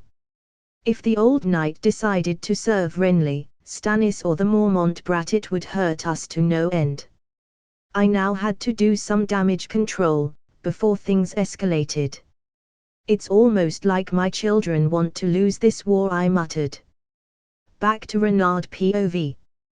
Taking Astapa was easy. After a few hours, I had complete and absolute control over the city. I was richer, because while the city looked shit, it was loaded with gold, literally. My army was still pulling gold out of the city, and by my estimate, I had not only recovered what I had paid for the Unsullied but had made that about over 10 times already. My army was officially in the 100,000s, counting the men I had on Westeros. Things were going great today for me. You really meant what you said, Missandei said in disbelief. I do, I nodded, ruffling her hair a bit. Take a good look around, for this is what will happen to every slaver in the known world. Missandei stood silent for a second, seeing the dead masters on the streets, before she turned her gaze to me with a smile. You said that it was this one choice if this one wanted to serve you or not. Well, this one wants to.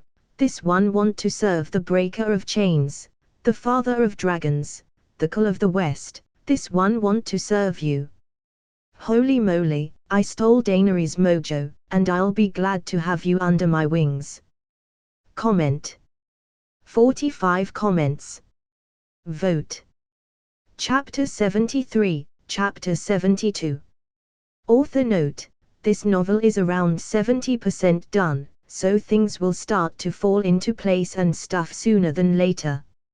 So if you want to read chapters ahead what I have done so far, be sure to check my Patreon. I have 14 chapters ahead. Also, I'm starting a new novel on my Patreon first. But it will come way later on. I will post here once I have 20 chapters at least on Patreon. I don't know if some of you remember at the beginning of this novel that I said I had a Marvel Gamer idea. Well, I decided to flesh that out, with the first chapter already being on Patreon. For that novel the chapters are around 3,000 to 4,000 words per chapter. The first chapter is 3,400 words, so yeah, big boy.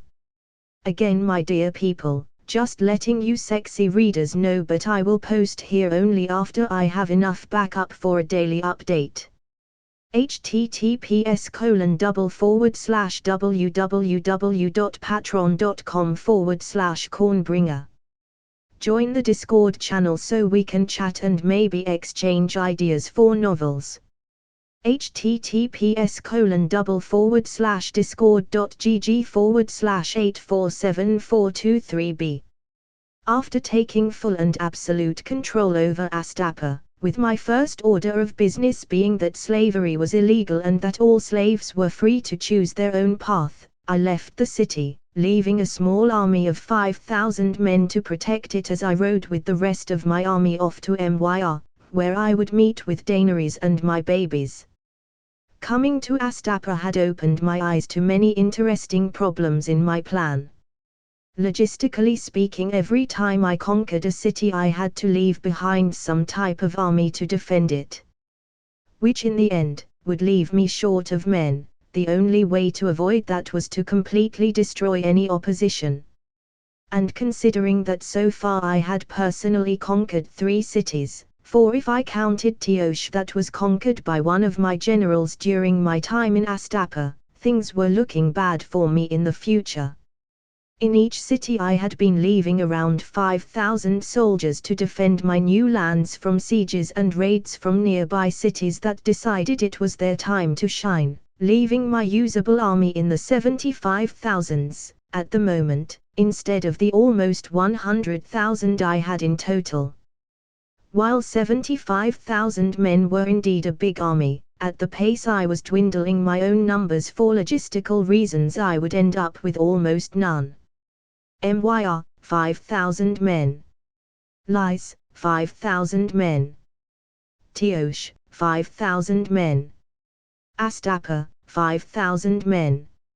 In total I had 20,000 men out of my hands, but now that I had noticed this problem, those numbers could and would be improved. For example, the islands didn't need that many men to protect them, the Krakens were all the defenses they needed, so I could lower the numbers on those to 1,000 men each island and it would be more than enough. Now, the earthbound cities needed the soldiers I had on them, mostly to avoid putting me in a situation where I had to conquer a city twice, so as now the only way to shorten the amount of men I had off my hands was by taking some from the islands. Is there anything this one can do for you?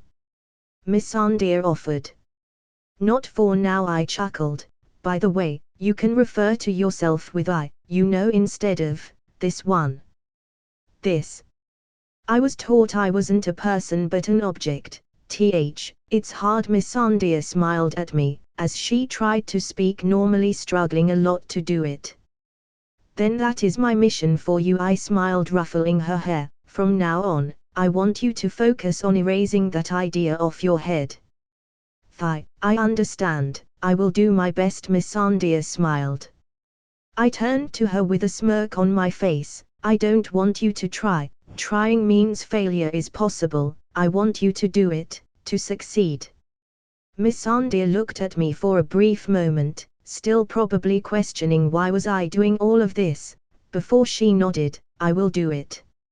Atar girl, I chuckled. Daenerys POV, 1 month prior. The public execution for Viserys started. My brother begged me to forgive him. But I had lost all the empathy I had for him a long time ago, and he killed the Ashes when he threatened my children. By fire we forged our path, and by fire he would die. Dany, please. I beg you. Don't do this. I'm your brother. Your king. Please, I'm sorry. Viserys cried, snot falling down his nose.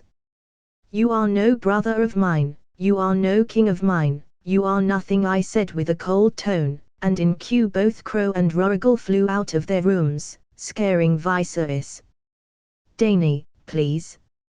Viserys cried out once again, for everyone to see. Dracarys.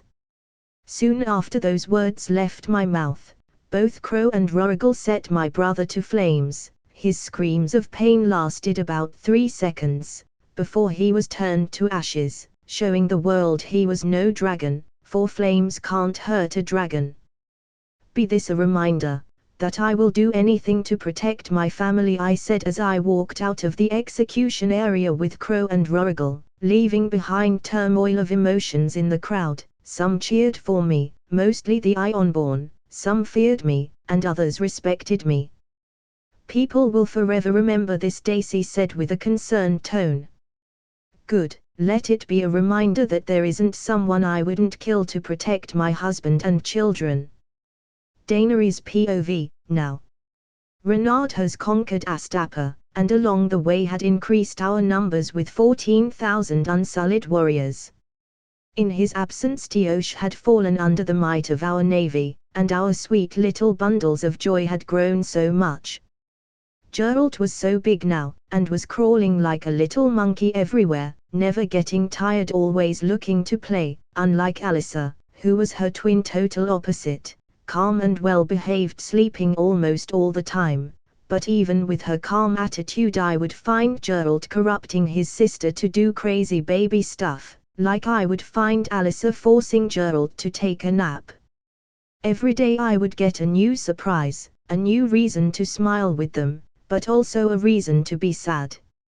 I was sad Renard was missing all of this. I knew and understood why, but it was still sad. "Don't be sad my queen," Daisy said, reading my face like a book.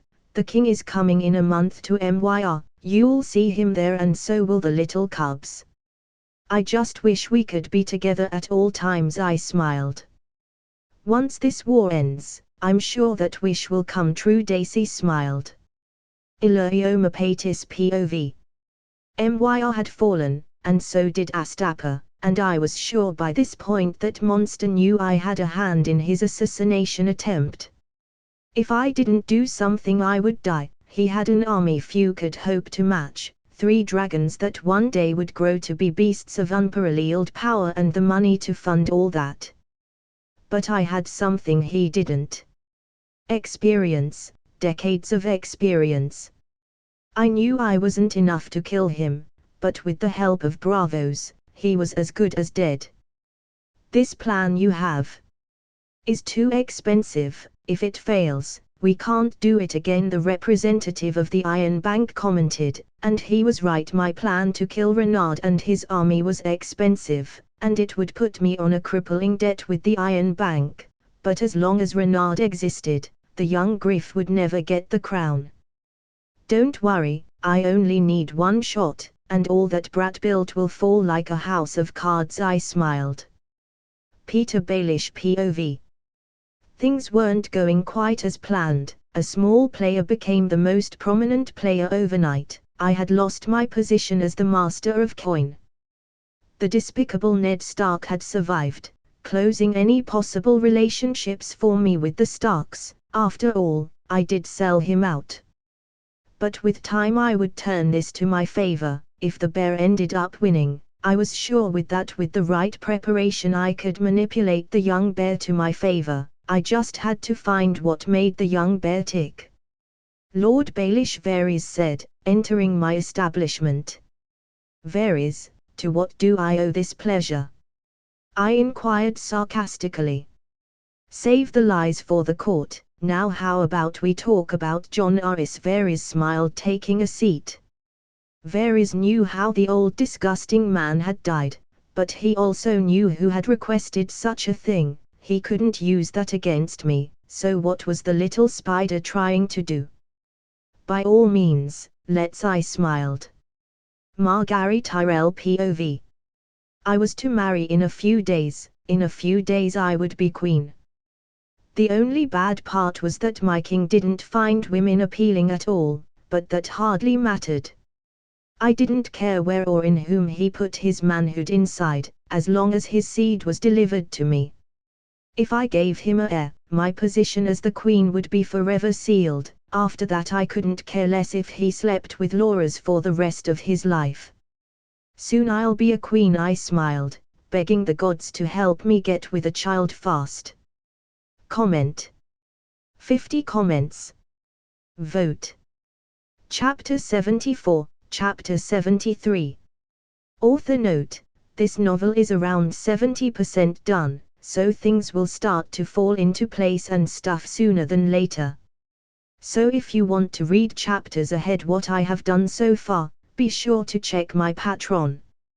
I have 14 chapters ahead. Also I'm starting a new novel on my Patreon first.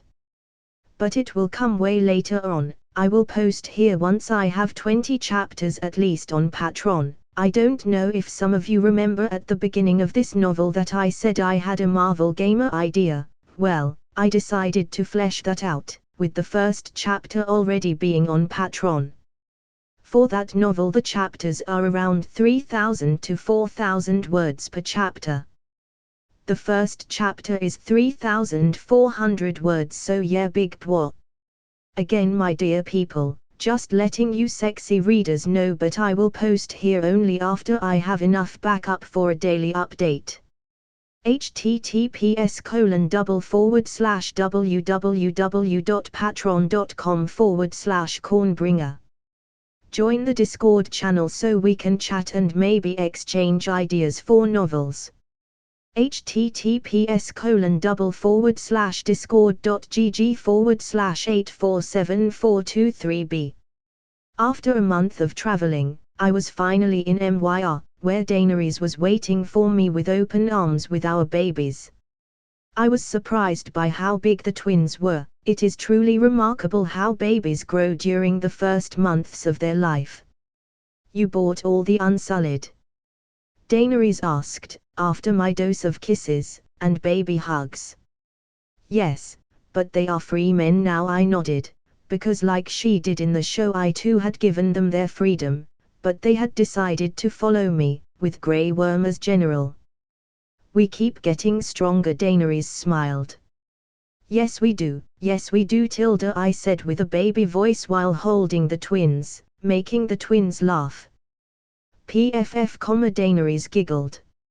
"Oh, by the way, there is someone I think will be of great help to you," I said, remembering I had yet to present her to Missandei. Daenerys and her were best friends on the show, so perhaps they could do the same here. "Who?" Daenerys inquired with curiosity sparkling in her eyes.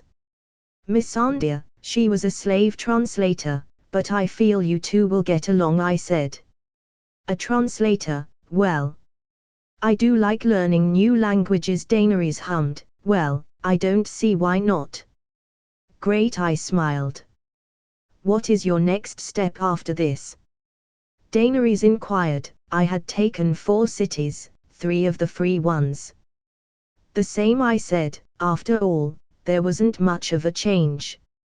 "I want to help you more," Daenerys sighed, kneeling before me, kissing my hand in a lovely way. "Let me, please." I eyed her for a second, deep in thought. She could really help, but I didn't want to risk her or my babies getting hurt, so I had find something that wasn't as lethal. And then it dawned on me, I've been dealing with the conquests and the aftermatch of those by myself, but she could deal with the aftermatches for me. "I do have something you could do, that would help me a big deal," I nodded. "I need to deal with the aftermatches when I conquer a city. I'll be the one taking them down, and you'll be the one to assimilate them." Daenerys smiled. "That way you don't have to stay in a city for too long, right?" "Exactly," I nodded. "I suppose I can do only that for now," Daenerys said, eyeing the dragons. "Sir Barristan Selmy POV.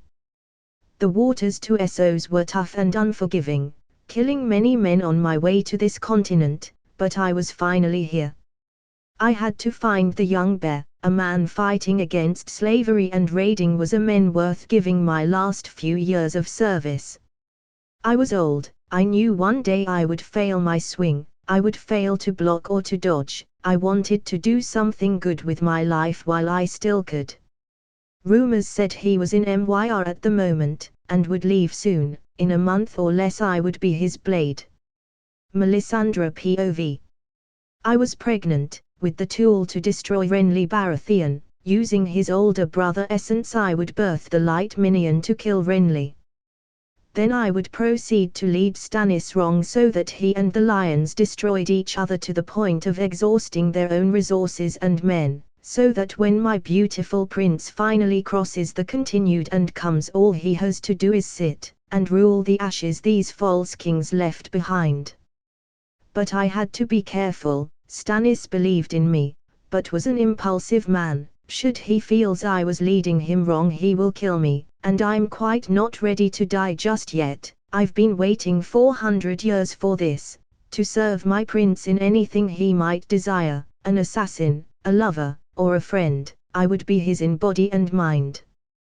Just wait, my prince, the light will unite us, I'll be anything you need. Core. This bitch is crazy, For him, yes, I am. I eyed the raven on my window. The fire had told me his animals were more than the eye could see, and the fire had blessed me to understand them, and I was overjoyed. My beautiful, perfectly magnificent prince decided to keep an eye on me. Tell my prince, I will help him from here. Olenna Tyrell POV. The young bear had conquered yet another city, acquiring on the way an army of unsullied soldiers, increasing his already terrifying army. Alongside Renly's banners we had a bit over 100,000 soldiers. People would tremble before our army, that's what I would say, if I didn't know better. We had nothing but flowers going to war, men with no experience, with no idea how to hold a sword, wearing fancy armors. A soldier is only as good as his knowledge of the battlefield, reason why we were losing this war so bad. The idiot of my son had the worst case of tunnel vision possible. Hiring and drafting any men he could to war was like giving blind monkeys knives and letting them loose in the battlefield, but at least the monkeys would win more. My son thought numbers won wars, which was the most idiotic thought any man could have. Maybe I drank too much with him on my belly. Experience wins wars, knowledge wins wars. Otherwise you might as well throw babies into the battlefield and expect them to win because they outnumber the enemy. We had nothing useful, but the young bear had savages that had learned to kill just to eat, soldiers that were trained since they were nothing but toddlers to be the pinnacle of discipline, northerners that had to adapt to harsh conditions to survive, and the best navy in Westeros. Compared to that, I had to be realistic, we had no chance. Iliomapatis POV. The Alchemist Guild would give the tool to destroy the Bear of Essos, the so-called Cull of the West. 2 tons of wildfire, to destroy him and his army. This of course would be expensive and truly hard to accomplish, but I knew where he would eventually be. At one point he would come to Pentos, and I would burn the city with him. You won't see it coming, monster, I laughed. Yes he will, you idiot, you are the one that won't see us the Raven Knights when we take you down. Kouu, What an annoying bird, I muttered, wondering why all of the sudden there were so many ravens on Pentos.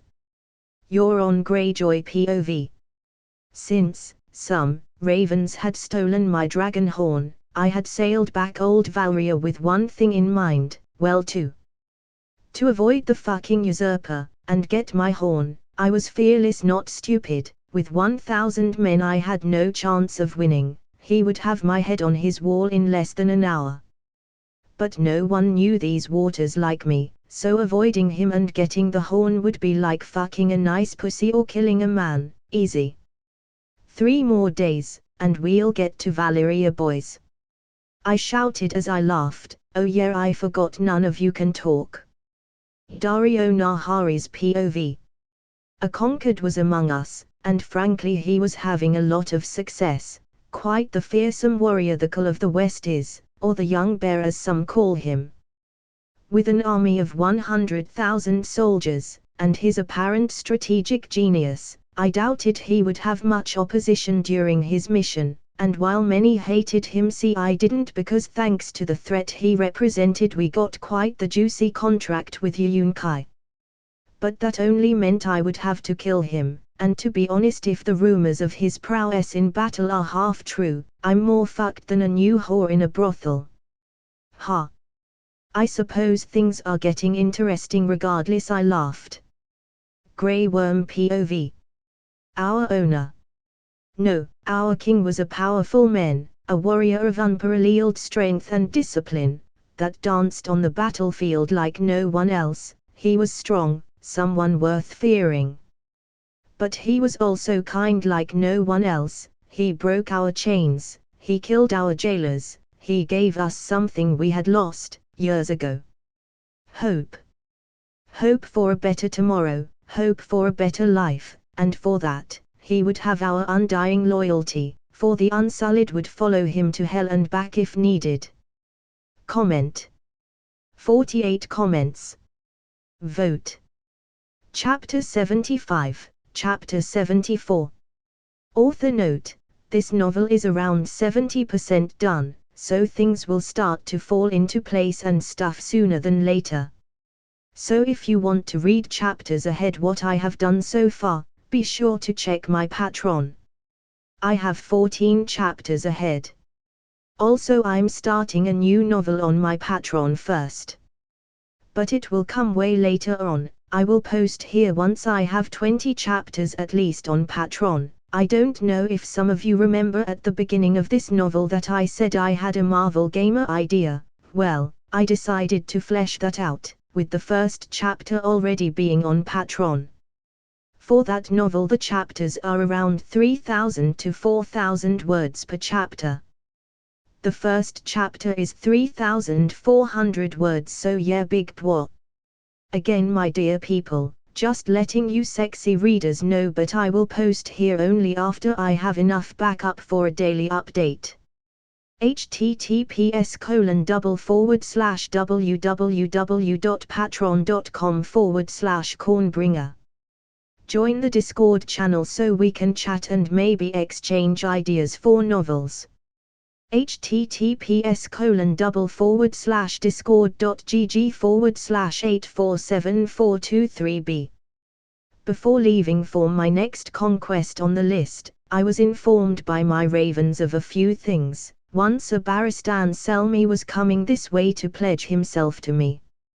2 Ilrio was baking quite the diabolical plan, with an idea that might just work if he plays his cards right. He had commissioned a literal ton of wildfire to destroy me and my army, with the help of bravos. 3. Melisandre knew I was the champion of her god, and for some reason probably related to her that she now could talk with my animals, and promised me she would kill Renly. And 4. Ned Stark and the entire North had pledged themselves to me. These bits of new information changed everything for me, because if I didn't act fast my army would be erased from existence by the volatile power that Dragon Vegan Fire the Alchemist Guild was making. I knew Ilrio was planning something, that much was obvious, but one thing was wanting to kill me, and another was to basically create the equivalent of a nuke on this time just for me. And not only was he planning on using one if not the most dangerous substances in the world, but he also went as far as to using his city as a bait for me, meaning he would burn millions just to see me wrong. I gotta hand it to him, I misjudged his character. He isn't a spineless little pig, he's a spineless little monster. I never thought he would go that far to get rid of me. Assassination attempts. Sure, political plots. Obviously. But mass murder of his own people to accomplish his goal. Never. He was darker, I thought, by a big margin. The worst part about this was that it could actually work. Not with me. I was now apparently immune to fire, though I am not entirely sure if that applies to vegan fire, and I'm not looking forward to test that out. But regardless of my immunity to the fire, his plan could work, not as intended, but it could still hurt me on the political run. 1 ton of wildfire was more than enough to vaporize my army, and even if he doesn't kill me, leaving me without an army would fuck my entire plan and possibly the world. So I couldn't just sit and let him wait for the key of my destruction to be delivered at his door. I had to attack fast and now. Perhaps this was the result of my approach being too passive, and while that approach was the right call at the beginning, it wasn't now. Now I needed to bare my fangs and claws out and show them what happens when you mess with the bears. Change of plans.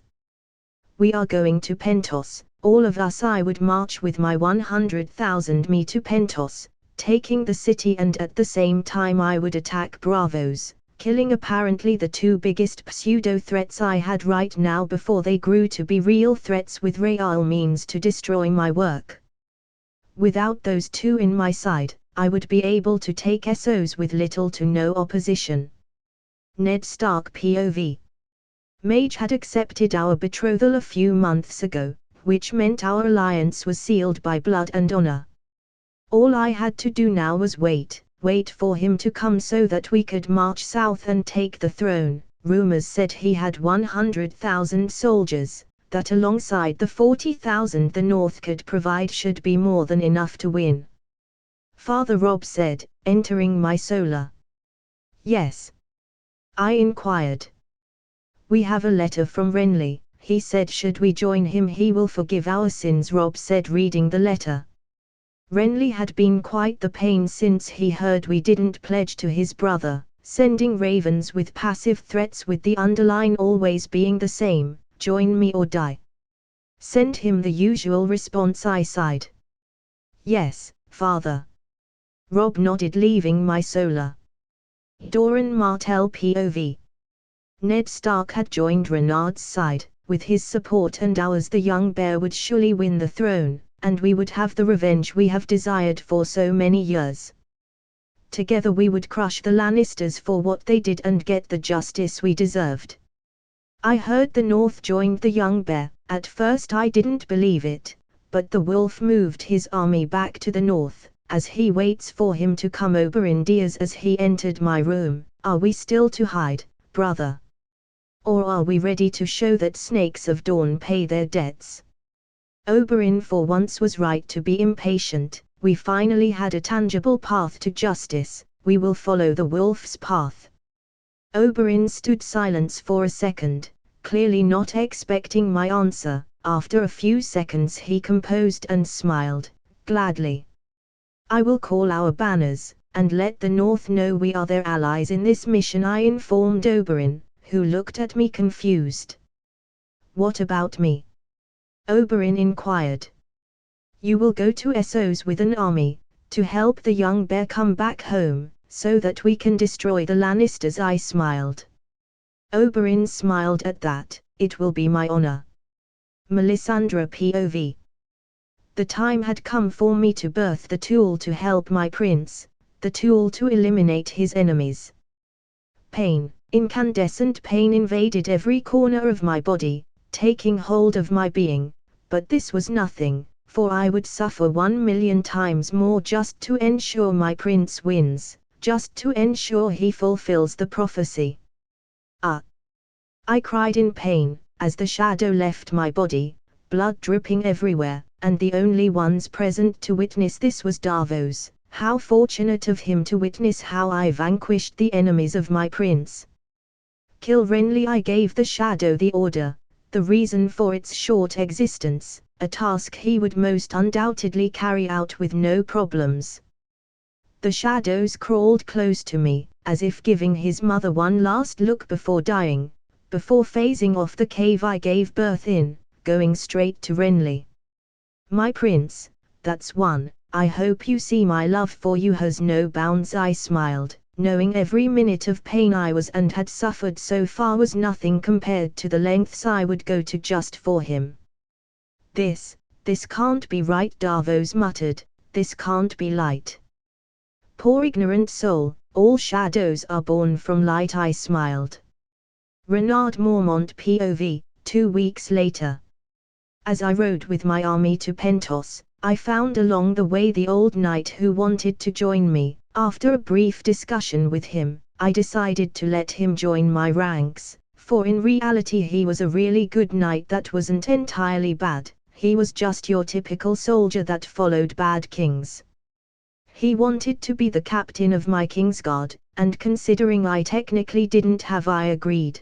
But in reality I was thinking of creating something in the Fuert more along the lines of a round table for my knights and council, where every man would have a voice, and help me rule. But first I had to deal with Pentos, and then Bravos. I had to strike fast and strong, as to not give them any opportunity to fight back. If Bravos fell, the rest of Essos would be a piece of cake. With this siege I didn't have much of a plan. Pentos didn't have an army, nor any mighty walls to take down. They were weak, reason why they had been buying the cows out of their city. Bravos was the real challenge here. With more money that anyone can possibly imagine and a fierce army, they would give my army a challenge. Let's set camp, people. Tomorrow we won't stop until Pentos is on their knees and their Magister is dead. I shouted, rallying my men a bit. For the Call of the West. For the Breaker of Chains. For the King of the Seven Kingdoms. For the Father of Dragons and Emperor of the New World. For the young bear.